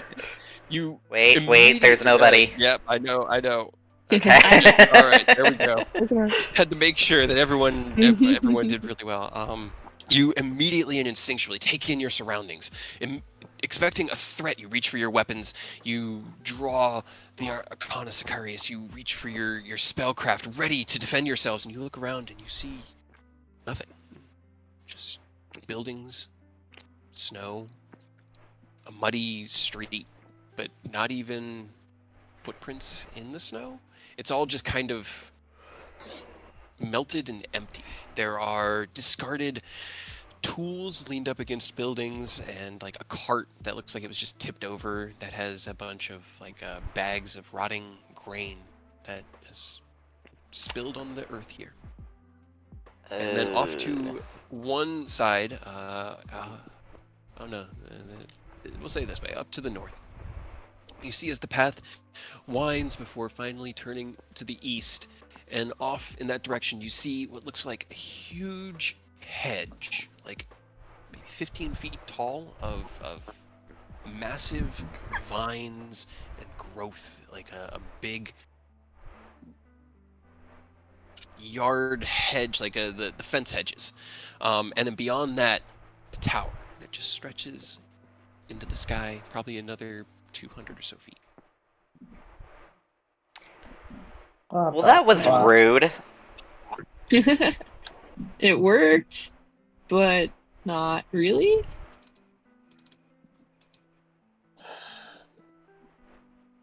Fuck. I mean, he's right there. It still shouldn't take us more than 2 days to go get him. In and out, 10-minute adventure. We got this. Right? Let's go. Let's just, head for the tower. All right. You head towards the tower, moving past empty buildings. Lights are all off. Not a sign of anyone here. As you approach the street, this is actually in the Tyranny of Dragons book. You must be so proud. We're on book. We're kind of on book. We're a little bit on book. Alright. Book adjacent. We have a page number at least. A gently curving path leads into the maze leads into a maze from the edge of the village. You can see that there is a ornately grown like hedge archway cutting into this large field hedge. It's a hedge maze essentially, what you can take from this. And off to either side is just a row of straight hedges, and you've got a single archway before you. The tunnel or the path here leading north out of town and winding straight to it. Earth, burn it down. Well, how far away is the hedge from the tower? Because I don't want to burn the tower. It Burn it all. The hedge actually looks like it goes on for maybe a quarter mile. It's big. The tower is still 1,500 feet away. I'm so bad at mazes. I don't know. We're gonna get lost. We're gonna get separated. We're gonna get jumped by random things, dude. It's gonna happen. All right, fine. Separated. I'll chuck a fireball. A fireball. Yes, a fireball. Okay, roll me damage. Fireball the hedge maze. I'm gonna feel it. That's not the Oh, way you think. I No, forgot probably that not. clicking it from the spell list does not work. Fuck this maze. Fuck this Yeet. maze. Order right Yeet. How are you all positioned right now? Like, I know that the map doesn't really have it, but let's go ahead and just say that right here is the entrance to the maze. Can't see you It's- repeating. Are you I drawing on actually the? don't know. Okay. Oh, there you go. So it's like 10 feet wide. Just the area leading up to it is pretty open. How are you all positioned? As Eodos points at it and says, "Burn it down." Aerith gathers together arcane spell work and fires the firebolt out. So you're all pretty much just grouped Like up that, next to each other. I Okay. guess. Everybody give me a dexterity saving throw. No, fuck. God damn it! I'm like, But I chucked it at the maze. You did. You did. I And the will tell maze you what chucked it happened at in just you. a second. Just Is for it- reference, is it- my spell save DC is 20, not 18. It's not using your spell save DC. God damn it! Is it using fire or is it using something else? It's fire, so you're fine. Okay. But still, like, damn it, it couldn't be as easy as burning it down. You gather together the spell and you cast it, and you watch as that tiny bead of fire soars through the space, sinks into the hedge. The hedge kind of like ripples with magic, and then a tiny bead of fire erupts out of the maze and explodes right on top of Am I Aerith. not Aerith, you see able it to coming? counterspell it? Not casting. Damn it! Counterspell yourself. Counterspell myself. myself. Right now. Oh, no. Unfortunately, Aerith and Ugh. nobody take 30 points of fire damage. Damn it! Rose and Ken Good take start. 15 points of fire damage as the How fireball. much is that halved? 15. 7. So yeah, 7. Okay. Yeah, because of resistance. 7. Because I am resistant. Nobody takes 30. He is, I don't think, not resistant, and I don't think he has evasion. Doesn't. No, he doesn't, because that's at level 7 for Monk and Rogue. Yeah. Whoops. But yeah, it seems as though the hedge maze could be magical in nature. Hey guys, No. I think the maze is magical. You don't say. Aerith, what were you thinking trying to burn it? You do not gaslight me into this bitch. His memory. Don't you fucking dare. all right, I'm going to pull out Mini Ascalon and have him back to Aerith, just for safety. Thank So you. you take out your homunculus. It kind of like latches onto your back and hangs there like a koala. He's just sort of chilling on your back, but it's very comfortable as you move. Like the various parts of his machinery moves with you to make the backpack's weight shift almost effortlessly. Cool. What's who's doing now? Well, sounds like we gotta traverse the maze. Wait, I'm what if... imagining if it won't let you burn it down, I'm assuming it's not gonna let us fly over it also. Yeah. I'm too Probably scared to not. try. Can I guess we... we're try. playing a maze, guys. Right, Okay, okay. Try to fly your owl over it. Yeah, I'll try that. See if they can go over and onto the tower. Okay. You get feathers out and fly him over the maze, and as you're watching through his perspective, he flies over the height of the maze, that like 15-20 foot apex of the hedge, and as he does, it shifts. The hedge itself looks fresh. It looks like good, freshly grown foliage, maybe deep spring or summertime. It's green and vibrant and warm, and as he shifts up, it becomes immediately overgrown and covered in snow. It cannot be perceived from above. Yeah. Great. He flies over and can find no entrance into the wizard's tower. No, flying over would be pointless. Maze time. How about Yeah, how about we tie so ourselves lost. together so we don't get lost or separated? It seems. I mean, it seems practical, except for if we need to move quickly. That's my only idea. Yeah, What's the worst that could happen? Right? I don't know if it's better or worse to like tie together and like not risk getting separated, but at the same time like get jumped by something and not be able to fucking move. Scatter. Yeah. I don't know. I'm just spouting things. Leave me alone. Yeah, no. There's definitely it's a choice.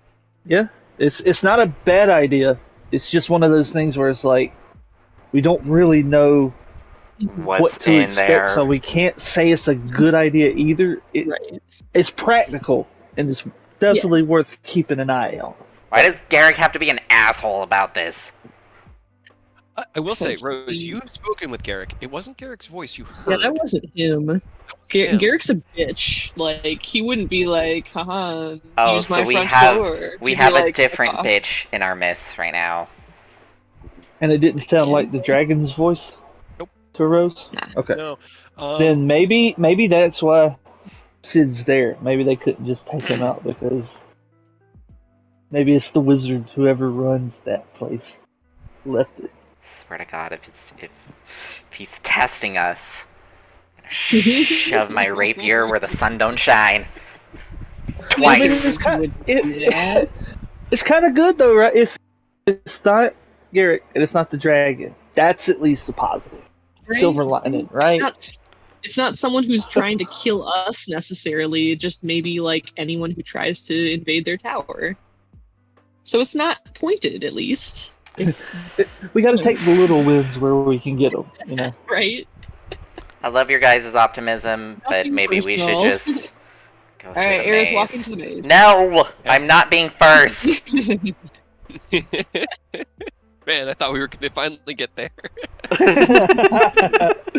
Like, yeah. Alright. Who's going first? Who's volunteering? Got it. Not it. All right, let's rock paper. Let's rock paper for it, guys. How are we gonna do that in? Roll What? Oh wait, what's that? What is that? Nobody, you want to go first? Oh, gee, thanks. What a valiant soul. You guys watch as That's nobody so steps mean. over the threshold. Oh, we should. Hey, okay. he's behind now. Yep. He kind of steps through, and you watch as he takes like 2 or 3 steps, and then just sort of vanishes. Son of a bitch. Get off. Get off me. Try me, Aaron, get off bitch. Aaron is just like hugging you from behind, like somebody in a haunted house that can't take it. They're I'm just mini. waiting for you to I'm go. mini Ascalon. Aerith, here, we'll compromise. I'll hold your hand and we'll stay together. Okay. But everything I good guess for that's nobody. fine. He doesn't vanish or Yeah, no, react negatively. he does vanish. He steps through. definitely You watch vanished. him step about 10 feet or so into the hedge maze, and vanishes. Can beans. I send but- him a message? Does that go through to him or no? You use the message cantrip.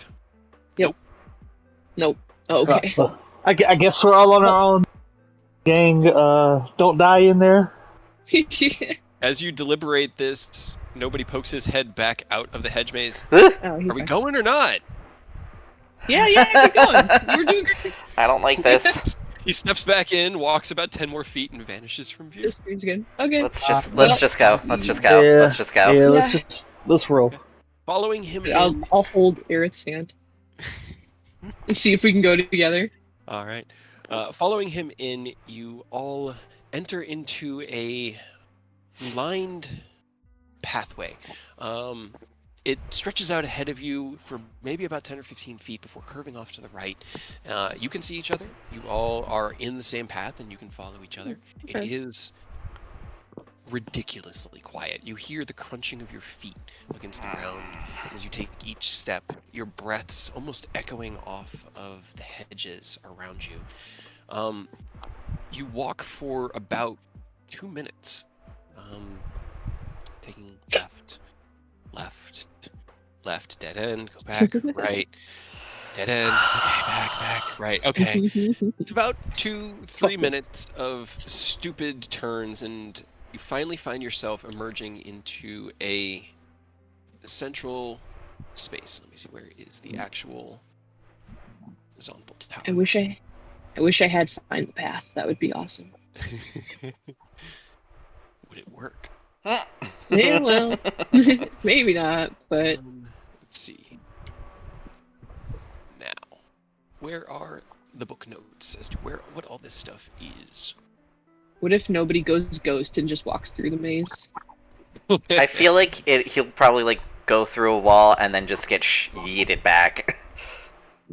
Grab your tokeno. Yeah. It's science. You gotta experiment. I mean, at least he can use it once a day, right? You can use it like 3 times, I think. Oh.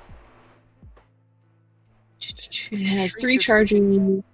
Bonus action, you can expend 1 charge to become incorporeal until the next turn. Well, he'd have to run real fast, but I'm pretty sure he can do that.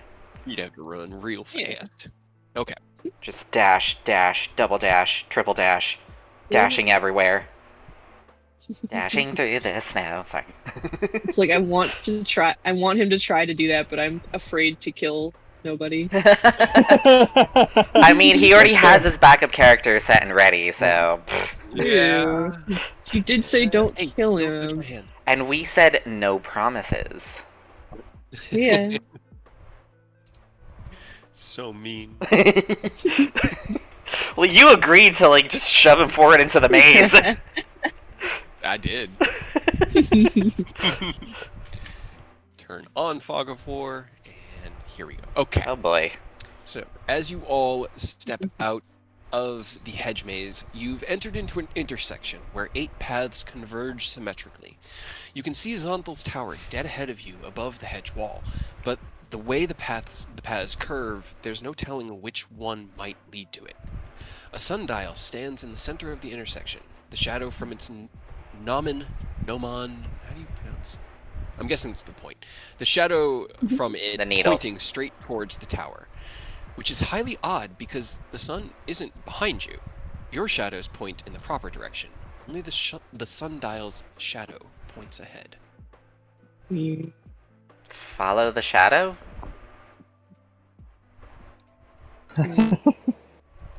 I mean, that seems a little too obvious, but it's worth a try. I mean, I have the feeling if you go through and it's not right, you're just gonna come out one of these other ones. How about this? Feathers. I'm so sorry, you're my guinea pig. All Where right, was the sun in regards to the tower? Like his actual wizard tower when we came through. it's actually at this point in the day would have been behind the tower from your perspective. You entered the tower heading east. Actually, no, it'd be. Hold on. Directions. Directions. Directions It's are off heard. it's off of this way for right now, or right now. So your shadows, and you can see the sun peering above you. You can look out above and see the tower, and just reaching off into the sky above. Your shadows point to the right, and the shadow points north. To the left, to the left. Sorry. All right, so the shadow is going like this way, right? Hold on. I'm just getting the puzzle together in my head. Make Yeah. sure I'm doing this right.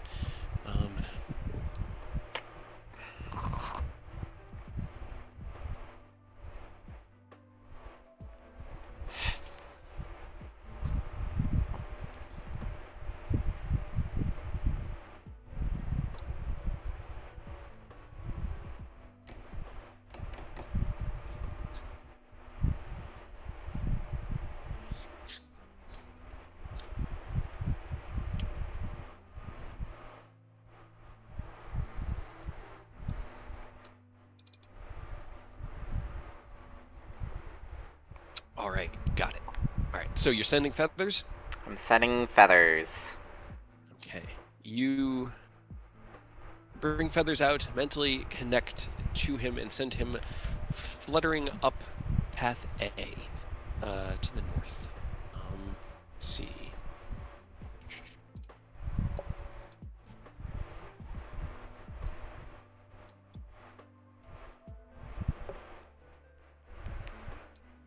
Okay. He flies and flies, flies, moving through the maze, taking left turn, right turn, left turn, right turn, left turn, right turn, but does not end up anywhere. How long do you watch through his eyes? Probably for like 100 feet, since that's the limit of communication. Okay.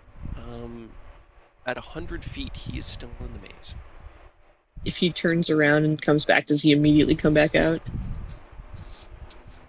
Aerith. I'll see if I can communicate that to him. I'll be like, come back if you're getting nowhere. All right. As you recall him at that 100-foot tether, the tether itself was like a coiled rope stretched out. And as he recalls, he flies out of the northern path back to you. Okay. I see. I mean... So if we take the wrong path, it's just continuous, but if we turn back around, we just immediately come back. Yeah. It doesn't actually, like, go anywhere. Do we want to split up? No. Oh, why not? Where's fun at? Why would we split up? Because there's 8 different paths, and it's gonna take forever to go each one by one. Well, there's only 7 now. We sent feathers down 1. Yeah. Still. Ken, do you have any ideas? Any thoughts? I honestly don't feel like I don't want to split up. Honestly, because there's no telling what's gonna happen. So I mean, I I think thought we he was should going to just. say, I don't feel like dealing with wizard bullshit. That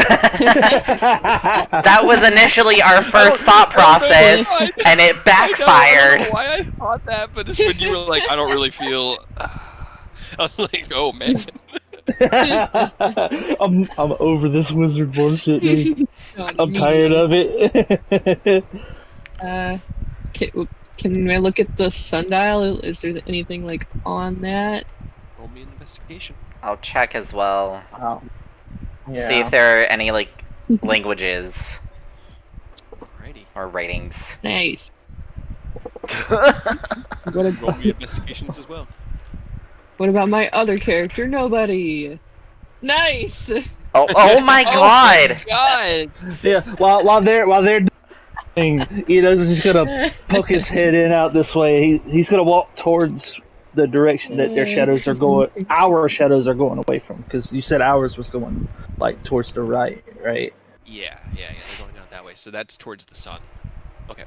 Yeah, I want to walk towards the sun. All right. Do you step over the threshold? Yeah. I'm stepping through. Yeah, I'm just like, hey guys, I'm just gonna pop in real quick. So I'll be as right you are looking, let's see, is there anything on here that could be used to indicate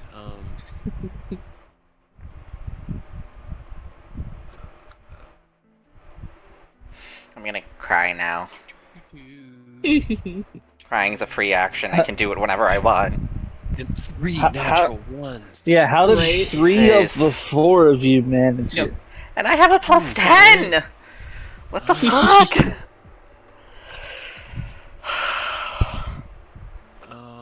Okay.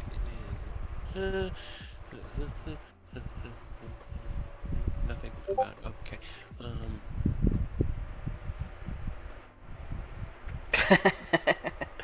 It For just Kyle to see later. says. The only thing you find on there is a draconic word for shadow. What the hell? Okay. And as you So do, you that's kind of look at it, something you to do see with it. the shadows. The other three, the 3 of you who all rolled ones, look to the left and are immediately distracted by the fact that Eodos steps through, and in the same way that nobody did, vanishes from sight as he walks down the path. Son of a... Eidos, why? Sure, it's What are fine. you guys doing as Eodos is exploring? You've entered into more of the maze, so it's very like just circuitous lefts and rights and things like that. I don't actually have like a big overarching maze. I will If actually. I go, I'll go a little bit, and then knowing that when Feathers turned around and came back, it was immediate. I'll like maybe 5 minutes worth of walking, and then turn around, and backtrack just to see if it's immediately right back out. Sounds good. Sounds good. Let me just go ahead and roll some that. dice. Okay, got that. All right. What are the rest of you doing? As Ken finds the word shadow, and the rest of you see Eodos step into the leftmost hedge. Well, Well, my guess is it's either we gotta travel opposite the shadow or towards the shadow. Didn't we come into here in the opposite of the shadow? You came in from the south, yes. And the sundial's Rose. shadow is pointing this way. Yes. Rose walks off this way. Like you, those. Okay. I put the other way. You went the other way. Yep. Okay. What's everybody else doing? Panic? Trailblazing. Yeah. Right. Ken's just shaking. Like, god damn it. Eidos immediately broke the rules. Rose gets 2 as well. Okay. Do the rest of you Nobody's just wait gonna for stay them to come mad, I back? guess. Up to you, Aerith. Aerith, Ken, you guys are where do you want to do? Kind of want to sit here and wait for them to come back. I need to read something. In 1 second. Oh boy! Oh boy! Oh boy! Oh boy! Oh boy! Oh boy! The things that you can never plan for. They both get ambushed. Alrighty. Probably. Well, that is real unfortunate. Okay. I knew it. I fucking knew it. I called it. Here's what happens. The 2 of you step down into your own paths, expecting not to go more than, a few minutes of walking. Eodos, you get there first. You step into... I swear to God. Oh no. Why? I'm gonna make you suffer for this cheese, so don't laugh too much. I'll have my vengeance. Let's see, where is my blurb for this area? Eodos. 6 suits of ornate plate mail stand in this area as if on guard. Battered and bashed pieces of armor and weapons are scattered across the carpeted floor before them. Moss and lichen cover the armor, though it remains free of rust. Another pathway opens at the far side of the arena.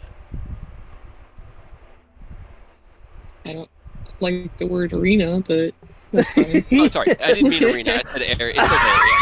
It says area. A little bit of a Freudian slip. Yeah.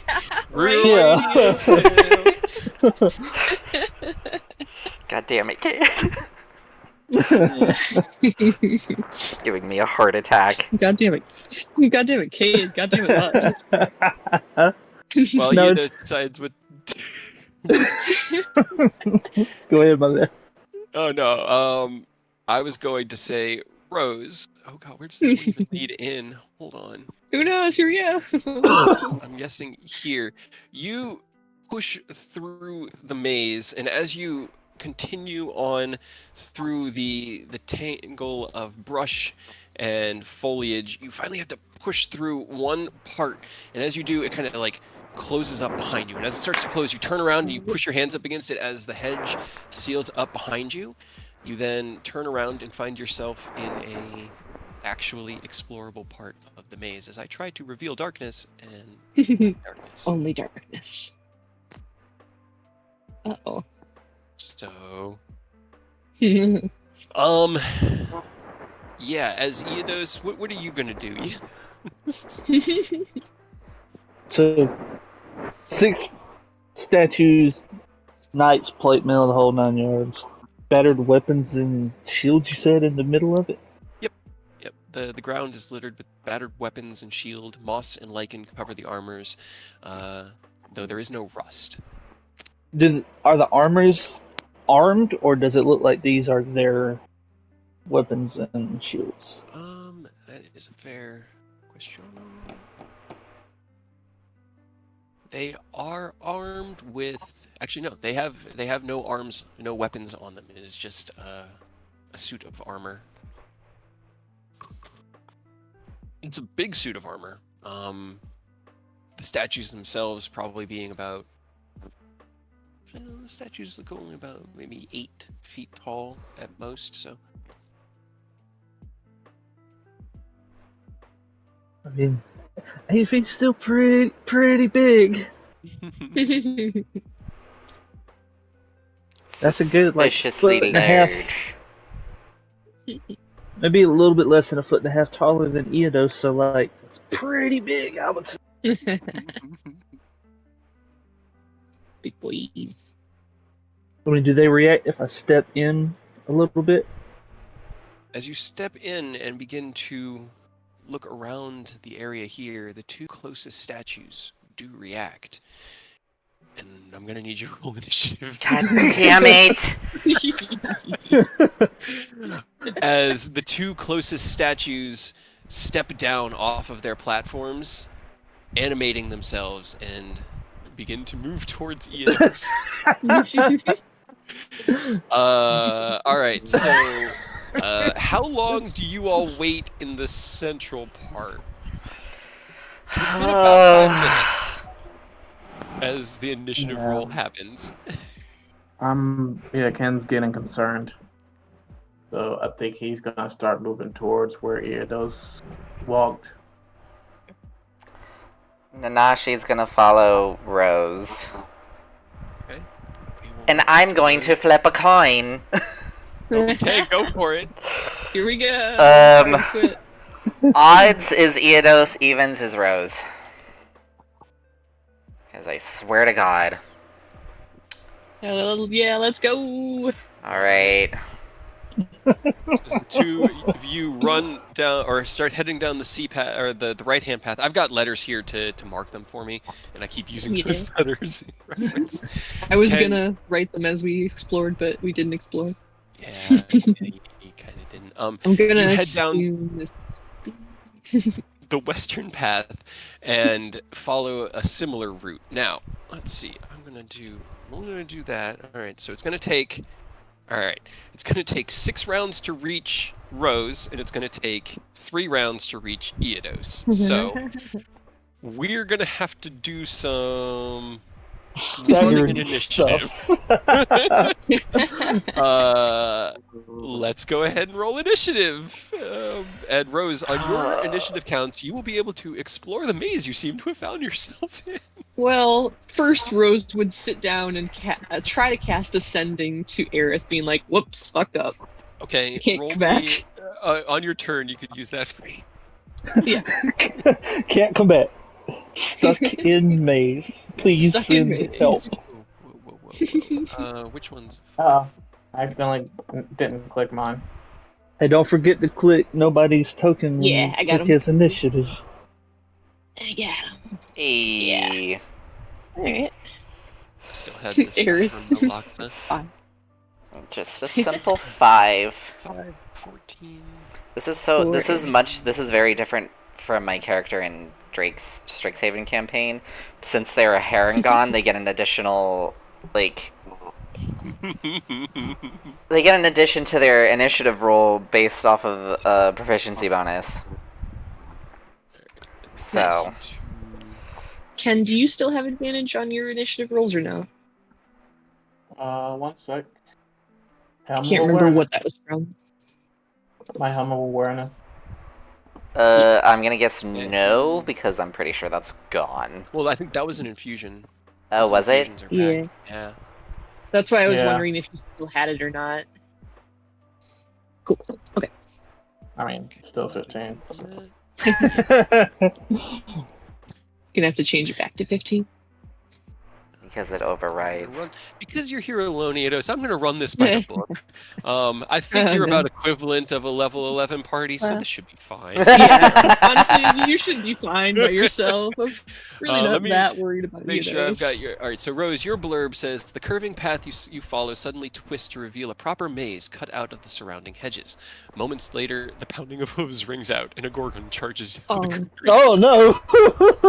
A Gorgon? I realized that was right there in the blurb. Hold on. Yeah. I guess. Okay. Stakes were just drastically raised. Yeah, I'm gonna I guess make I'll send one alteration a message and then run. to where you are in the maze. Okay. Because book stuff's always fun. I'm gonna instead over there. Okay. put you over there. Yeah. And you can see as. You step through, and the large form of a Gorgon, a mechanical bull, is like stomps its hooves and snorts and begins to charge at you straight out of the brush in front of you. So I need to roll him into initiative as well. You see why I said to just burn it down, and why it was a good call, even though we can't. It's fine, guys. I've rolled a 5, a 6, and an 8 on initiatives. It should be okay. All right, so leading us off would be nobody who is on the run with Aerith, making a round of travel with him. Rose, what's the first thing you do? I mean, I was gonna quick send the message to Aerith, but I guess the message is now going to be, uh-oh, fucked up, can't go back, and I'm being attacked. Hey, roll me a d20. Oh, no. Okay. The message goes through. Aerith, while you're running down the pathway, or moving down the pathway with impassioned haste, you're not really running at this point yet. Good call. Thank you. I didn't want him to get skipped. Yeah. You hear Rose's voice in your mind with the sending, state what they did. Do you reply? I fucked up. Why?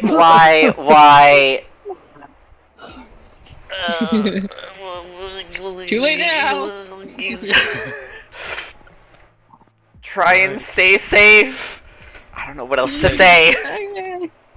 You are hastily making your way towards Eidos, needing 2 more rounds to get there. Rose, you were just a little bit further away, unfortunately. I guess on my bonus action, I would have unsettling words on this guy. It won't help much, but that's all I got for bonus action. I mean, let's see, 5. You bull bitch, get out of here. Right. And I could start running, but I don't think I can make it past. I will say, because you could come in here, 5, 10, 15, 20, 25. You could get right here if you wanted to run at it while casting. Past the bull. Yeah, I mean, if that's sure. I mean, it's either that or get pinned at the corner, so why not? So, spotting a possible safe place ahead, you run forward and into the small opening, kind of just jumping through here to your left. All right. Ken is on the move. Eidos, what would you like to do? As the armors step down and turn towards you, their eyes alight with this faint, like, purplish blue glow. Well, since I am alone, I'm gonna activate my tattoo.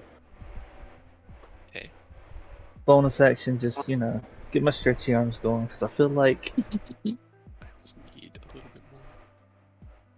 And then I guess I'll just honestly swing on this guy. Alrighty. So seeing the two approaching you, you activate your stretchy arms, summoning the Fate Render, and slash out at the one to your right, the closer one.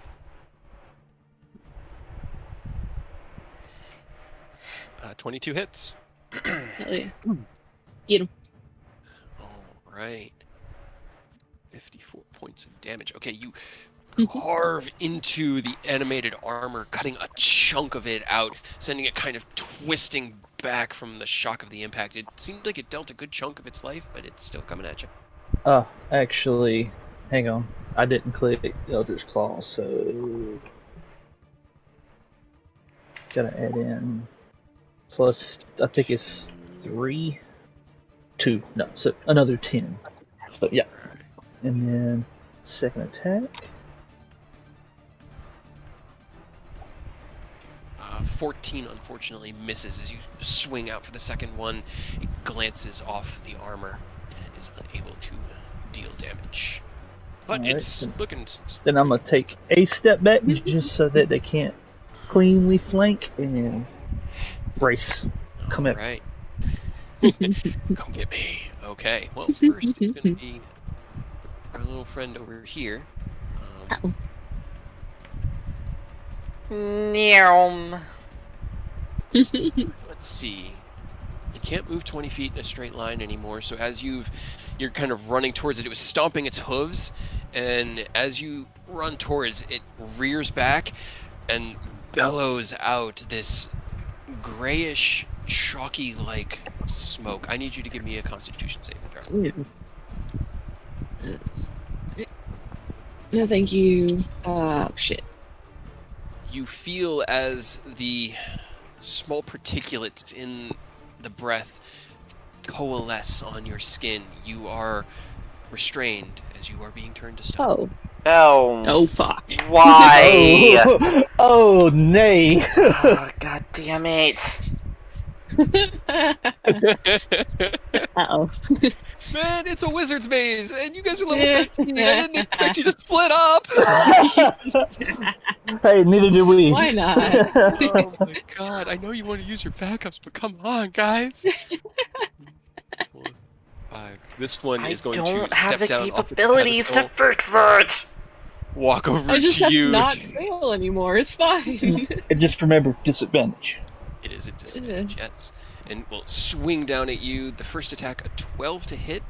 No. Does not hit. No That won't even hit my boy Kill.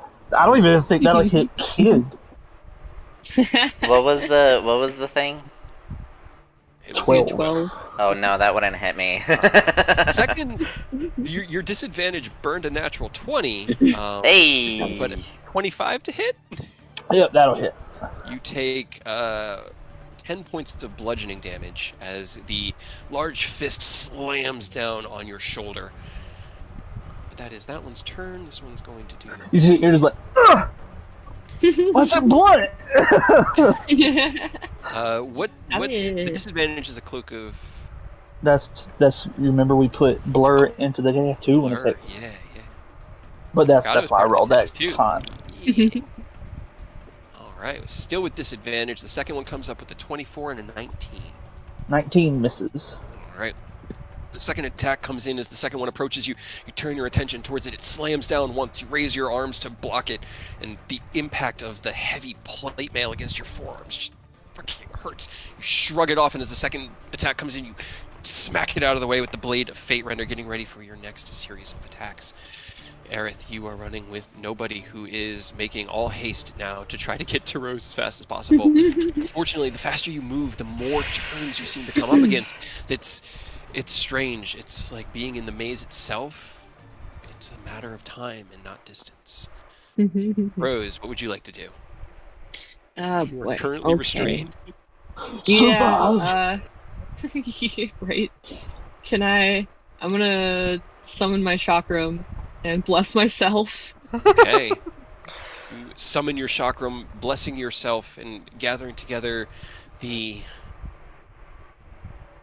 the lighthearted memories of the last couple days, your adventures talking to the nobles and experiencing some new magics with Aerith and kind of trying to draw upon those happy times.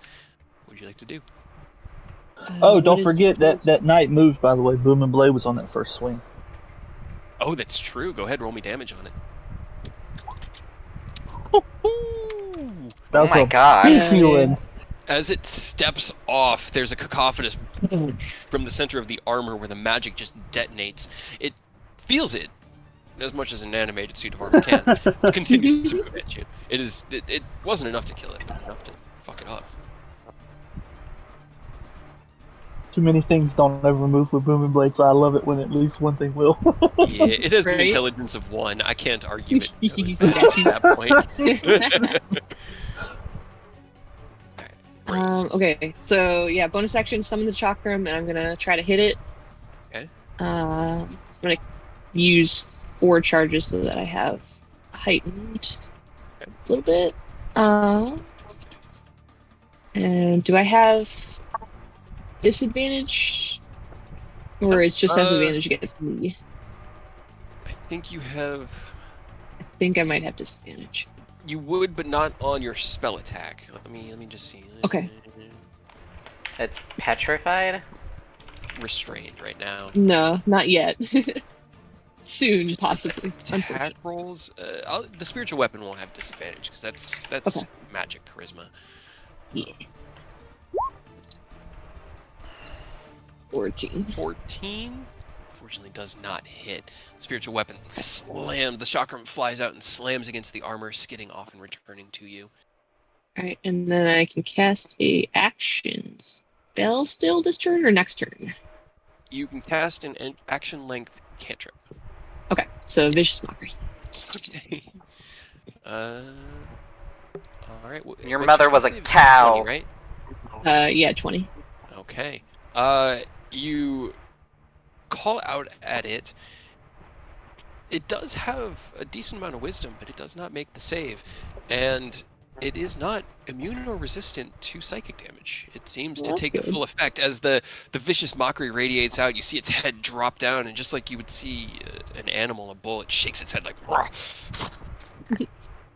Alright, you got that and disadvantage on your next attack roll against me. Okie dokie.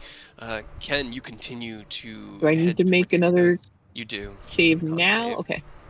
Okay. And blessed, please. And bless. Alright. You needed a 13. Okay. Yeah. You Okay. feel Doesn't progress. the at dust. least. Well, it actually ends. When Oh. you succeed, the restraint effect ends. Even you better. Shake it off. It is the end of your turn, so you don't get any movement, Yeah. but you are now Okay, freed. Ken continues to move. Eidos, it is your turn. Ready? Already?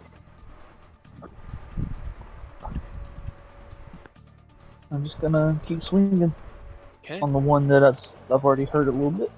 All right. That hits, and he is just. He has 11 hit points left. As you All Your right. great weapon master alone would kill him.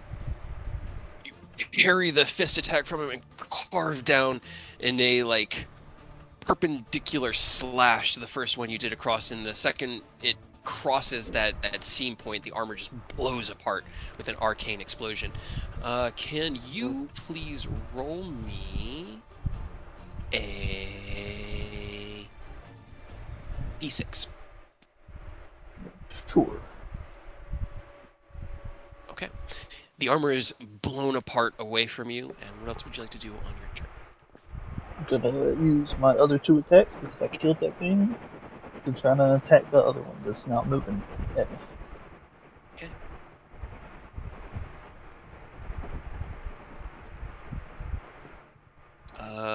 16 unfortunately does not hit. Slams up against the armor and does not deal any damage. Alright, that's another charge. And let's see if the third one hit.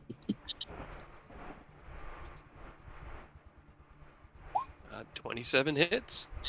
Hell yeah. Alright.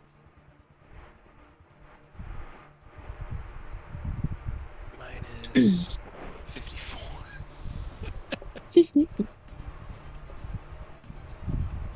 No, that didn't work. Alrighty. You slash down, the first attack missing, glancing off the armor. You readjust and slash out with your final attack, this time landing a decent blow and carving through a chunk of the armor. At the end of your turn, the two middle statues stand up and jump off of their perches and join the fray. More. Let me see. One of them gets to go soon because I rolled an 11 on his initiative. And I don't think I rolled the other one yet. Oh, yeah. Good job, guys. Did he roll another one? Rolled Another 6. All right. Well, one of them gets to 1, 2, 3, 4, 5, 6, 7, 8. He basically stomps down and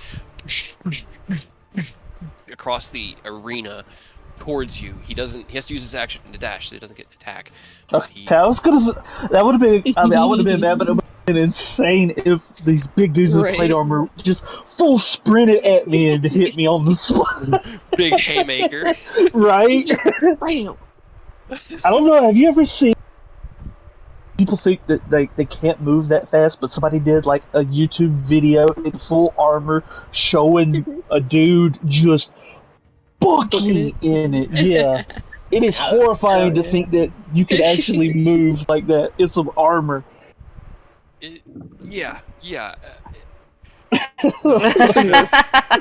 have a 25-foot movement speed, and I think that's reasonable. Yeah. I'm A-okay with that. Oh, man. Okay, Rose, for you. The Gorgon before you, now that you've shaken off the petrifying effect, it's going to stomp its hooves at you. It doesn't get its petrifying breath back this turn, so it's just going to charge you. But it can't get its full... hit. It does, and it can't get its full goring speed because it can't move its full distance. Good. So it is going to natural 1. Yay! Fuck you! Shake off the dust. It stomps its feet and charges at you, and you look to your left and you go, nope! And you jump out of the way as it kind of charges through the space, and with a natural 1, I'll even say a little bit of movement happens as you roll into the space to your left and look at it like Fucking roll. breathing very heavily. Fuck off! One of them is definitely within range. 1, 2, 3, 4, 5, 6. Who's gonna run to join the fun, and the other 2 will make their disadvantage attacks. The other one will make its disadvantage 2 attacks. It's a 12 and a dirty 20. Both miss. Ooh, miss. All right. Eodos is rocking a hot 22 right now. What puts it up? I'm curious for the narrative effect. What's It was a 21 before the boots. Yep. Okay. All right. So between all your recent enhancements, as it swings out, this arcane field manifests itself just above your skin, deflecting the attack like armor itself. All right.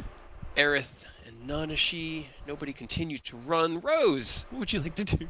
I'm sorry, I rolled a d6 for both groups, and they got a 6, and Earth got a 3. So Ken, you'll be there this turn. You can help. Alright, I'm gonna try to hit him again. Okay. Sorry, Rose. Fine, I'm just gonna fucking book.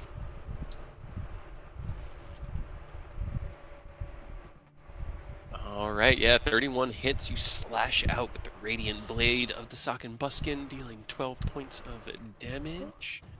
And then for my action, I'm going to, like, right on top of us, I'm gonna drop Nathier's Mischief. Just right on top of you? Yep. All right. Throw out the Socken Buskin, casting Nathier's Mischief. Can you roll me your d4?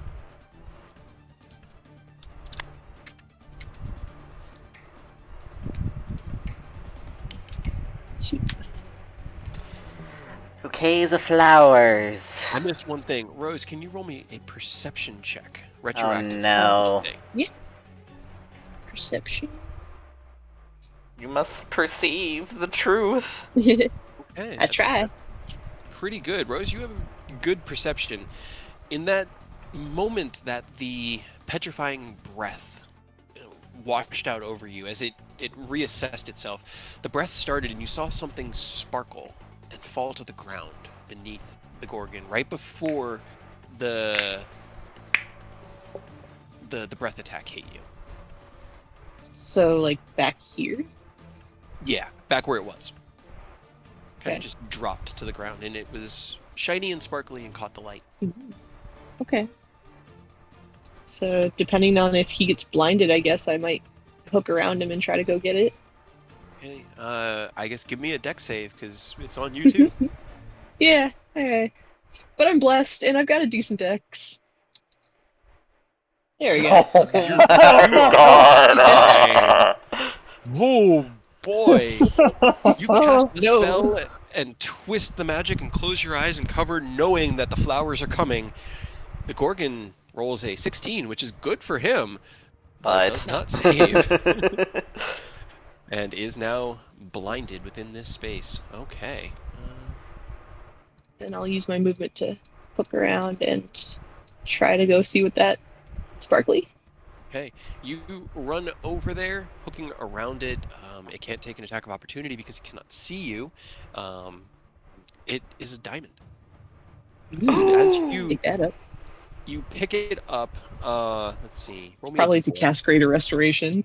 It's not that big of a diamond. It's a small Oh, okay. kind of like sparkly diamond, probably worth like 25 gold or so. Damn, not even a revivify. Okay, you hear in the distance, because it's very quiet here, the sound of something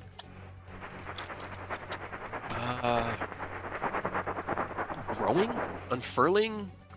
Like it's kind of that sound of Great. scratching foliage, like roots on roots. Okay, that could be good, could be bad. And you continue to run. You take one final left turn, and you see Eodos in a emblazoned battle with 3 8-foot-tall suits of plate armor. What would you like to do? Oh, hell no. I'm a Dragon Breath the first two in the line that's Okay. lined up right here. I'm a Hell Dragon yeah, Breath get them too. Alrighty. You know, she's like, oh, hey, Kim. Well, it's a natural 20 on the first one and a 11 on the second. So go ahead and roll your damage for your Dragon Breath.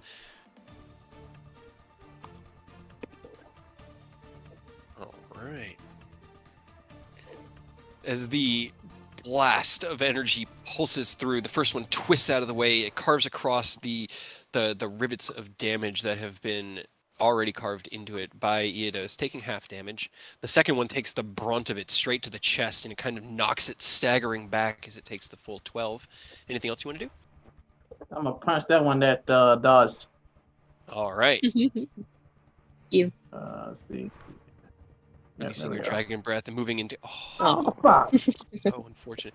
Moving into your attack stance, you refocus yourself and strike out, and as you do, it twists again, this time getting ready to counterattack you on its turn. Anything on your bonus action? Nope. God, I forgot to give you that. Okay. Kim's very bad, no good day. All right, Eodos, it is your turn. Ken has arrived. You have help. Alright, cool. Good to see you, homie.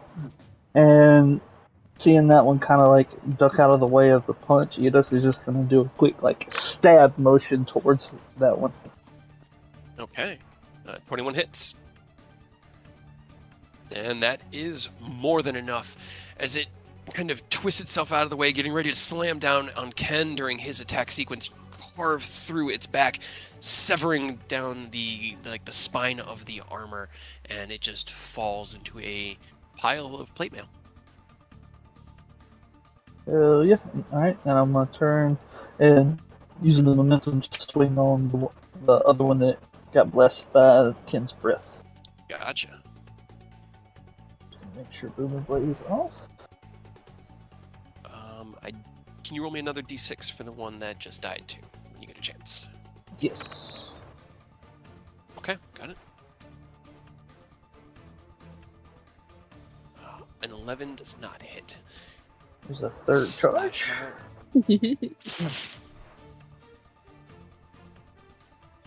And you should have, 25 hits.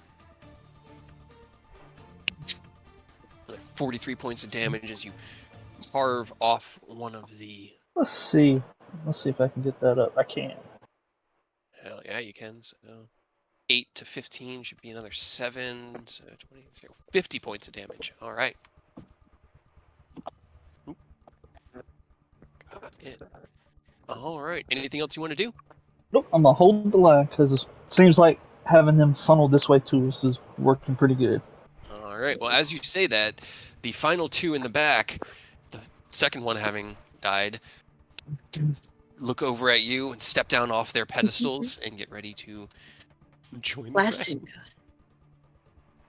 Hey, at least they activate only 2 at a time, you know? Yeah, that's pretty cool of them.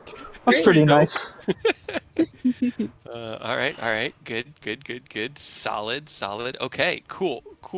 They continue to roll so well. I got another 6 and a 10. But that just kind of means they all get to go, so... Right. They all kind of go at the same time. That's a 22, or a 20 to hit, and a 13, neither of which hit Nope. Theodos. That 22 would have if it hadn't been for disadvantage. If it hadn't been for disadvantage, man. Swings out at you, twists out of the way, deflecting the blow with the Fate Render. You're getting a good feel for how these things clumsily fight. Predicting their moves, predicting their attacks is becoming easier, at least. 1, 2, 3, 4, 5. 1, 2, 3, 4, 5.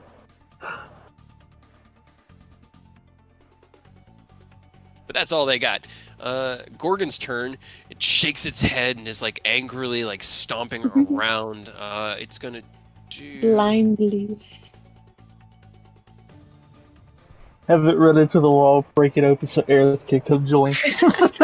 Okay, it's actually... Let me see. Where is the thing on your flowers? Until the start of your next turn. Okay, cool. Yeah. So what it does is it stomps down, it looks in the direction that you were, lowers its head, and fucking just runs. Hell yeah. But as it charges, you see out of the corner of your eye, it charges into the hedge maze and then just disappears through the hedge. It can move through the hedge as if it's not there. Oh. That's not as good for me. Okay. Watch out, Aerith. Aerith's gonna show up. Aerith. The bull's gonna come out of nowhere. Right. It then, well, at the start of your turn, it will no longer be blinded. Yeah. That was one of the ones that just ran up. So this one is the only one. Okay. Seeing as his buddy just got in between him and Ken, he'll just continue to slam on the one he has been. It's a 25 on the first one and a 23 on the second with disadvantage. Yep. 14, 15, 16, and an 18 on the die. Jesus. All right, that is a total of 31 bludgeoning damage, 17 from the first hit, 14 from the second. Hey, wait a minute. I got Sentinel. Fuck you, I It's smack not- you back.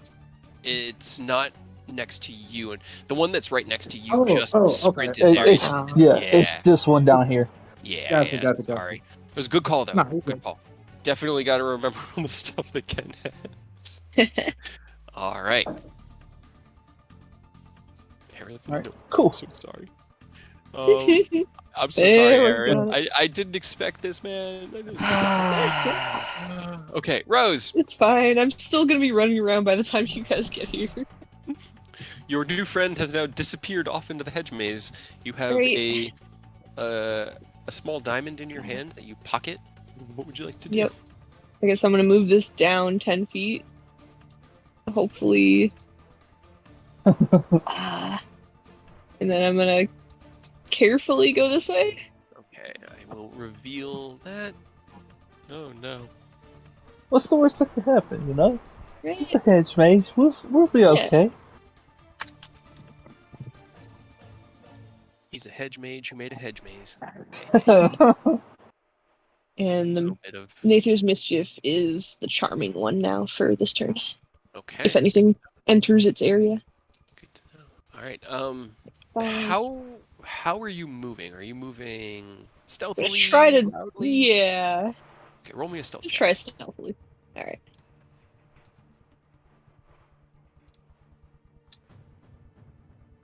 Okay. We're gonna be sneaky. Okay, 5, 10, 15, 20, 25. 30. I guess I'll go over this way. 30. Okay. Got it. All right, let me give you a little bit of vision. And Boy. there you go. Neat.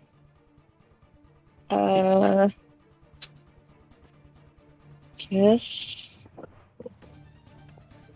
I don't see anything, so I'm just gonna hold my action in case something starts charging at me. Okay, that is So use my chakram. totally fair. Ken, it is your turn. Alright. Time to punch stuff. All right. Punch it up. I'll punch this first one in front of me. Beautiful. I'll throw You boom, could but, you could flank around it, getting opposite of Iedos and get yourself advantage. oh, bet. Just in case. Yeah. Get you some nat 20s. Hell yeah. I'll throw Thunder Gauntlets on this first throw. I'd remembered when we went into battle about Soul Shatter, and I will get that to you this week. But everybody needed something, so I had to get everybody a little something. Wait a minute. What the fuck? What's up? When I clicked Thunder Gauntlets, it turned off the. Wait a minute. I think my shit. It's breaking. It's breaking. Oh no. It switched back to strength. Intelligence. So I guess I'll just whenever I Vidofner broke too. Great. Your Alright, Thunder so- Gauntlets, your Nidhogg was a D10 and Vidofner was a D12, correct? Maybe. I think I thought so. I'm gonna do it. Yeah, that whenever I click the modifier for Thunder Gauntlets, it broke. So I guess from now on, I'll just roll the dice in the chat bubble. That's cool. Okay. Give me your attack rolls.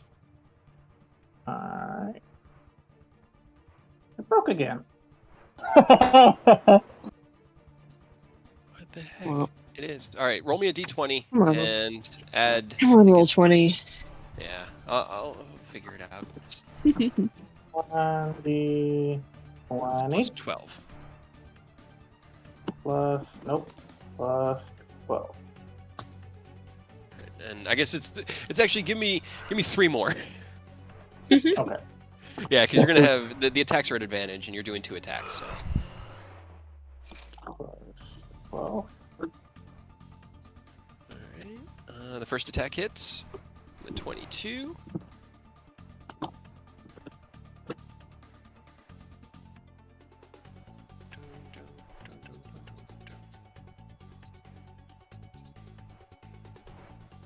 Nat 20 this. Come on, you believe.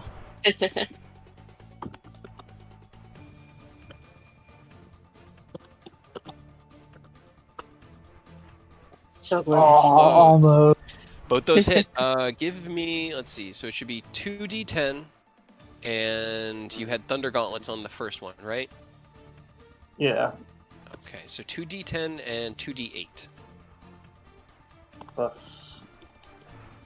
2d. That'll be plus another 14, so a total of 30 points of damage. See that one.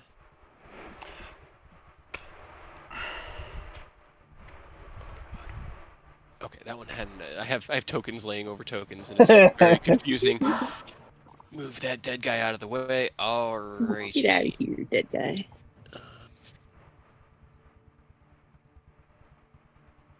All right, as you strike out twice into the heavy armor of the animated creature in front of you. You hear the resounding impact of the hollow shell, but it is still coming at you. Anything on your bonus action? Negative. Negative. All right. Eodos, it is your turn. Well, now that my boy's here, I'm definitely going to take advantage of this flanking. Ah, Hey, Roll didn't me need it. damage. Oh, Fuck 'em up. 44. Yeah, he's dead. As you see the from Ken's heavy blows from the Nidhogg gauntlets, the resounding thunderous energy, it staggers back, getting ready to strike back against Ken, and you sweep the Fate Render straight through it, cutting through the arcane sigils that keep it animated and blowing it to pieces. Roll me a d6. Okay. Still nothing. Alright. Alright, second attack, I'm going to swing on through and carry it on to that other one that hit. Mm-hmm. That was just a 21, that one had advantage. Alright, so 16 does not hit, unfortunately. What, a 19? 19 would not. It would just miss. Okay, and that means I have 4 charges now. And maybe this last swing will.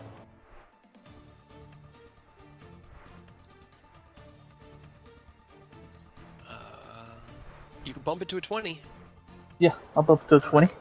Get it up to a 20 as you see it just barely moving out of the way. You twist the Fate Render, extending the blade ever so slightly and carve into it.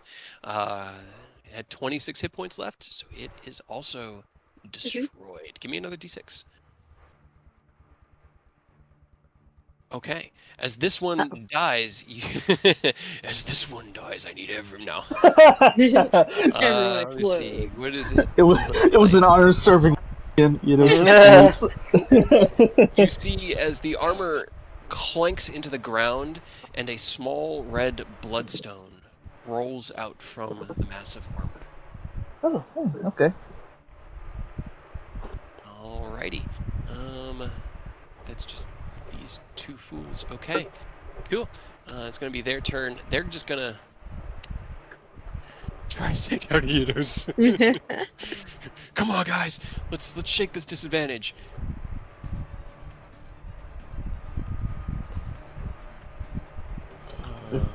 this armor is close to me, but not pull any southern moves. Well, the Hang armor back. closest to you just pulled a natural 20 on Eidos. What you got, Ken? Just got Sentinel. Sentinel. You can take an attack of opportunity on it. Yeah. Doesn't stop the natural 20 though, unfortunately. Unless he kills it. Well, that one. Well, I guess not, because it was right here. I was gonna say he could stop it from getting into flank, but it was right there, not the corner. Yeah. Because I don't think this one had been hit. No. Okay, cool. Because okay. One can still dream. Right. But unfortunately, that is going to be 24 points of damage from the slam attack, the crit. 10 bludgeoning damage from the second attack, which was a 26 to hit. And then the other one swings out twice and hits once. The second attack missing with a 12. The first one for another 11 points of damage. So that would be... So a 12 and then 10s. Yes. Yep. Okay. All right. Eidos is still up. Okay. Still got it. Definitely still got it. Still got it. Oh, I gotta make my opportunity attack. Yeah. You did, yeah. 1d10 or 1d20 plus 12. Really like Blur being in this tattoo. It is really nice, not gonna lie. That Right. is a nice little addition. And it's balancing itself out better than I expected it to. You know, I'm that definitely hits Ken. Good. It's Get 'em. 2d10, and you can drop another Thunder Gauntlets in this if you wanted. Another 2d8, or d10 and 2d8 if you wanted. Sorry.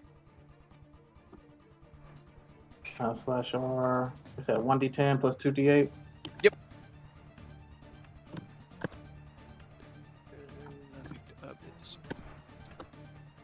you did pick up the diamond, so you have it. Okay. Alright, let me just see. Okay, cool. So it does need to actually try to find you. What was your stealth? 22. Okay. And as you step through this patch, Rose, you kind of like take a deep breath, look left and right. This maze just keeps going on. And as you think that, you hear Oh, God, no. from behind you as you rolled a 22 on his perception. Oh, He's going to charge at you and try to hit you with his gore attack. Ooh, uh-oh. I Don't need worry, you to you'll give me a straight survive. saving throw.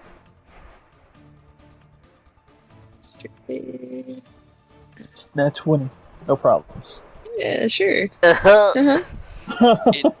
Slams into you with one of its horns, dealing 20 points of piercing damage to you and throwing you prone onto the ground. And then it rears up. Uh-oh. Does it 20 hit you? Stomping. Stomping. It does not. It does not. Okay. As it stomps down onto the space that you're in, you roll out of the way, avoiding the hoof attack that it made. No, fuck you. Alright. Still a 3 on the D6, so it doesn't have its petrifying breath next turn. That's still good.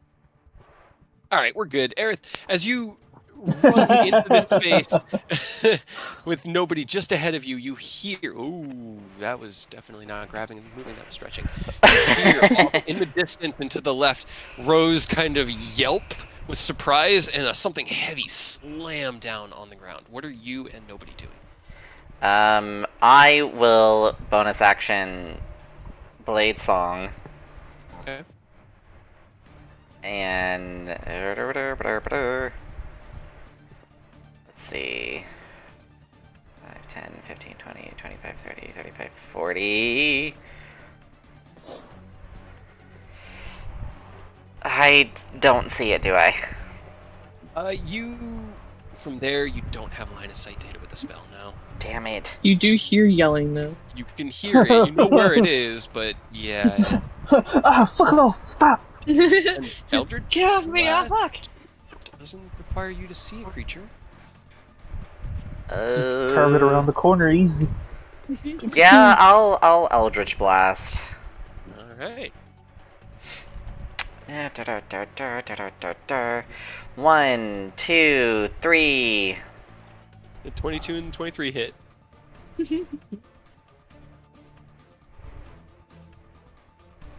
Okay. Right.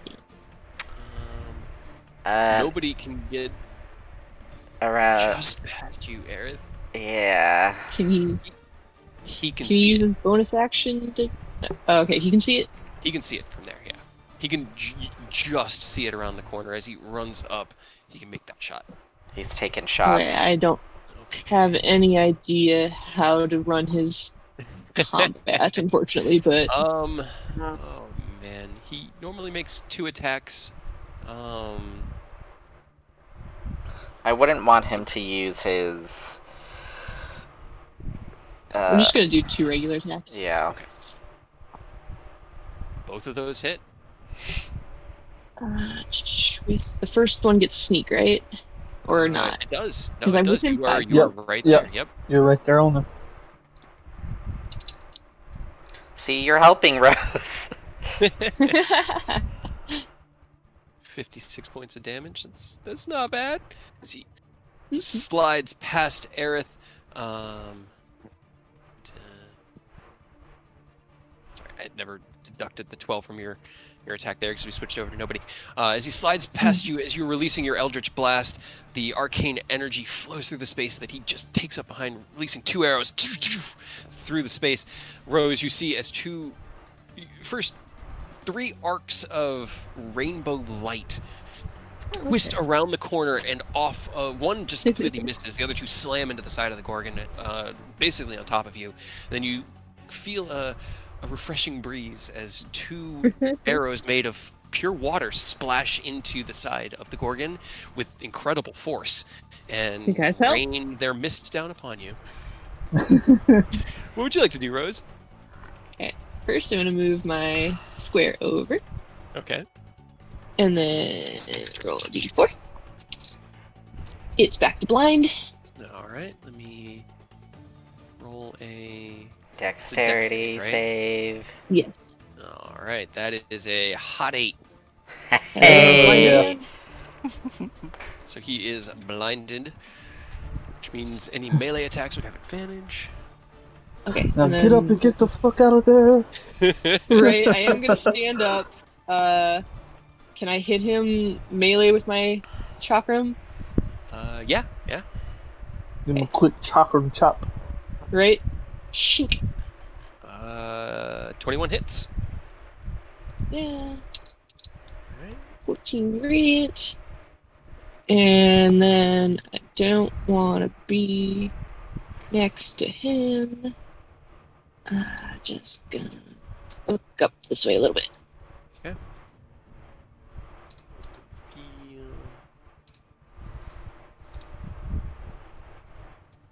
Alrighty. And I'll use my action to Dissonant Whisper and try to make him go away again. Okay. It's a wisdom save. Hot natural 6 20. damage. Oh, that's fine. I rolled trash on damage. He takes as 3 psychic damage. You kind of scramble to your feet. You slash out with the sock and buskin. You move while it kind of flies through his space, carving through it. Catch it on the rebound, casting your spell through it. It's all so much, and the thing is terrifying. It just snorts at you. It takes a little bit of psychic damage, but Ken, it is your turn. Oh, hey. Then I punch again. All right, punch. Get him. Did it by any means fix? No.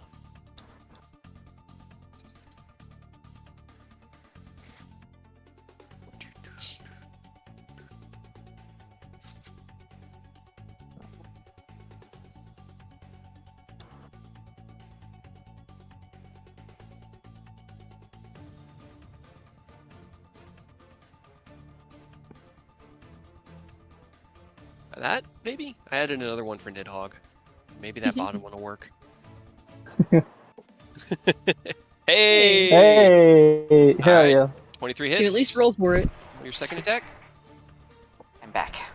28 hits. Alright, Hell yeah. Get him. Okay, I didn't add the damage type, but that was my fault. Should be bludgeoning. Woohoo, those were 2 fire damage rolls. It worked. Right? Right. Bam! They're hardy, they're tough, but they're going down, and, yeah. Anything else you want to do? Just in case, I'm gonna throw a defensive field up. Okay, activate your defensive field. Okay, cool. I just wanted to make sure that nothing happened with that bloodstone. Cool. Eodos, your turn. Alright, I'm gonna swing, but yeah, I was gonna say I wasn't gonna use Booming Blade on it, but I will just in case. On the one in between me and Ken. Alright, that hits. 50 points of damage. Alright, it's close, but it's not down yet. Yeah, second attack.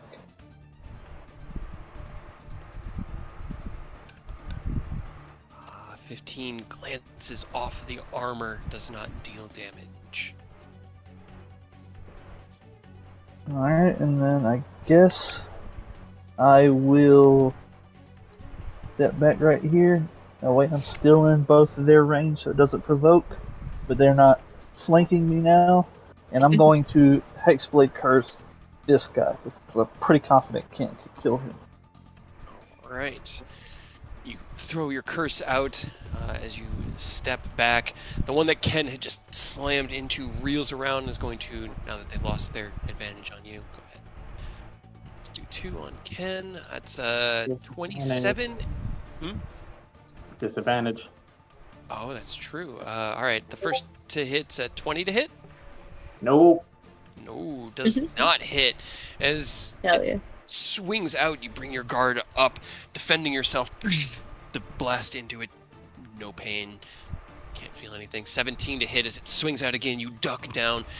Seeing the opening for your counterattack, you get ready for your strike as it fails to hit you.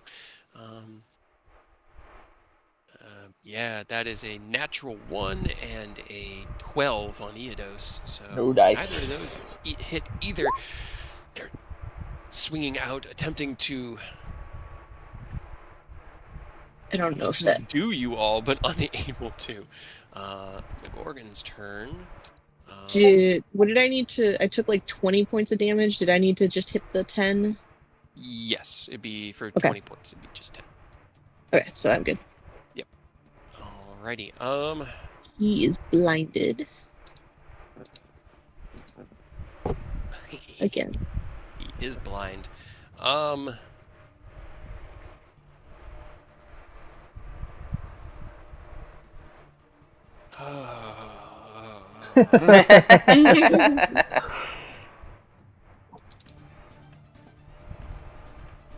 What you gonna do? It's the question, right? I'm sure hurt one of us. At least. Need to see something. What does a 30-foot cone look like? I mean, so What does the fox me say? and you have been hurt, and we are the two that made the mistake of going off alone. So it's Yeah, been fair. that's fair. It's been us two. So I mean, I think we're all about to get fucking petrified, though, or attempt petrified. So that's I'm not about as to good. get petrified, and I'm blaming You'll be you. fine. You have to fail No, you're all- 3 times, I think, You're to blame. or succeed My once. constitution So is a +2. I'll give you a bardic inspiration. I'm sorry, a Anytime. +3. At least on the second one, you know. Right? You'll be fine. That's correct.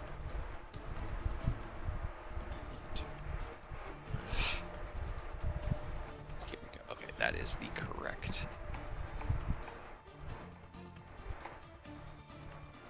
Cone. whoa. Whoa. Oh, okay. So you guys are gonna get petrified. Well, it's a cone template that I can then Oh. rotate. I'm trying to see I see. if So all of us, yes. Is he gonna? You just split it through the like wall. He's Yeah. you know, The head unfortunate. shit does not This phase is all your us fault, then, Rose. unfortunately. This is all your Yeah, fault. well, can you all know three of what? you give me a con save, please? It's- No. I blame Eodos. Hey, nobody No, told hold Rose on. to go off on their Eidos- own, and 2, nobody left told her. you guys to go following after Rose. These are the consequences of our own actions. Rose, I'm so Why? sorry. You feel Why? the dust once again coalesce and kind of crackle onto your skin, and Rose, you are once again restrained. Give me one for And, nobody. Yep. He's at least got a decent con. Okay. Yeah. Aerith and nobody, as the petrifying breath washes over you, you are unaffected. And, See, you're Oh my fine. God. all right, cool. Well, I mean that's all he kind of gets. He'll actually. You're making me feel things. 4, 5, 6, 7, 8. He's gonna run into the maze. Like as nobody's watching him, the breath washes out, and then he looks over to see another little sparkly gemstone crystallize and fall into that same space. The Gorgon then turns around and runs through the hedge as if it's not there. Bitch. What would you like to do? Stand right here. Do I see that same object? You do. It's a small diamond, similar to the one that Rose just picked up in... it's right here. But what you also see is the Gorgon, I mean, he wasn't trying to get away so much as just reposition, as you kind of still see Yeah. him. He ran through the hedges and is turned around and is aimed back at you. He's ready Does for it more does gore. it take an action to pick up an object? No, it's a free Okay. action to pick up an object, yeah. You just have to be in the same space as it. pick up the diamond, and then I guess I'll Eldritch Blast it. Didn't mean to reveal that. I didn't even see it, so you're fine. Good. All I saw was an arrow, and I have no idea what it is in reference to. So now I'm really confused. I'm sure it's fine. Totally fine. Eldritch Blast, 20 and 27 hit. Pew. Alright, 12 points of damage. Do I have line of sight of it for me to shoot? Yeah, it's big enough. You can kind of see it through that angle. It would have half cover, but Okay. you could try it. I'll try anyway, so I'll use a charge. Alright. Damn. No. Release the Eldritch Blast from the Arcana Sicarius, and then shifting it into its firearm form, BAM! Fire a single cacophonous shot, and it racks into the nearby hedge, pulling pieces of it to splinter as it then regrows. Fixes itself. What's nobody doing? Alright, can he see it from here? Yeah, he can. It would have 3/4 cover, but he has He has sharpshooter, so it doesn't matter. Right. 2 shots. Yep. Oof. Oh. Wow. Okay. 2 14s, unfortunately, do not Yeah. hit. He's gonna go back over here. Bonus action hide! Bonus action hide! Sure, he'll bonus action hide. Roll me a stealth check. And what do you want to do, Rose? First I want to move. And he has the elven thingy, so he gets advantage on stealth, right? Yes. Yeah. Yes? Yes. So, I think so. He's got the elven. He's got advantage on stealth, and they have disadvantage on see. To see him. Yeah. To Yeah. proceed. So he's got layers of protection. Right. Alright, so that moves down there. It should hit him if he goes through it, I think. Yeah, And it will be the molasses, so he gets half movement in that difficult terrain in that square. All right, good to know. Good to know. Okay. And then I need to, I guess, roll another Constitution check Yep. because I don't think I can see him to like hit him with the chakram, right? No, the hedge is in the way. Constitution. Uh-oh. Uh-oh. I'm in a lot of trouble now. I don't have the Alrighty. means to fix it! Well, you're gonna have to figure it out. God damn Yeah, it. that'll be interesting, Rose. I mean, I'll try to unfortunately- toss you my gem next turn, and just in case. And if I get petrified, you have a day with Rose statue before you can pick up Greater Restoration. I am really sorry to say, Oh, is it not second? a 3-stage Oh, save. good. It's Never mind. 2-stage. Oh my god, Rose! As you Whoops. move your field of sticky molasses, you attempt to gather. Do you have anything to give you any additional roll on that? Anything to grant advantage on? Don't know. I have like Warcaster, so I had advantage on that, but I Yeah, don't That's know. for spell saves, or Let for me just concentration see. Right. saves. Take a look, but I'm not sure. Yeah. I guess if I do feel the petrification like fully taking in, can I drop the ruby weave gem so it doesn't get petrified with me? I mean, worst case, we just get out. You know, we just have to leave because we have the money to be able to fix this. If things go bad, No. Sid just might have to take a few days longer out here. No, yeah. All right. Roll me a d20. I want to leave it up to the dice. 15 or Right, higher. I've been doing gem isn't Great frozen so with far, you. so okay. Okay. Hell yeah. So So please As- pick that up, Aerith. you try to move it, you feel that dust coalescing on your skin, and then everything just sort of goes blank as Rose. Now I know how What's Oreos felt. Alrighty. Ted, what would you like to do? Whee! Swear to God, I'm shoving you in my Oh, don't do that. bag of holding. I don't care. You. Your head is just gonna be. Your petrified head is just gonna be the only thing sticking out of it. Rude. I'm You can trying to change click the this. spell at dawn. All right, Eidos. But before you do anything, Eidos is gonna motion for you to get right there to give you to help out because our rolls haven't been too great. So I feel like we could take all the help we can get, or that too, I guess. The one that he indicated looks really messed up. The one you just moved next to is Yeah, you could pop a quick punch on him at advantage, and Yeah. then circle around to that one too. That way, Alright, we punching. We're trying to. 26 hits. Go ahead, roll damage. Actually, you don't even need to. That first one is just gone. got All right. So as you slide around, you bam, slam the Thunder Gauntlets, your Nidhogg weapon system into the armor, cracking the steel plating and sending parts of it flying away. A Bloodstone's already manifested, so you don't need to roll a d6, and you're good to go for your next attack. Oh, 16 unfortunately does not hit. You swing out twice. This one moves and blocks your attack. Unable to deal damage, but anything else you want to do? No. Then it is Eodos's turn. yeah.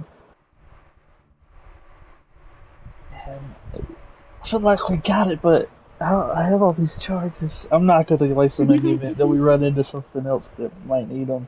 I'll just swing. 21 hits.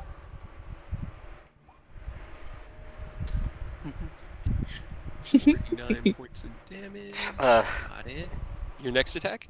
And don't forget that you would have got your hit points. Okay, you did. Yeah. Okay, got it.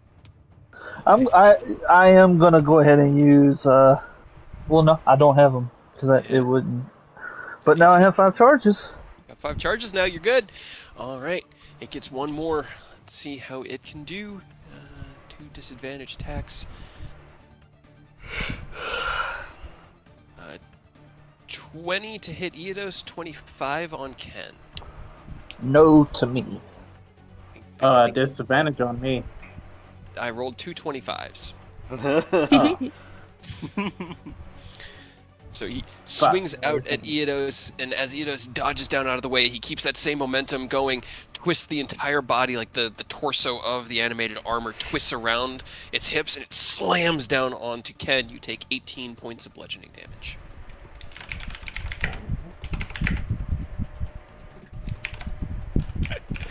All right. Gorgon's turn. 10, 12. Okay, that is a 15 to hit Aerith with the gore attack. No. You love to hear that. Does not hit. Emerges out of the hedge, swinging at you, and you see it coming and step back out of the way. The horns kind of almost catching the front of your clothing and armor, but doesn't hit you, and that's the only attack it gets. So, Aerith, what'd you like to do? I am going to use an action to Eldritch Invocation Son Barrel. Okay. So it needs to make a dexterity saving throw against, I believe it's 15, because it's based off of my charisma. Well, it's actually interesting. Yeah, I guess it would be. I forgot to ask you that. Yeah, let's call it a 17. Okay. But for right now, that sounds good because it'll add in the +2 bonus as well. Dex save, that is a 13. Does not save, so 3d10 force damage as you. Well, this is the damage up is based off of, I think it's based off of my warlock class. It just says at level. It doesn't say at level 10 of this class. It just says at level 11. It's cantrip scaling. Oh. Hell yeah. I need to change a number. That's why wording is very important in anything, is because that's what represents cantrip scaling damage. There you go. 20. All right. Hell yeah. Get him. Kind of spin the Sicarius on your hand and release this blast of arcane energy, releasing a bunch of the stored potential there within the cartridges and the weapon itself. Slams into the Gorgon. It is still there, but it's definitely Does this count as... definitely getting weaker. Would I still be able to extra attack, or would that just use my whole action? In Okay. this game, you can, yeah. It's just one of your attack actions. Stab him right in the throat. I was about to say, can I bonus actions shift into my rapier and then Radiant Blade? Yeah, go for it. Sweet. So, Radiant Blade. You release the blast of energy. You twist the Sicarius, the blade extending out. That hit? 19 just hits. Yes! You cast your Radiant Blade weapon and drive the rapier forward. 19 points of damage. Okay. Come on, nobody finish it. Come on, nobody. Okay, Anything first. else you want? Is action actions. No. I won't move either, because that'll be me. 30, 35, 40. I want to pick up my gem with nobody just in case so that it doesn't get lost. All right, Ruby weave gem with nobody. Got it. Because Yep. Just in case. And then I guess I'll shoot at it twice. Okay. Eee, much, both of those hit. better. And I can tell you right now, with his 17 hit points left, that's all Hell it'll yeah. take. Is And the it first would have sneak because Aerith is right there too. Oh, yeah. So he's definitely done. first attack. Just because. Slams into the Gorgon, who kind of like drifts back into the hedge. The hedge grows in around it before it just slams into the ground, and like a monster from a Zelda game just explodes into a puff of magic and dissipates into the area around you. You are now almost all. We got one little straggler Yep. over here. One boy left. Ken, go ahead, give me your 2 attacks. Let's just see how quick this goes. He got 39 hit points left. Let's see. That's one. You got Wait, advantage. that's advantage, so it's a That'll 20. hit. That's the first one hits. Okay, so the first one hits. Get him. And your second attack also hits. Oh Roll hell damage. yeah! Get him. Aw. All right, I mean, he should be dead. Alright, we'll definitely get him this turn. So Eodos, it is your turn. As Ken is wailing on it, keeping its attention as it had just slammed down on him, he reaches up, parries it out of the way, gives it a counterattack, slams it in his thunder gauntlets into the side of its helmet. What you doing? swing. Hey, that hits. Get him. That'll be enough, I can guarantee. Oh, yeah. As it is distracted, you drive the Fate Render carefully through it, ensuring that you don't hit Ken, twist the blade, shatter the armor into pieces. Party is now out of initiative. And I am going to send a message to Ken and tell him what the fuck just happened, and as well as what happened to Rose. Okay, roll me a D1 or a D20. Can we pick up Just a that roll gem one. that dropped over here for us too? Yeah. It's about the size of like Fuck. a baseball, and it still goes through. It still goes through. Yeah, you just need to not do roll a You 1. just need to not roll a 1 to get sendings out. So you do get the message through to Ken that Rose is a statue. How? Okay, so I there is one thing that is still kind of in play for Eodos and Ken.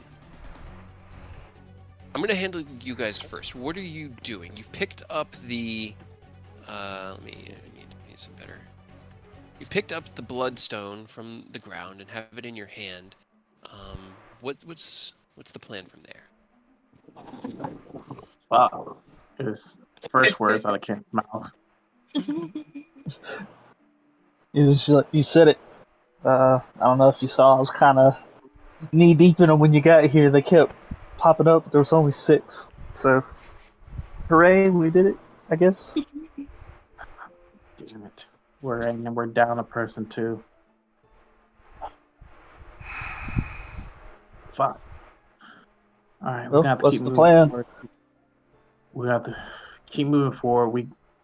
This maze has to meet up somewhere, and once we're at that meetup place, we're retreating. Okay. All right.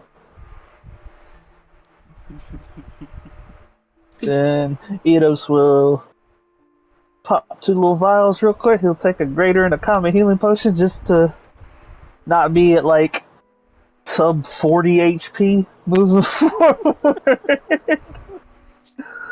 Oh man. All right. Do you enter in the path you came in, or the one on the opposite side of the clearing? If he said moving forward, I assume we're gonna go across, right? Yeah. Or did you want us to go back the way we came?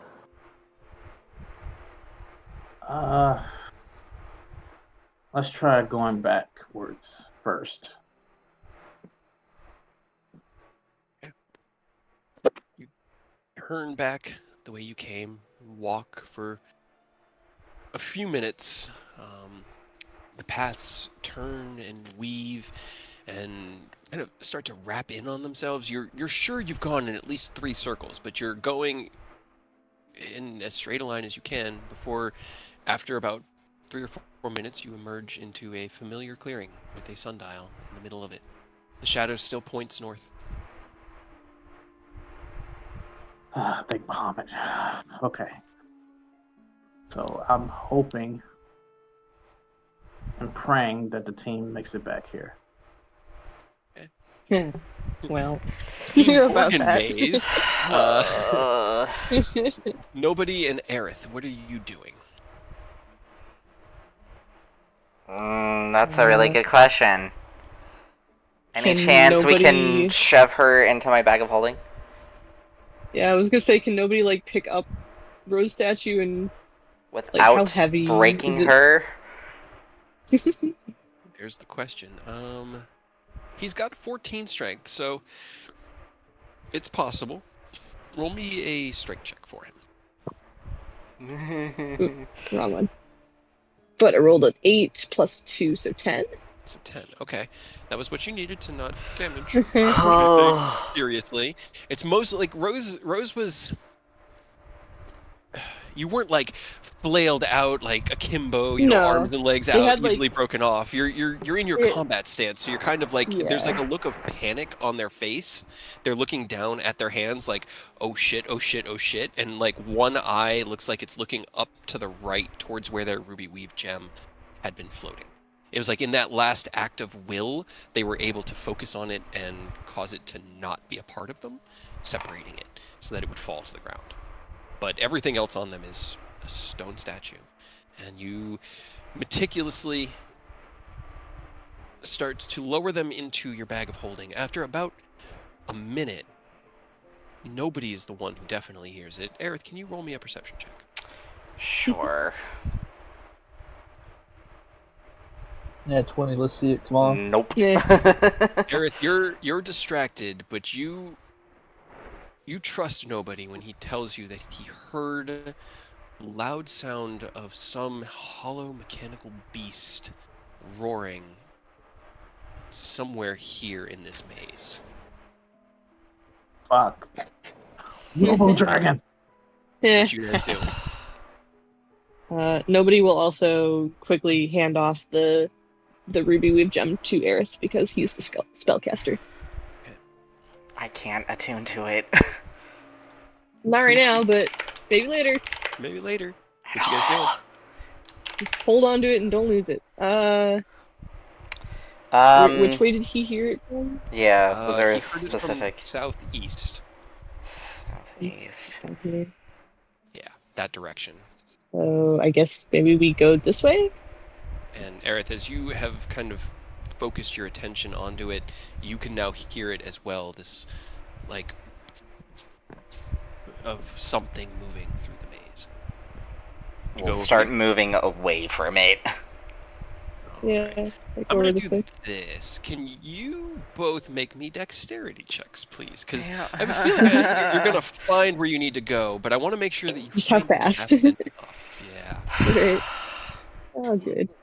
Come on. Oh no. All right.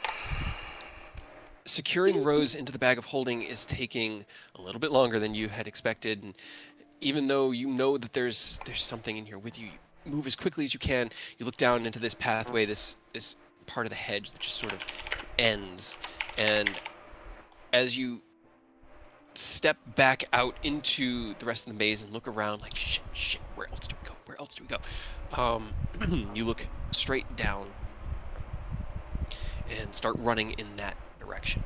Going that way, you see just off to your right, this blue arrow indicates a point in the maze that's opened up and is an exit. But as you turn that corner in the distance, Yeah. you also see another Gorgon. Oh god. Yeah, fuck. Into the arrow! As Into it's the arrow! bearing down on you. Yeah. And I was gonna say we take our chances and go into the opening, I guess. okay, let's do a really quick initiative. Why? Give me an initiative from nobody and Aerith. If the Gorgon is destroyed, it comes back after a minute and hunts anybody in the maze. Damn it! Come on, give me something. Yes! Right. Okay.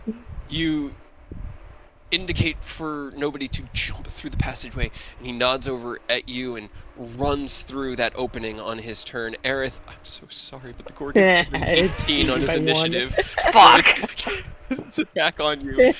And it will No. charge at you. I need you to give me Oh. a strength saving throw, please. But Why? you're something, right? You're No, still a doing minute something, has already so- passed! Is there any reason he would have disadvantage? No, because I don't have a cloak of displacement. Give me a strength save, please. Damn it. I'm sorry. Could you shield? You can use shield. No, it's a man. strength save. It's not an attack roll. I mean, I have okay, a minus it's an 2. attack roll. Okay, it's an attack roll. Okay. That triggers a strength save. However, Yeah. I rolled a natural 20. God Oh. fucking damn it. Whoops. You got this. I'm waiting. Nobody just hot maze Right. Hedge, and he just hears, ah! I don't have anything to provide help other Just than roll maybe a natural 20, it's fine. Misty You got it. stepping. Far It's not a down. hide and seek Even or if I anything. roll a natural 20, that's still an 18. It would pass. would It would do. pass. You can do it. Holy crap!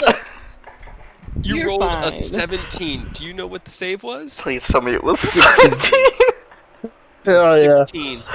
As God. the Gorgon charges at you, you see nobody Now take run. off and start to run yourself. And as you start to move, it charges across this space at you and gores its horns into you. You do take 32 points of piercing damage. Oh my god. Fine.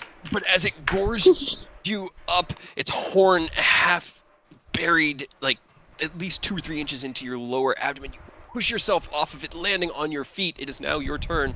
You can Action, disengage and run. Get the fuck out. I'm gonna Misty step and run. There you go. You misty step and run, disappearing from the space, and as soon as you leave the maze, the Gorgon does not chase you beyond the maze. You catch Oh up my quickly God. with nobody, bleeding and holding your side. Just give you a healing pellet. He's I still have you one. You have the diamond, right? You I have one of the do, diamonds I that do. got picked up? Yeah. Okay. Yeah, thankfully Rose didn't take both of them. Yeah. Okay. Rose has one though. You stagger, pained and bleeding through, catching up to nobody. Go, go, go! Rushing, you move through the hedges, left, right, left, right. You're not even paying attention to the turns you're making because they seem completely immaterial, and after about 2 minutes, you emerge into a centralized space. I Across just the way, flop to the you ground. see Tyranny and us. And on the other side, as Ken and Eodos are stepping into this central sundial area, you see from the opposite side Aerith and nobody running out, Aerith holding his side. And the party is now as together as they can be at the moment. I lean up, shift my weapon back to its gun, point it at my head, and cure wounds myself. Go for it. I'm using 2 charges. Shoot yourself in the head. All right. A wave of greenish blue healing energy washes from the Arcana Doctrina through the Sicarius That's 13. and blats into the side of Aerith. Look at a whole Gets 13 hit points back. rifle to your face. That's 1 point above fucking half.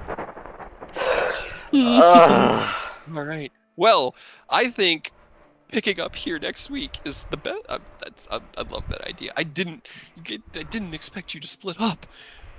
Yeah, well. I shouldn't have followed Rose. I shouldn't have left it to the dice. Oh my god, it was so good. I honestly, if you didn't, I don't know if It would. I know, worse. but Yeah. still. so much worse. It would. I think it would have gone the same way that it did, but you guys wouldn't have been there to get me and bring No, me we out. wouldn't. Here, as they follow the path, the characters are drawn into a maze within the larger maze of the magical garden. This area is ringed by unbroken hedges that make it impossible to escape. The characters won't know this until they explore the area fully, and they won't have time to do that with a Gorgon on the loose. It permits the Gorgon to move freely through the hedges when it uses its trampling attacks. It races after the adventurers, attacks with its petrifying breath as often as it can, and each time it does so, drops a diamond that, when picks up, opens a door that leads out. But So that it was opened like 2 doors. all I didn't even double the Gorgon's health. I gave it an extra 60 hit points. But that was just from the book, that maze. I upped the animated armors, because animated armors are weak, and Eodos would, like, wham, wham, wham, killed 3 of them in right. one turn. But yeah, that was just the book, guys. Rose, as You soon said as this was you're for a party of unpetrified. Player level 11? Yeah. This is designed for 11, a party of 4 at 11 to go through. I'm a feeble 10, and we all know this. I will say, you can get through the maze without encountering any of these. If we just solve the puzzle instead of Yeah. walking. Of course. Oh my god. You are getting smacked so hard, Rose, once you're back to flesh. Well, don't lose But my hey, review, we've done with That means we've covered 3 of the possible routes now, huh? That's something. I will say, above table, a familiar has and always will operate differently than a character. So we just go forward and it would have been fine. I don't know. It Just probably saying. would have. It It probably would have. reckless to rule that out just because Feathers didn't find a way. Because Feathers also found a way back easily. The rest of you were like, "Nah, I think I'm gonna go back." And each time We you tried to go overthought back, it just it. moved you We forward. overthought it. Well, I'm not gonna lie, when he turned around and was immediately back, I assumed that was gonna work for literally Right. everyone. It was just enchanted. I didn't think Feathers Yeah, so operated did I. on its... He's a familiar. He plays by different. I didn't mean to leave by myself. I just wanted to check Yeah, like, because I went off... I know. Yeah, I went off to turn around and immediately... Enos So I was is like, able okay, to one-shot even if- things. What made you think that you could just walk in and walk out like nothing? No, I mean, Because it's I'm fair. also All the special. evidence had shown, the experimentation you'd done with Feathers. It was just. It was Unfortunately, that it inconclusive. was not the case. Inconclusive. Control for the science Let's see, experiments. it specifically says characters when characters or the party, but the book is very particular about using the word characters or party in exploring this. Feathers is So part I of was the like, party. If you He's a thought- mascot. At best. Ugh. Either way, we'll go there next week. We'll see how you guys do with the rest. You can understand what you're supposed to do and still get part of this wrong. I will say it's a wizard, guys. This place was crafted like there are supposed to be villagers there that tell you how this place has been here for hundreds of years, and this is just how it always is. Like, it's just a permanent enchantment on the land. Zonthal just made himself a nice little well, if you want to come and see me, then get through my maze. Prove yourself. Prove yourself. Do it, pleb. If we find this wizard, I'm taking my gun, shoving it up his ass, firing twice, and then shifting it into rapier. How do you think Kyle's gonna react? Like, he's gonna come back thinking he might have been killed, but actually Rose was just petrified. We should tell him that Nanashi is petrified enough. Oh my god! When I was like, I think they'd be in a 30-foot cone of each other if I can ignore the rain. I think. Let me just make sure. I'm shocked that I passed that. You were rolling. Aerith was rolling really well on some saves tonight. Boy was motivated not to go down. Not as well for effing investigating the sundial, where if it had a random ass language, I would have been able to read it. It was in Draconic. It was in Draconic. It just said shadow. Because it was regardless. Kind of obscure, and I have eyes of the Runekeeper. I can read any language. And you read it. There just wasn't anything that helpful. Look with your special eyes. Your special eyes. We got this, guys. Don't retreat. We got this. Shut up, Rose. You're petrified. God, I didn't. Rose. I was so hoping that lesser. To be a three-go.